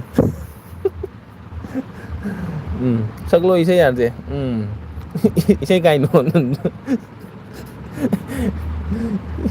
ꯏꯁꯩꯒ ꯍꯩꯇꯦꯅꯤꯅꯦ ꯅꯪꯅ ꯏꯁꯩꯒ ꯁꯛꯎ ꯍꯥꯏ ꯑꯣ ꯁꯛ ꯐꯖꯕꯤꯅꯤꯅꯦ ꯅꯪꯕꯨ ꯂꯩꯁꯥꯕꯤ ꯑꯣꯏꯔꯕꯣꯅꯦ ꯀꯔꯤ ꯅꯨꯃꯤꯠꯇꯒꯤ ꯅꯪꯅ ꯂꯩꯁꯕꯤ ꯐꯝꯒꯩꯅꯣ ꯑꯣ ꯁꯛ ꯐꯖꯕꯤꯅꯤꯅꯦ ꯅꯪꯕꯨ ꯀꯔꯤ ꯅꯨꯃꯤꯠꯇꯒꯤ ꯂꯩꯁꯥꯕꯤ ꯑꯣꯏꯕꯅꯣ ꯑꯩꯈꯣꯏꯗꯤ ꯈꯪꯅꯤꯡꯉꯤ ꯑꯗꯨꯕꯨ ꯑꯩꯈꯣꯏꯗꯤ ꯉꯁꯤꯗ ꯈꯪꯉꯦ ꯂꯩꯁꯥꯕꯤ ꯑꯣꯏꯔꯝꯃꯦ ꯑꯩꯁꯦ ꯏꯁꯩ ꯀꯔꯝ ꯏꯁꯩ ꯏꯆꯦ ꯀꯔꯝ ꯅꯣꯡꯅꯤꯡꯅ ꯅꯣꯛꯂꯤꯕ ꯍꯥ ꯅꯣꯛꯅꯤꯡꯅ ꯅꯣꯛꯂꯤꯕ ꯍꯥ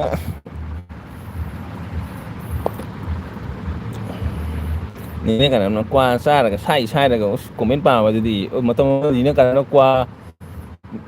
ꯁꯥꯏꯔ ꯀꯣꯃꯦꯟ ꯄꯥꯕꯗꯨꯒ ꯀꯣꯃꯦꯟꯅ ꯃꯊꯛꯇ ꯂꯣꯕ ꯀꯣꯃꯦꯟ ꯃꯈꯥꯗ ꯖꯔ ꯀꯣꯃꯦꯟꯅ ꯊꯥꯗꯨ ꯑꯩꯈꯣꯏꯅ ꯀꯣꯃꯦꯟ ꯇꯧꯔꯝꯃꯒ ꯆꯠꯂꯕꯅꯤ ꯅꯦꯅ ꯀꯣꯃꯦꯟ ꯄꯥꯅ ꯂꯩꯔꯝꯃꯤ ꯌꯥꯝ ꯅꯣꯛꯅꯤꯡꯉꯦ ꯃꯇꯝꯗ ꯅꯧꯅ ꯑꯦꯜꯕꯤ ꯊꯥꯕ ꯃꯇꯝꯗꯨꯅꯤꯅꯦ ꯅꯦꯅꯦ ꯅꯧꯅ ꯑꯦꯜꯕꯤ ꯊꯥꯔꯛꯄ ꯃꯇꯝꯗꯅꯤꯅꯦ ꯆꯥꯔꯅꯤꯕ ꯀ꯭ꯋꯥꯁꯦ ꯆꯥꯔꯒ ꯅꯨꯡꯊꯤꯟꯁꯦ ꯄꯨꯡ 3ꯒꯤ ꯑꯗꯨꯋꯥꯏꯗ ꯊꯥꯏꯌꯦꯕ ꯀꯣꯃꯦꯟꯗꯤ ꯄꯥꯏ ꯑꯗꯨꯒ ꯁꯣꯝꯗ ꯇꯣꯝ ꯕꯣꯔꯣꯅ ꯀꯣꯃꯦꯟ ꯏꯔꯤꯁꯦ ꯃꯥꯅ ꯀꯣꯃꯦꯟ ꯏꯗꯨꯒꯅꯤꯅꯦ ꯀꯔꯝꯅ ꯄꯥꯔꯤꯉꯩ ꯁꯟꯗꯥ ꯄꯨꯡ 5ꯕꯨ ꯇꯥꯔꯝꯒꯅꯤ ꯃꯥ ꯀꯣꯃꯦꯟ ꯄꯥꯏ ꯁꯟꯗꯥ ꯄꯨꯡ 5 ꯂꯣꯏꯔꯝꯗꯥꯏꯕꯨ ꯑꯣꯏꯔꯝꯒꯅꯤ ꯃꯥꯅ ꯀꯣꯃꯦꯟ ꯏꯊꯔꯝꯃꯒ ꯆꯠꯈ꯭ꯔꯦ ꯑꯗꯨꯒ ꯅꯤꯅ ꯄꯥꯔꯤꯉꯩꯗ ꯑꯃꯨꯛ ꯑꯦꯜꯕꯤ ꯃꯇꯝꯁꯨ ꯂꯣꯏꯔꯦ ꯏꯅꯦ ꯀꯔꯝꯅ ꯃꯇꯝꯗ ꯌꯥꯝ ꯅꯨꯡꯉꯥꯏꯔꯝꯃꯤ ꯏꯁꯩ ꯀꯔꯝ ꯐꯪꯒꯤꯅꯣ ꯍꯣꯏ ꯆꯨꯝꯃꯤ ꯌꯥꯁꯦ ꯃ꯭ꯌꯨꯖꯤꯛ ꯍꯥꯏꯅꯅꯣ ꯈꯔꯦ ꯄꯨꯡ ꯀꯌꯥ ꯇꯥꯔꯦ ꯃꯥꯄꯜ ꯇꯥꯗ꯭ꯔꯤꯕꯣ ꯃꯤꯅꯤꯠ 7 ꯋꯥꯠꯂꯦ 7 ꯇꯥꯔꯒ ꯂꯣꯏꯁꯤꯜꯂꯁꯤ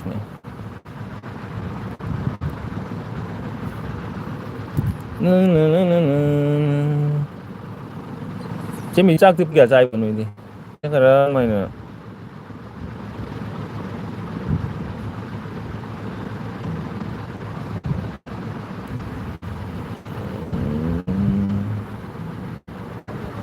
ꯆꯤꯝ ꯀꯩꯅꯣꯁꯦ ꯏꯅꯦ ꯀꯔꯝꯁꯦ ꯀꯩ ꯏꯟꯖꯥꯡꯅꯣ ꯈꯨꯝꯁꯨ ꯈꯨꯝꯃꯛꯇꯦ ꯉꯁꯥꯏꯗꯒꯤꯅ ꯍꯪꯉꯤꯁꯤ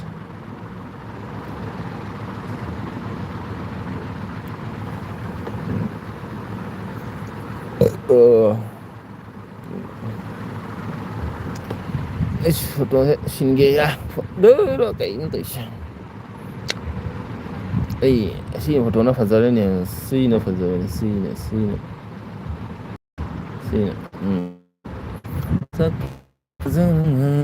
ꯆꯥꯛ ꯆꯥꯔꯕꯣ ꯆꯥꯛ ꯆꯥꯗ꯭ꯔꯤ ꯊꯣꯡꯉꯤ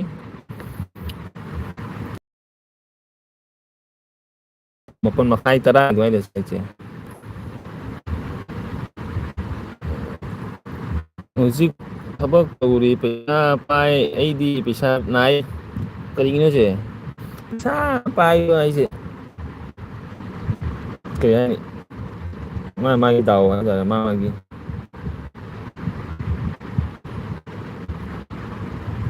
ꯏꯟꯁꯇꯥꯒ꯭ꯔꯥꯝ ꯑꯩ ꯄꯩꯁꯥ ꯄꯥꯏꯗꯦꯅꯦ ꯑꯩꯒꯤ ꯍꯤꯔꯣꯅ ꯄꯩꯁꯥ ꯄꯥꯏꯅꯦ ꯑꯩ ꯄꯥꯏꯗꯦꯅꯦ ꯅꯦꯅꯦ ꯅꯪ ꯄꯩꯁꯥ ꯄꯥꯏꯗꯦ ꯍꯥꯏꯗꯕ꯭ꯔꯥ ꯅꯨꯡꯗꯪ ꯄꯨꯔꯛꯀꯅ ꯑꯩꯈꯣꯏ ꯄꯩꯁꯥ ꯄꯥꯏꯗꯦꯒ ꯍꯥꯏ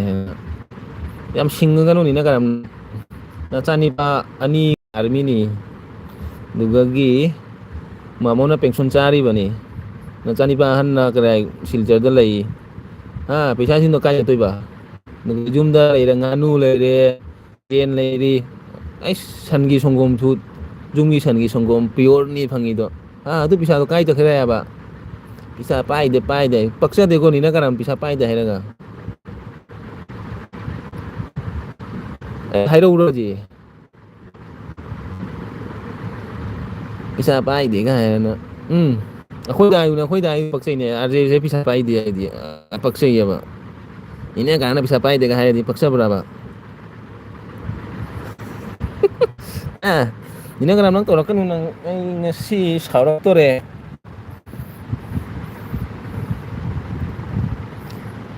ꯅꯦꯅꯦ ꯀꯥꯏꯅꯗꯤ ꯉꯥꯅꯨ ꯂꯣꯏꯈ꯭ꯔꯦ ꯌꯦꯟꯁꯨ ꯂꯣꯏ ꯁꯟꯁꯨ ꯂꯩ ꯑꯗꯨꯗꯒꯤ ꯃꯆꯥ ꯏꯄꯥ 2 ꯍꯥꯏꯔꯦ ꯊꯕꯛꯇꯣ ꯊꯥ ꯈꯨꯗꯤꯡꯒꯤ ꯃꯃꯥꯒꯤ ꯑꯦꯀꯥꯎꯟꯗ ꯄꯩꯁꯥꯁꯦ ꯖꯔ ꯂꯥꯎꯅ ꯀꯥꯞꯁꯤꯜꯂꯛꯏ ꯑꯗꯨ ꯄꯩꯁꯥꯁꯤꯡꯗꯣ ꯀꯥꯏ ꯆꯠꯂꯤꯅꯣ ꯍꯥꯏꯕ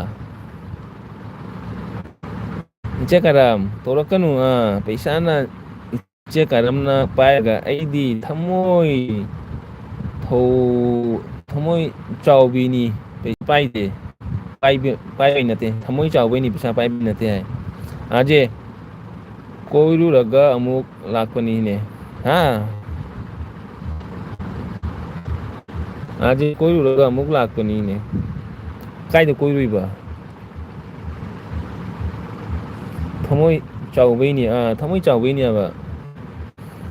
ꯊꯃꯣꯏꯁꯤ ꯁꯨꯃꯥꯏꯅ ꯄꯤꯊꯣꯛꯎ ꯃꯌꯥꯝꯗ ꯑꯩ ꯊꯃꯣꯏꯁꯤ ꯁꯨꯃꯥꯏꯅ ꯃꯌꯥꯝꯗ ꯄꯤꯊꯣꯛꯀꯦ ꯁꯦ ꯂꯧꯕꯤꯔꯣ ꯍꯥꯏꯅ ꯊꯃꯣꯏ ꯄꯤꯊꯣꯛꯀꯦꯅꯦ ꯃꯌꯥꯝ ꯂꯣꯏ ꯑꯩꯒꯤ ꯊꯃꯣꯏꯁꯦ ꯂꯧꯕꯤꯔꯣꯍꯦ ꯍꯥꯏꯅ ꯑꯗꯨꯒ ꯃꯤꯅ ꯂꯥꯁꯇ ꯂꯣꯏꯔꯝꯗꯥꯏꯗ ꯂꯥꯁꯇ ꯊꯣꯝꯖꯤꯜꯂꯛꯄꯗꯨꯒꯅꯤꯅꯦ ꯏ ꯀꯥꯔꯛꯄꯁꯨ ꯅꯪꯅ ꯊꯃꯣꯏ ꯄꯤꯊꯣꯛꯑꯒ ꯅꯪꯅ ꯂꯥꯁꯇ ꯀꯥꯎꯁꯜꯂꯛꯏꯕ ꯑꯗꯨꯒꯗꯤ ꯀꯩ ꯇꯧ ꯇꯥꯔ ꯑꯗꯨꯒꯗꯤ ꯏꯁꯥꯅ ꯀꯞꯄꯒ ꯑꯩꯅ ꯃꯤꯒꯤ ꯇꯧꯔꯝꯃꯒ ꯃꯤꯅ ꯑꯩꯉꯣꯟꯗ ꯉꯁꯤ ꯀꯧꯁꯜꯂꯛꯑꯝꯃꯦ ꯍꯥꯏꯅ ꯂꯣꯏꯔꯦꯅ ꯊꯃꯣꯏ ꯁꯦꯡꯕ ꯃꯤ ꯂꯣꯏ ꯆꯈꯥꯏꯌꯦ ꯑꯗꯨ ꯅꯨꯃꯤꯠꯇ ꯑꯗꯨꯒꯤ ꯃꯤꯁꯦ ꯊꯥꯖꯗꯦ ꯍꯥꯏꯁꯦ ꯃꯤꯅꯗꯤ ꯑꯩꯈꯣꯏꯅꯗꯤ ꯐꯨꯠꯕꯣꯜ ꯑꯗꯨꯃꯥꯏꯅ ꯀꯥꯎꯔꯛꯄꯁꯤꯗꯤ ꯄꯨꯔꯥ ꯒꯣꯜ ꯑꯣꯏꯌꯦ ꯑꯦꯛ ꯀꯤꯛ ꯒꯣꯜ ꯑꯣꯏꯕ ꯑꯥꯎ ꯑꯦꯜꯕꯤ ꯑꯅꯤꯗꯥꯏ ꯀꯔꯤ ꯀꯅꯥꯒꯤ ꯑꯦꯜꯕꯤ ꯏꯆꯦ ꯈꯔ ꯉꯥꯎꯔꯦ ꯏꯆꯦ ꯈꯔ ꯉꯥꯎꯔꯦ ꯄꯩꯁꯥ ꯄꯜꯂꯨꯕꯗ ꯉꯥꯎꯈ꯭ꯔꯦ ꯃꯥ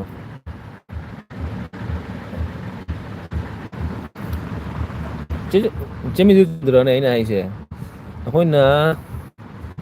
ꯉꯁꯤ ꯊꯝꯃꯣꯏꯁꯦ ꯃꯌꯥꯝꯗ ꯀꯔꯤ ꯑꯩꯈꯣꯏ ꯊꯝꯃꯣꯏꯁꯦ ꯅꯨꯡꯁꯤꯅ ꯀꯔꯤ ꯃꯌꯥꯝꯁꯦ ꯀꯩꯅꯣ ꯇꯧꯕꯤꯕ ꯂꯥꯁꯇ ꯀꯥꯎꯊꯣꯔꯛꯑꯗꯤ ꯀꯩ ꯊꯃꯣꯏꯁꯦ ꯅꯨꯡꯉꯥꯏꯔꯣꯏꯗ꯭ꯔꯣ ꯁꯥꯂ ꯑꯩꯅ ꯃꯥꯒꯤꯗꯨꯁꯨ ꯌꯥꯝ ꯅꯨꯡꯁꯤꯕꯤꯔꯒ ꯃꯥꯅꯗ ꯉꯁꯤ ꯑꯩ ꯃꯤꯃꯅꯤ ꯑꯩꯉꯣꯟꯗ ꯀꯩꯅꯣ ꯇꯧꯕꯗꯤ ꯊꯥꯒꯠꯇꯦ ꯑꯗꯨꯒꯗꯤ ꯊꯃꯣꯏꯁꯤꯗꯤ ꯀꯥꯏꯔꯣꯏꯗ꯭ꯔꯥ ꯀꯥꯏꯔꯒ ꯊꯃꯣꯏꯁꯤ ꯄꯨꯡ ꯀꯥꯏꯔꯒ ꯂꯥꯛꯇꯥꯕ ꯌꯨꯝꯗꯣ ꯑꯣ ꯉꯁꯤ ꯑꯩꯒꯤ ꯃꯤ ꯁꯨꯃꯥꯏꯅ ꯇꯧꯔꯝꯃꯦ ꯍꯥꯏꯅ ꯀꯌꯥꯝ ꯆꯩꯅꯥ ꯐꯪꯈꯔꯦ ꯑꯩꯗꯤ ꯃꯤꯒꯤ ꯑꯐꯕ ꯇꯧꯔꯒ ꯂꯥꯁꯇ ꯑꯣꯟꯗ ꯀꯥꯎꯊꯣꯛꯑꯒ ꯆꯈꯤꯕ ꯏ ꯀꯥꯔꯛꯇꯣꯔꯦ ꯑꯗꯨꯅꯤ ꯑꯗꯨꯅꯤ ꯐꯖꯩ ꯌꯥꯔꯁꯦ ꯑꯗꯨ ꯊꯝꯂꯨꯅꯦ ꯀꯩ ꯊꯝꯗꯣꯏꯕ ꯏꯆꯠ ꯀꯔꯝ ꯂꯩꯁꯥꯕꯤ ꯀꯩ ꯊꯝꯗꯣꯏꯕ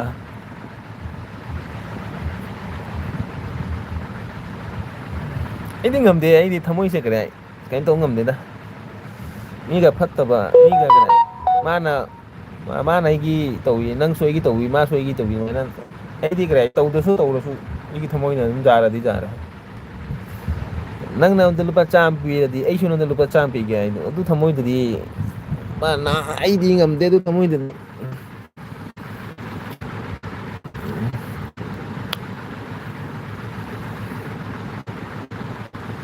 ꯏꯆꯦ ꯈꯔꯝ ꯑꯗꯨꯗꯤ ꯀꯅꯥꯒꯤ ꯄꯩꯁꯥꯅꯣ ꯍꯥꯏꯌꯨ ꯀꯅꯥꯒꯤ ꯄꯩꯁꯥꯅꯣ ꯑꯗꯨꯗꯣ ꯍꯥꯏꯌꯨ ꯑꯗꯨ ꯑꯩꯒꯤ ꯄꯩꯁꯥ ꯅꯠꯇꯦꯅꯦ ꯀꯅꯥꯒꯤ ꯄꯩꯁꯥ ꯏꯅ ꯀꯅꯥꯝꯁꯦ ꯄꯪꯉꯤ ꯍꯥꯏ ꯈꯪ ꯁꯤꯡꯕ ꯃꯤꯅꯤ ꯅꯨꯄꯤꯁꯦ ꯀꯗꯥꯏ ꯁꯤꯡꯕꯅꯤ ꯑꯩ ꯈꯪꯉꯤ ꯀꯗꯥꯏ ꯅꯥꯁꯟꯅꯔꯤꯅꯤ ꯅꯥꯁꯟꯅꯔꯤꯅꯦꯕ ꯑꯩꯈꯣꯏ ꯃꯅꯥꯛꯇ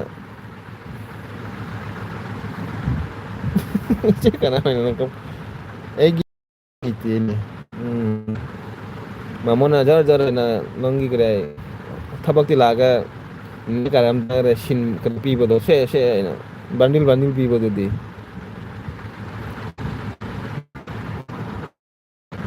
ꯃꯤꯅꯤꯠ ꯑꯅꯤꯗ ꯋꯥꯠꯂꯦꯁꯦ ꯂꯣꯏꯁꯤꯜꯂꯁꯤꯀꯣ ꯃꯤꯅꯤꯠ ꯑꯅꯤ ꯇꯪꯉꯅꯤ ꯃꯤꯅꯤꯠ ꯑꯅꯤ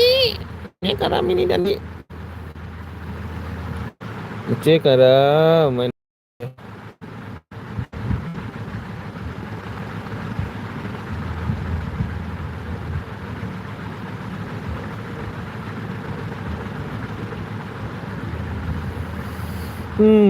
ꯑꯁꯦꯡꯕ ꯑꯩꯒꯤ ꯑꯦꯀꯥꯎꯟ ꯂꯩꯇꯦꯅꯦ ꯅꯦꯅꯦ ꯀꯔꯝ ꯑꯦꯀꯥꯎꯟ ꯂꯩꯇꯦ ꯃꯃꯣꯒꯤ ꯑꯦꯀꯥꯎꯟ ꯂꯩ ꯃꯃꯣꯅ ꯄꯩꯁꯥ ꯄꯤꯔꯤ ꯃꯊꯧ ꯇꯥꯔꯒ ꯀꯔꯤ ꯇꯧꯔꯒꯦ ꯑꯗꯣ ꯃꯃꯣꯅ ꯄꯤꯔꯤꯅꯤꯅ ꯆꯥꯕꯤꯗꯤ ꯅꯦꯅꯦꯒꯤ ꯃꯈꯨꯠꯇ ꯅꯠꯇ꯭ꯔꯣ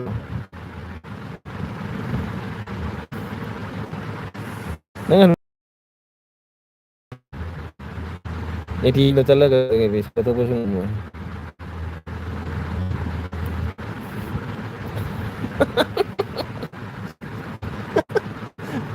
ꯑꯗꯨ ꯁꯤꯗ ꯅꯪꯉꯦ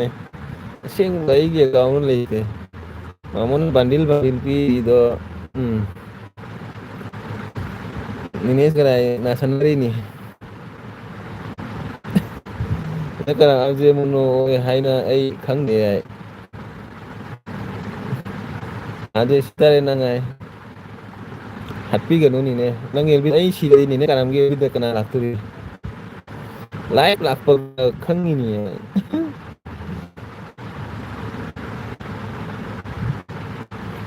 ꯃꯣꯕꯥꯏꯜ ꯑꯃ ꯃꯩꯁꯅꯥꯗ ꯃꯤꯅ ꯑꯃ ꯍꯥꯏꯔꯤ ꯃꯥꯅ ꯑꯃ ꯈꯨꯝꯃꯤ ꯀꯣꯃꯦꯟꯗꯁꯨ ꯆꯦ ꯀꯔꯤ ꯍꯥꯏꯔꯤꯅꯣ ꯆꯦ ꯃ꯭ꯌꯨꯖꯤꯛꯅ ꯃꯤꯅ ꯑꯃ ꯍꯥꯏ ꯃꯥꯅ ꯑꯃ ꯈꯨꯝꯃꯩ ꯑꯗꯨꯒꯤꯅꯤ ꯑꯅꯤ ꯍꯥꯏ ꯑꯩꯗꯣ ꯑꯅꯤ ꯍꯥꯏꯔꯗꯤ ꯀꯗꯥꯏ ꯑꯅꯤ ꯍꯥꯏꯔꯗꯤ ꯀꯗꯥꯏ ꯀꯩꯅꯣ ꯑꯣꯏ ꯍꯥꯏꯕꯗꯣ ꯀꯩꯔꯥꯛꯇꯦ ꯍꯥꯏꯕꯗꯣ ꯍꯣꯏ ꯀꯨꯏꯃꯤ ꯌꯥꯔꯁꯨ ꯃꯣꯅꯣ ꯑꯣꯏꯕ ꯑꯗꯨꯃꯥꯏ ꯈꯨꯝꯃꯣ ꯍꯣꯏ ꯏꯆꯦ ꯀꯔꯝ ꯍꯥꯏ ꯑꯗꯨꯅꯦ ꯀꯅꯥꯅ ꯆꯤꯅ ꯑꯃ ꯃꯥꯅ ꯑꯃ ꯃꯣꯕꯥꯏꯜ ꯑꯃ ꯑꯗ ꯂꯩ ꯍꯥꯏ ꯆꯦ ꯑꯩ ꯃꯨꯟ ꯑꯣꯏꯕꯗꯤ ꯀꯨꯏꯔꯦꯍꯦ ꯆꯍꯤ 2 ꯐꯥꯔꯝꯃꯅꯤ ꯑꯩ ꯃꯨꯟ ꯑꯣꯏꯕꯁꯤ ꯆꯍꯤ 2ꯔ ꯆꯍꯤ ꯑꯩꯅ ꯀꯗꯥꯏ 2000 ꯀꯌꯥꯗꯒꯤ ꯑꯩꯅ ꯋꯥꯏ ꯇꯤ ꯄꯥꯏꯔꯛꯄ 2023ꯗ ꯄꯥꯏꯔꯛꯄꯅꯤꯀꯣ 23ꯗ ꯊꯥ 3ꯇ ꯑꯩꯒꯤ ꯃꯨꯅꯣ ꯑꯣꯏꯈꯤꯅꯤꯁꯦ ꯊꯥ 3 ꯆꯍꯤ ꯐꯥꯈꯤꯗꯦ ꯑꯩ ꯃꯨꯟ ꯑꯣꯏꯕ ꯊꯥ 3ꯇ 3ꯇꯔ ꯑꯩ ꯆꯦꯅꯦꯜ ꯃꯨꯟ ꯑꯣꯏꯈ꯭ꯔꯕꯅꯤ ꯑꯗꯨꯗꯒꯤ ꯑꯩ ꯃꯨꯟ ꯑꯣꯏꯕꯗꯒꯤ ꯃꯣꯕꯥꯏꯜ ꯀꯔꯤ ꯑꯦꯛꯁꯆꯦꯟꯖꯀꯤ ꯄꯤꯟꯁꯨ ꯂꯥꯛꯑꯦ ꯄꯤꯟꯁꯨ ꯀꯔꯤ ꯂꯥꯛꯑꯦ ꯑꯗꯨ ꯄꯤꯟꯒ ꯂꯣꯏ ꯍꯥꯞꯆꯜꯂꯦ ꯑꯣꯀꯦ ꯇꯥꯔ ꯊꯝꯒꯦ ꯋꯥꯏ ꯇꯤꯁꯦ ꯄꯨꯔꯥ ꯑꯣꯀꯦ ꯇꯥꯔ ꯊꯝꯈ꯭ꯔꯦꯕ ꯋꯥꯏ ꯇꯤꯒꯤ ꯃꯔꯝꯗ ꯑꯇꯩ ꯀꯔꯤ ꯂꯩꯇ꯭ꯔꯦ ꯂꯣꯏ ꯑꯣꯀꯦ ꯇꯥꯔ ꯊꯝꯃꯦ ꯑꯗꯨ ꯄꯤꯟꯒ ꯂꯣꯏ ꯂꯥꯛꯑꯒ ꯑꯦꯄ꯭ꯂꯥꯏ ꯇꯧꯔꯦ ꯂꯣꯏ ꯂꯥꯛꯑꯦ ꯁꯤ ꯂꯩꯔꯤꯁꯤꯅꯤ ꯃꯣꯏ ꯀꯨꯔꯝꯒꯅꯤ ꯑꯩꯗꯤ ꯀꯗꯥꯏ ꯊꯥ 3 ꯇꯔꯦꯠ ꯇꯧꯔꯤꯅꯦ ꯑꯩꯒꯤ ꯚꯤꯗꯤꯑꯣ ꯑꯃ ꯚꯥꯏꯔꯦꯜ ꯑꯣꯏꯈꯤꯕꯗꯨ ꯑꯗꯨꯗꯒꯤ ꯆꯦꯅꯦꯜꯁꯦ ꯀꯔꯦ 1K ꯒꯔ ꯀꯥꯔ ꯆꯠꯈꯤꯅꯤꯅꯦ ꯚꯤꯗꯤꯑꯣ ꯑꯃ ꯚꯥꯏꯔꯦꯜ ꯑꯣꯏꯕꯗ ꯁꯕꯁꯀ꯭ꯔꯥꯏꯕꯔ ꯖꯣꯔꯣ ꯂꯥꯎ ꯀꯩꯅꯣ ꯑꯗꯨ ꯅꯨꯃꯤꯠꯇꯣ ꯁꯕꯁꯀ꯭ꯔꯥꯏꯕꯔ 500 ꯑꯗꯨꯃꯥꯏꯅ ꯆꯪꯉꯤ ꯁꯕꯁꯀ꯭ꯔꯥꯏꯕꯔ 500 ꯍꯦꯟꯅ ꯆꯪꯉꯤ ꯚꯤꯗꯤꯑꯣ ꯑꯃ ꯚꯥꯏꯔꯦꯜ ꯑꯣꯏꯈꯤꯕꯗ ꯁꯕꯁꯀ꯭ꯔꯥꯏꯕꯔ 500 700 ꯑꯗꯨꯃꯥꯏꯅ ꯁꯕꯁꯀ꯭ꯔꯥꯏꯕꯔ ꯆꯪꯉꯛꯏꯅꯤ ꯑꯗꯨꯗꯒꯤ ꯆꯦꯅꯦꯜꯁꯦ 1Kꯒ ꯂꯣꯏ ꯐꯥꯈ꯭ꯔꯕꯅꯤ ꯑꯗꯨꯒ ꯑꯩ ꯆꯦꯅꯦꯜꯁꯨ ꯃꯣꯅꯣ ꯑꯣꯏꯈꯔꯦ ꯋꯥꯁ ꯇꯥꯏꯝꯁꯨ ꯄꯤꯔꯦ ꯃꯣꯅꯣ ꯑꯣꯏꯔꯦ ꯂꯣꯏꯔꯦ ꯑꯩ ꯑꯦꯜꯕꯤ ꯊꯥꯔꯒ ꯃꯣꯅꯣ ꯑꯣꯏ ꯅꯠꯇꯦ ꯑꯩꯒꯤ ꯚꯤꯗꯤꯑꯣꯗ ꯁꯨꯝ ꯃꯣꯅꯣ ꯑꯣꯏꯈꯤꯕꯅꯦ ꯚꯥꯏꯔꯦꯜ ꯚꯤꯗꯤꯑꯣꯗ ꯑꯁ ꯑꯩꯅ ꯉꯁꯥꯏ ꯑꯦꯜꯕꯤ ꯊꯥꯎ ꯑꯥꯔꯖꯦ ꯍꯥꯏꯕ ꯑꯗꯨꯗ ꯃꯍꯥꯛꯅ ꯃꯤ ꯂꯩꯇꯦ ꯍꯥꯏ ꯑꯩꯅ ꯃ꯭ꯌꯨꯖꯤꯛ ꯂꯥꯛꯀꯅꯤ ꯀꯨꯇꯨꯅꯨꯁꯨ ꯂꯥꯛꯀꯅꯤ ꯍꯥꯏꯕꯅꯤ ꯅꯤꯅꯦ ꯀꯔꯝꯕ ꯍꯥꯏꯕꯅꯤ ꯃꯤ ꯂꯩꯇꯦ ꯑꯩꯈꯣꯏ 3 4 ꯇꯅꯤꯅ ꯋꯥꯔꯤ ꯁꯥꯟꯅꯔꯤꯁꯤ ꯑꯗꯨꯗꯒꯤ ꯑꯥꯔꯖꯦ ꯑꯗꯨꯒ ꯀꯔꯤꯒꯤ ꯗꯣꯂꯔ ꯑꯣꯏꯍꯟꯗ꯭ꯔꯤꯅꯣ ꯆꯦ ꯗꯣꯂꯔꯁꯦ ꯀꯗꯥꯏ ꯚꯤꯗꯤꯑꯣꯗꯤ ꯚꯥꯏꯔꯦꯜ ꯑꯣꯏꯈ꯭ꯔꯗꯤ ꯀꯗꯥꯏ ꯑꯍꯥꯟꯕꯗꯤ ꯀꯥꯏ ꯚꯥꯏꯔꯦꯜ ꯑꯣꯏꯔꯒ ꯃꯣꯅꯣ ꯑꯣꯏꯔꯒꯅꯤꯅ ꯀꯔꯤ ꯌꯥꯏ ꯑꯩꯈꯣꯏ ꯗꯣꯂꯔ ꯆꯪꯉꯤꯁꯦ ꯃꯣꯅꯣ ꯑꯣꯏꯗ꯭ꯔꯤꯉꯩ ꯃꯃꯥꯡꯗ ꯆꯦꯅꯦꯜ ꯚꯥꯏꯔꯦꯜ ꯑꯣꯏꯔꯕꯅꯤꯅ ꯃꯣꯅꯣꯗꯤ ꯇꯧꯕ ꯉꯝꯃꯦ ꯍꯥꯏꯇꯥꯔꯦ ꯗꯣꯂꯔꯗꯤ ꯆꯪꯗ꯭ꯔꯦ ꯍꯥꯏꯇꯥꯔꯦ ꯗꯣꯂꯔ ꯆꯪꯗ꯭ꯔꯕꯅꯤꯅ ꯃꯣꯅꯣꯗꯤ ꯇꯧꯔꯦ ꯃꯣꯅꯣ ꯇꯧꯔꯒꯅꯤ ꯀꯣꯟꯅ ꯗꯣꯂꯔ ꯆꯪꯉꯤꯁꯦ ꯑꯩ ꯆꯦꯅꯦꯜꯗꯣ ꯚꯥꯏꯔꯦꯜ ꯍꯧꯖꯤꯛ ꯀꯗꯥꯏ ꯃꯣꯅꯣ ꯑꯣꯏꯕ ꯆꯦꯅꯦꯜꯁꯦ ꯍꯧꯖꯤꯛ ꯚꯥꯏꯔꯦꯜ ꯗꯣꯂꯔꯗꯣ ꯀꯥꯔꯛꯀꯅꯦꯕ ꯈꯔ ꯀꯥꯔꯛꯀꯅꯦꯕ ꯆꯦꯅꯦꯜ ꯚꯤꯗꯤꯑꯣꯗꯣ ꯈꯔ ꯚ꯭ꯌꯨ ꯂꯥꯛꯇ꯭ꯔꯗꯤ ꯗꯣꯂꯔ ꯆꯪꯗꯦꯕ 2K 3K 4K ꯚ꯭ꯌꯨꯗꯅ ꯀꯔꯤꯅꯣ ꯗꯣꯂꯔ ꯐꯪꯗꯣꯏꯁꯦ ꯀꯔꯤꯝ ꯗꯣꯂꯔ ꯑꯗꯨꯅ ꯀꯔꯤꯝ ꯗꯣꯂꯔ ꯀꯥꯗꯦ ꯄꯣꯏꯟ ꯁꯤꯀꯤ 2 3 ꯑꯗꯨꯃꯥꯏꯅ ꯄꯣꯏꯟ ꯀꯥꯕꯅꯦꯕ 10 50 ꯄꯩꯁꯥ ꯑꯗꯨꯃꯥꯏꯅ ꯀꯥꯏꯑꯕ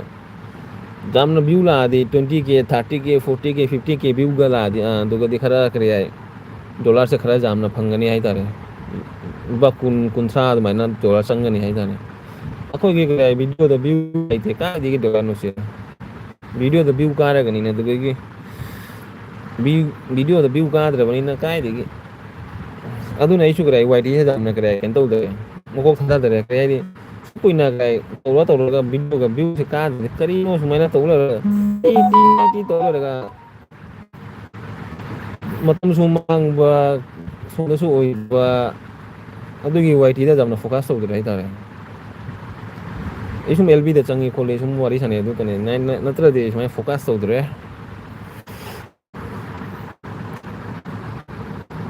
ꯊꯥꯎ ꯃꯤꯅꯤꯠ ꯀꯌꯥꯅꯣ ꯊꯥꯔꯣ ꯑꯗ ꯅꯪ ꯚꯥꯏꯔꯦꯜ ꯔꯣ ꯑꯩ ꯚꯥꯏꯔꯦꯜ ꯑꯣꯏꯕꯅꯦꯁꯦ ꯐꯨꯔꯤꯠ ꯁꯤꯒꯥꯏꯔꯒ ꯑꯩꯅ ꯇꯧꯕꯅꯦ ꯚꯤꯗꯤꯑꯣ ꯑꯃ 30K ꯑꯩꯒꯤ ꯚꯤꯗꯤꯑꯣꯗ ꯆꯪꯉꯒ ꯀꯩꯅꯣꯗ ꯆꯪꯉꯣ ꯀꯔꯤ ꯍꯥꯏ ꯂꯤꯁꯟ ꯄꯣꯄꯨꯂꯔ ꯍꯥꯏ ꯂꯩꯕꯅꯦ ꯄꯣꯄꯨꯂꯔꯗꯨꯒ ꯃꯦꯜꯂꯣ ꯄꯣꯄꯨꯂꯔ ꯃꯦꯠꯄꯗ ꯑꯍꯥꯟꯕꯗ ꯂꯥꯛꯀꯅꯤ ꯑꯗꯨ ꯚꯤꯗꯤꯑꯣꯗꯣ 30K ꯀꯌꯥꯅꯣ ꯂꯩꯕꯅꯦ ꯑꯗꯨ ꯚꯤꯗꯤꯑꯣ ꯑꯗꯨ ꯚꯤꯗꯤꯑꯣꯗꯨꯒ ꯑꯩꯅ ꯐꯨꯔꯤꯠ ꯁꯤꯒꯥꯏꯕꯅꯤ ꯐꯨꯔꯤꯠ ꯁꯤꯒꯥꯏꯕꯗꯣ ꯚꯥꯏꯔꯦꯜ ꯑꯣꯏꯈꯤꯕꯅꯤꯅꯦ ꯇ꯭ꯔꯤꯄꯨꯔꯥ ꯃꯅꯤꯄꯨꯔ ꯂꯣꯏ ꯀꯁꯥꯔ ꯂꯣꯏ ꯚꯥꯏꯔꯦꯜ ꯃ꯭ꯌꯨꯖꯤꯛ ꯑꯩꯅ ꯍꯥꯏꯗ꯭ꯔ ꯑꯥꯔꯖꯦꯒꯤ ꯑꯦꯜꯕꯤ ꯅꯨꯡꯉꯥꯏꯕꯅꯤ ꯍꯥꯏꯗ꯭ꯔꯥ ꯑꯩ ꯗꯥꯏꯂꯣꯛ ꯀꯥꯞꯄꯁꯦ ꯈꯔ ꯄꯥꯝꯃꯦꯕ ꯃ꯭ꯌꯨꯖꯤꯛꯇꯣ ꯑꯩꯁꯨ ꯗꯥꯏꯂꯣꯛꯁꯦ ꯈꯔ ꯀꯥꯞꯄꯦꯕ ꯋꯥꯔꯤ ꯑꯃ ꯍꯧꯗꯣꯛꯑꯗꯤ ꯋꯥꯔꯤꯁꯦ ꯂꯣꯏꯁꯟꯗ꯭ꯔꯗꯤ ꯅꯨꯡꯉꯥꯏꯇꯦ ꯍꯥꯏꯇꯥꯔꯦ ꯆꯦ ꯃ꯭ꯌꯨꯖꯤꯛꯅ ꯋꯥꯔꯤ ꯑꯃ ꯍꯧꯔꯗꯤ ꯃꯥꯁꯨ ꯒꯣꯔꯣ ꯋꯥꯔꯤꯗꯣ ꯂꯣꯏꯁꯟꯗ꯭ꯔꯗꯤ ꯅꯨꯡꯉꯥꯏꯇꯦ ꯍꯥꯏꯇꯥꯔꯦ ꯊꯃꯣꯏꯁꯤꯅ ꯌꯥꯗ꯭ꯔꯤ ꯐꯥꯎꯗꯤ ꯋꯥꯔꯤꯗꯣ ꯁꯨꯝ ꯉꯥꯡ ꯂꯩꯗꯕ ꯊꯃꯣꯏꯁꯤꯅ ꯌꯥꯔꯦꯍꯦ ꯋꯥꯔꯤꯁꯦ ꯂꯣꯏꯔꯦꯍꯦ ꯑꯗꯨꯒ ꯊꯃꯣꯏꯗꯨꯒ ꯅꯨꯡꯉꯥꯏꯗꯕ ꯑꯗꯨꯅꯤ ꯑꯩꯁꯨ ꯇꯧꯔꯤꯁꯦ Komenga paro sung wari dani tawai ki wataw. Ita ka naman mo kare. Aje ki LB nungai ba. Nungai ba. Lecture ka po kharap phab nei chu. Lecture ka po de achamba lecture ka po kare ki thamoi da karim khanda bi de lecture kare ka ki ba kana kare hai gi no kare to gi no du khang de. Ai de sung ngang da ki ba ai ki thamoi na de ai na ngang ni mo do di ngang za ki ba. Adu ni ba. Ai di kare khang de sing ngang ben ai bi da kare kare na mu kare khang de gan men. Ni kara kung apa ni hello lu sala siru che. Ni kara mo sala siru.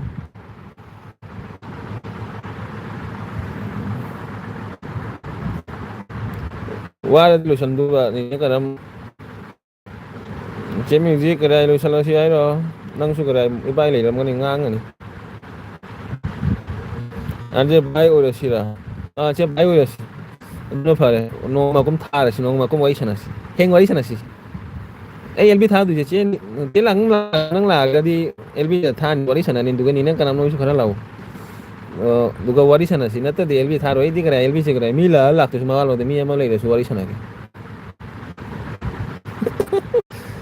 Fau wai di ni. Fau wai di ni music. Anje bai ora sira. Bai ora si.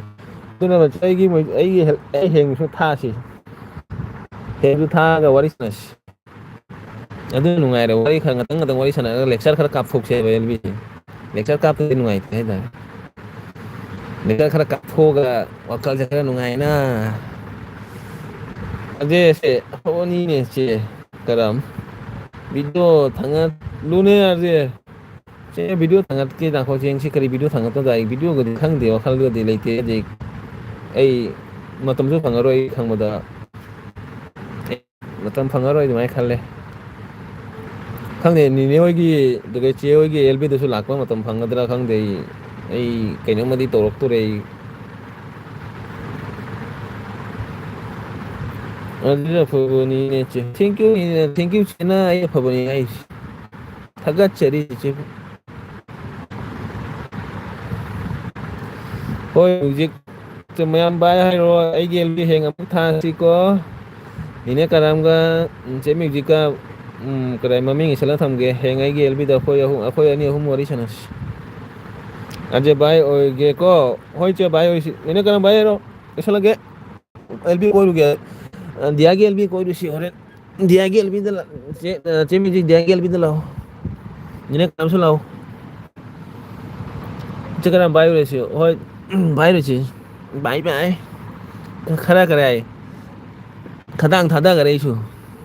Chak sang ni ngasi thada khadang khara thada kare. Lakani dia da che lao hore wari sana siat. Che karam bai hai ro ne kai de lei no khang de si che. Ni ne karam.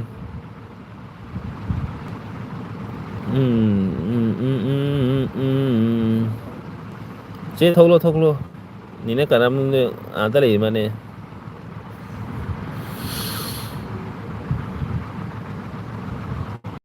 Aje nang adum ngang lu te lu lai. Ni ne karam lu sana ge bai to ro.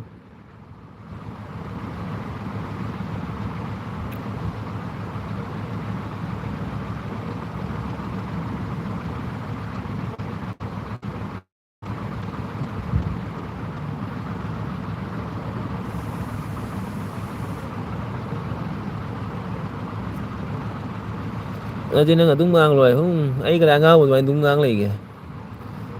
bye tôi là kìa bye 고민이 뭐자 이 고민이 그래도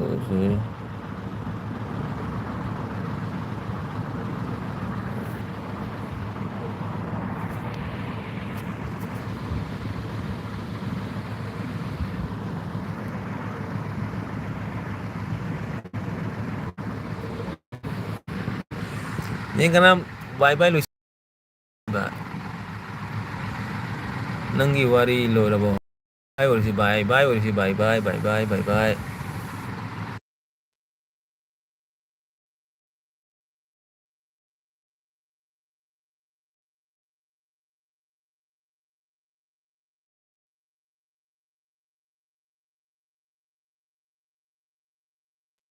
ꯑꯩꯒꯤ ꯋꯥꯔꯤ ꯂꯣꯏꯔꯦꯅꯤꯅꯦ ꯂꯣꯏꯁꯤꯜꯂꯁꯤ ꯚꯥꯏ ꯍꯥꯏꯔꯣꯅꯦ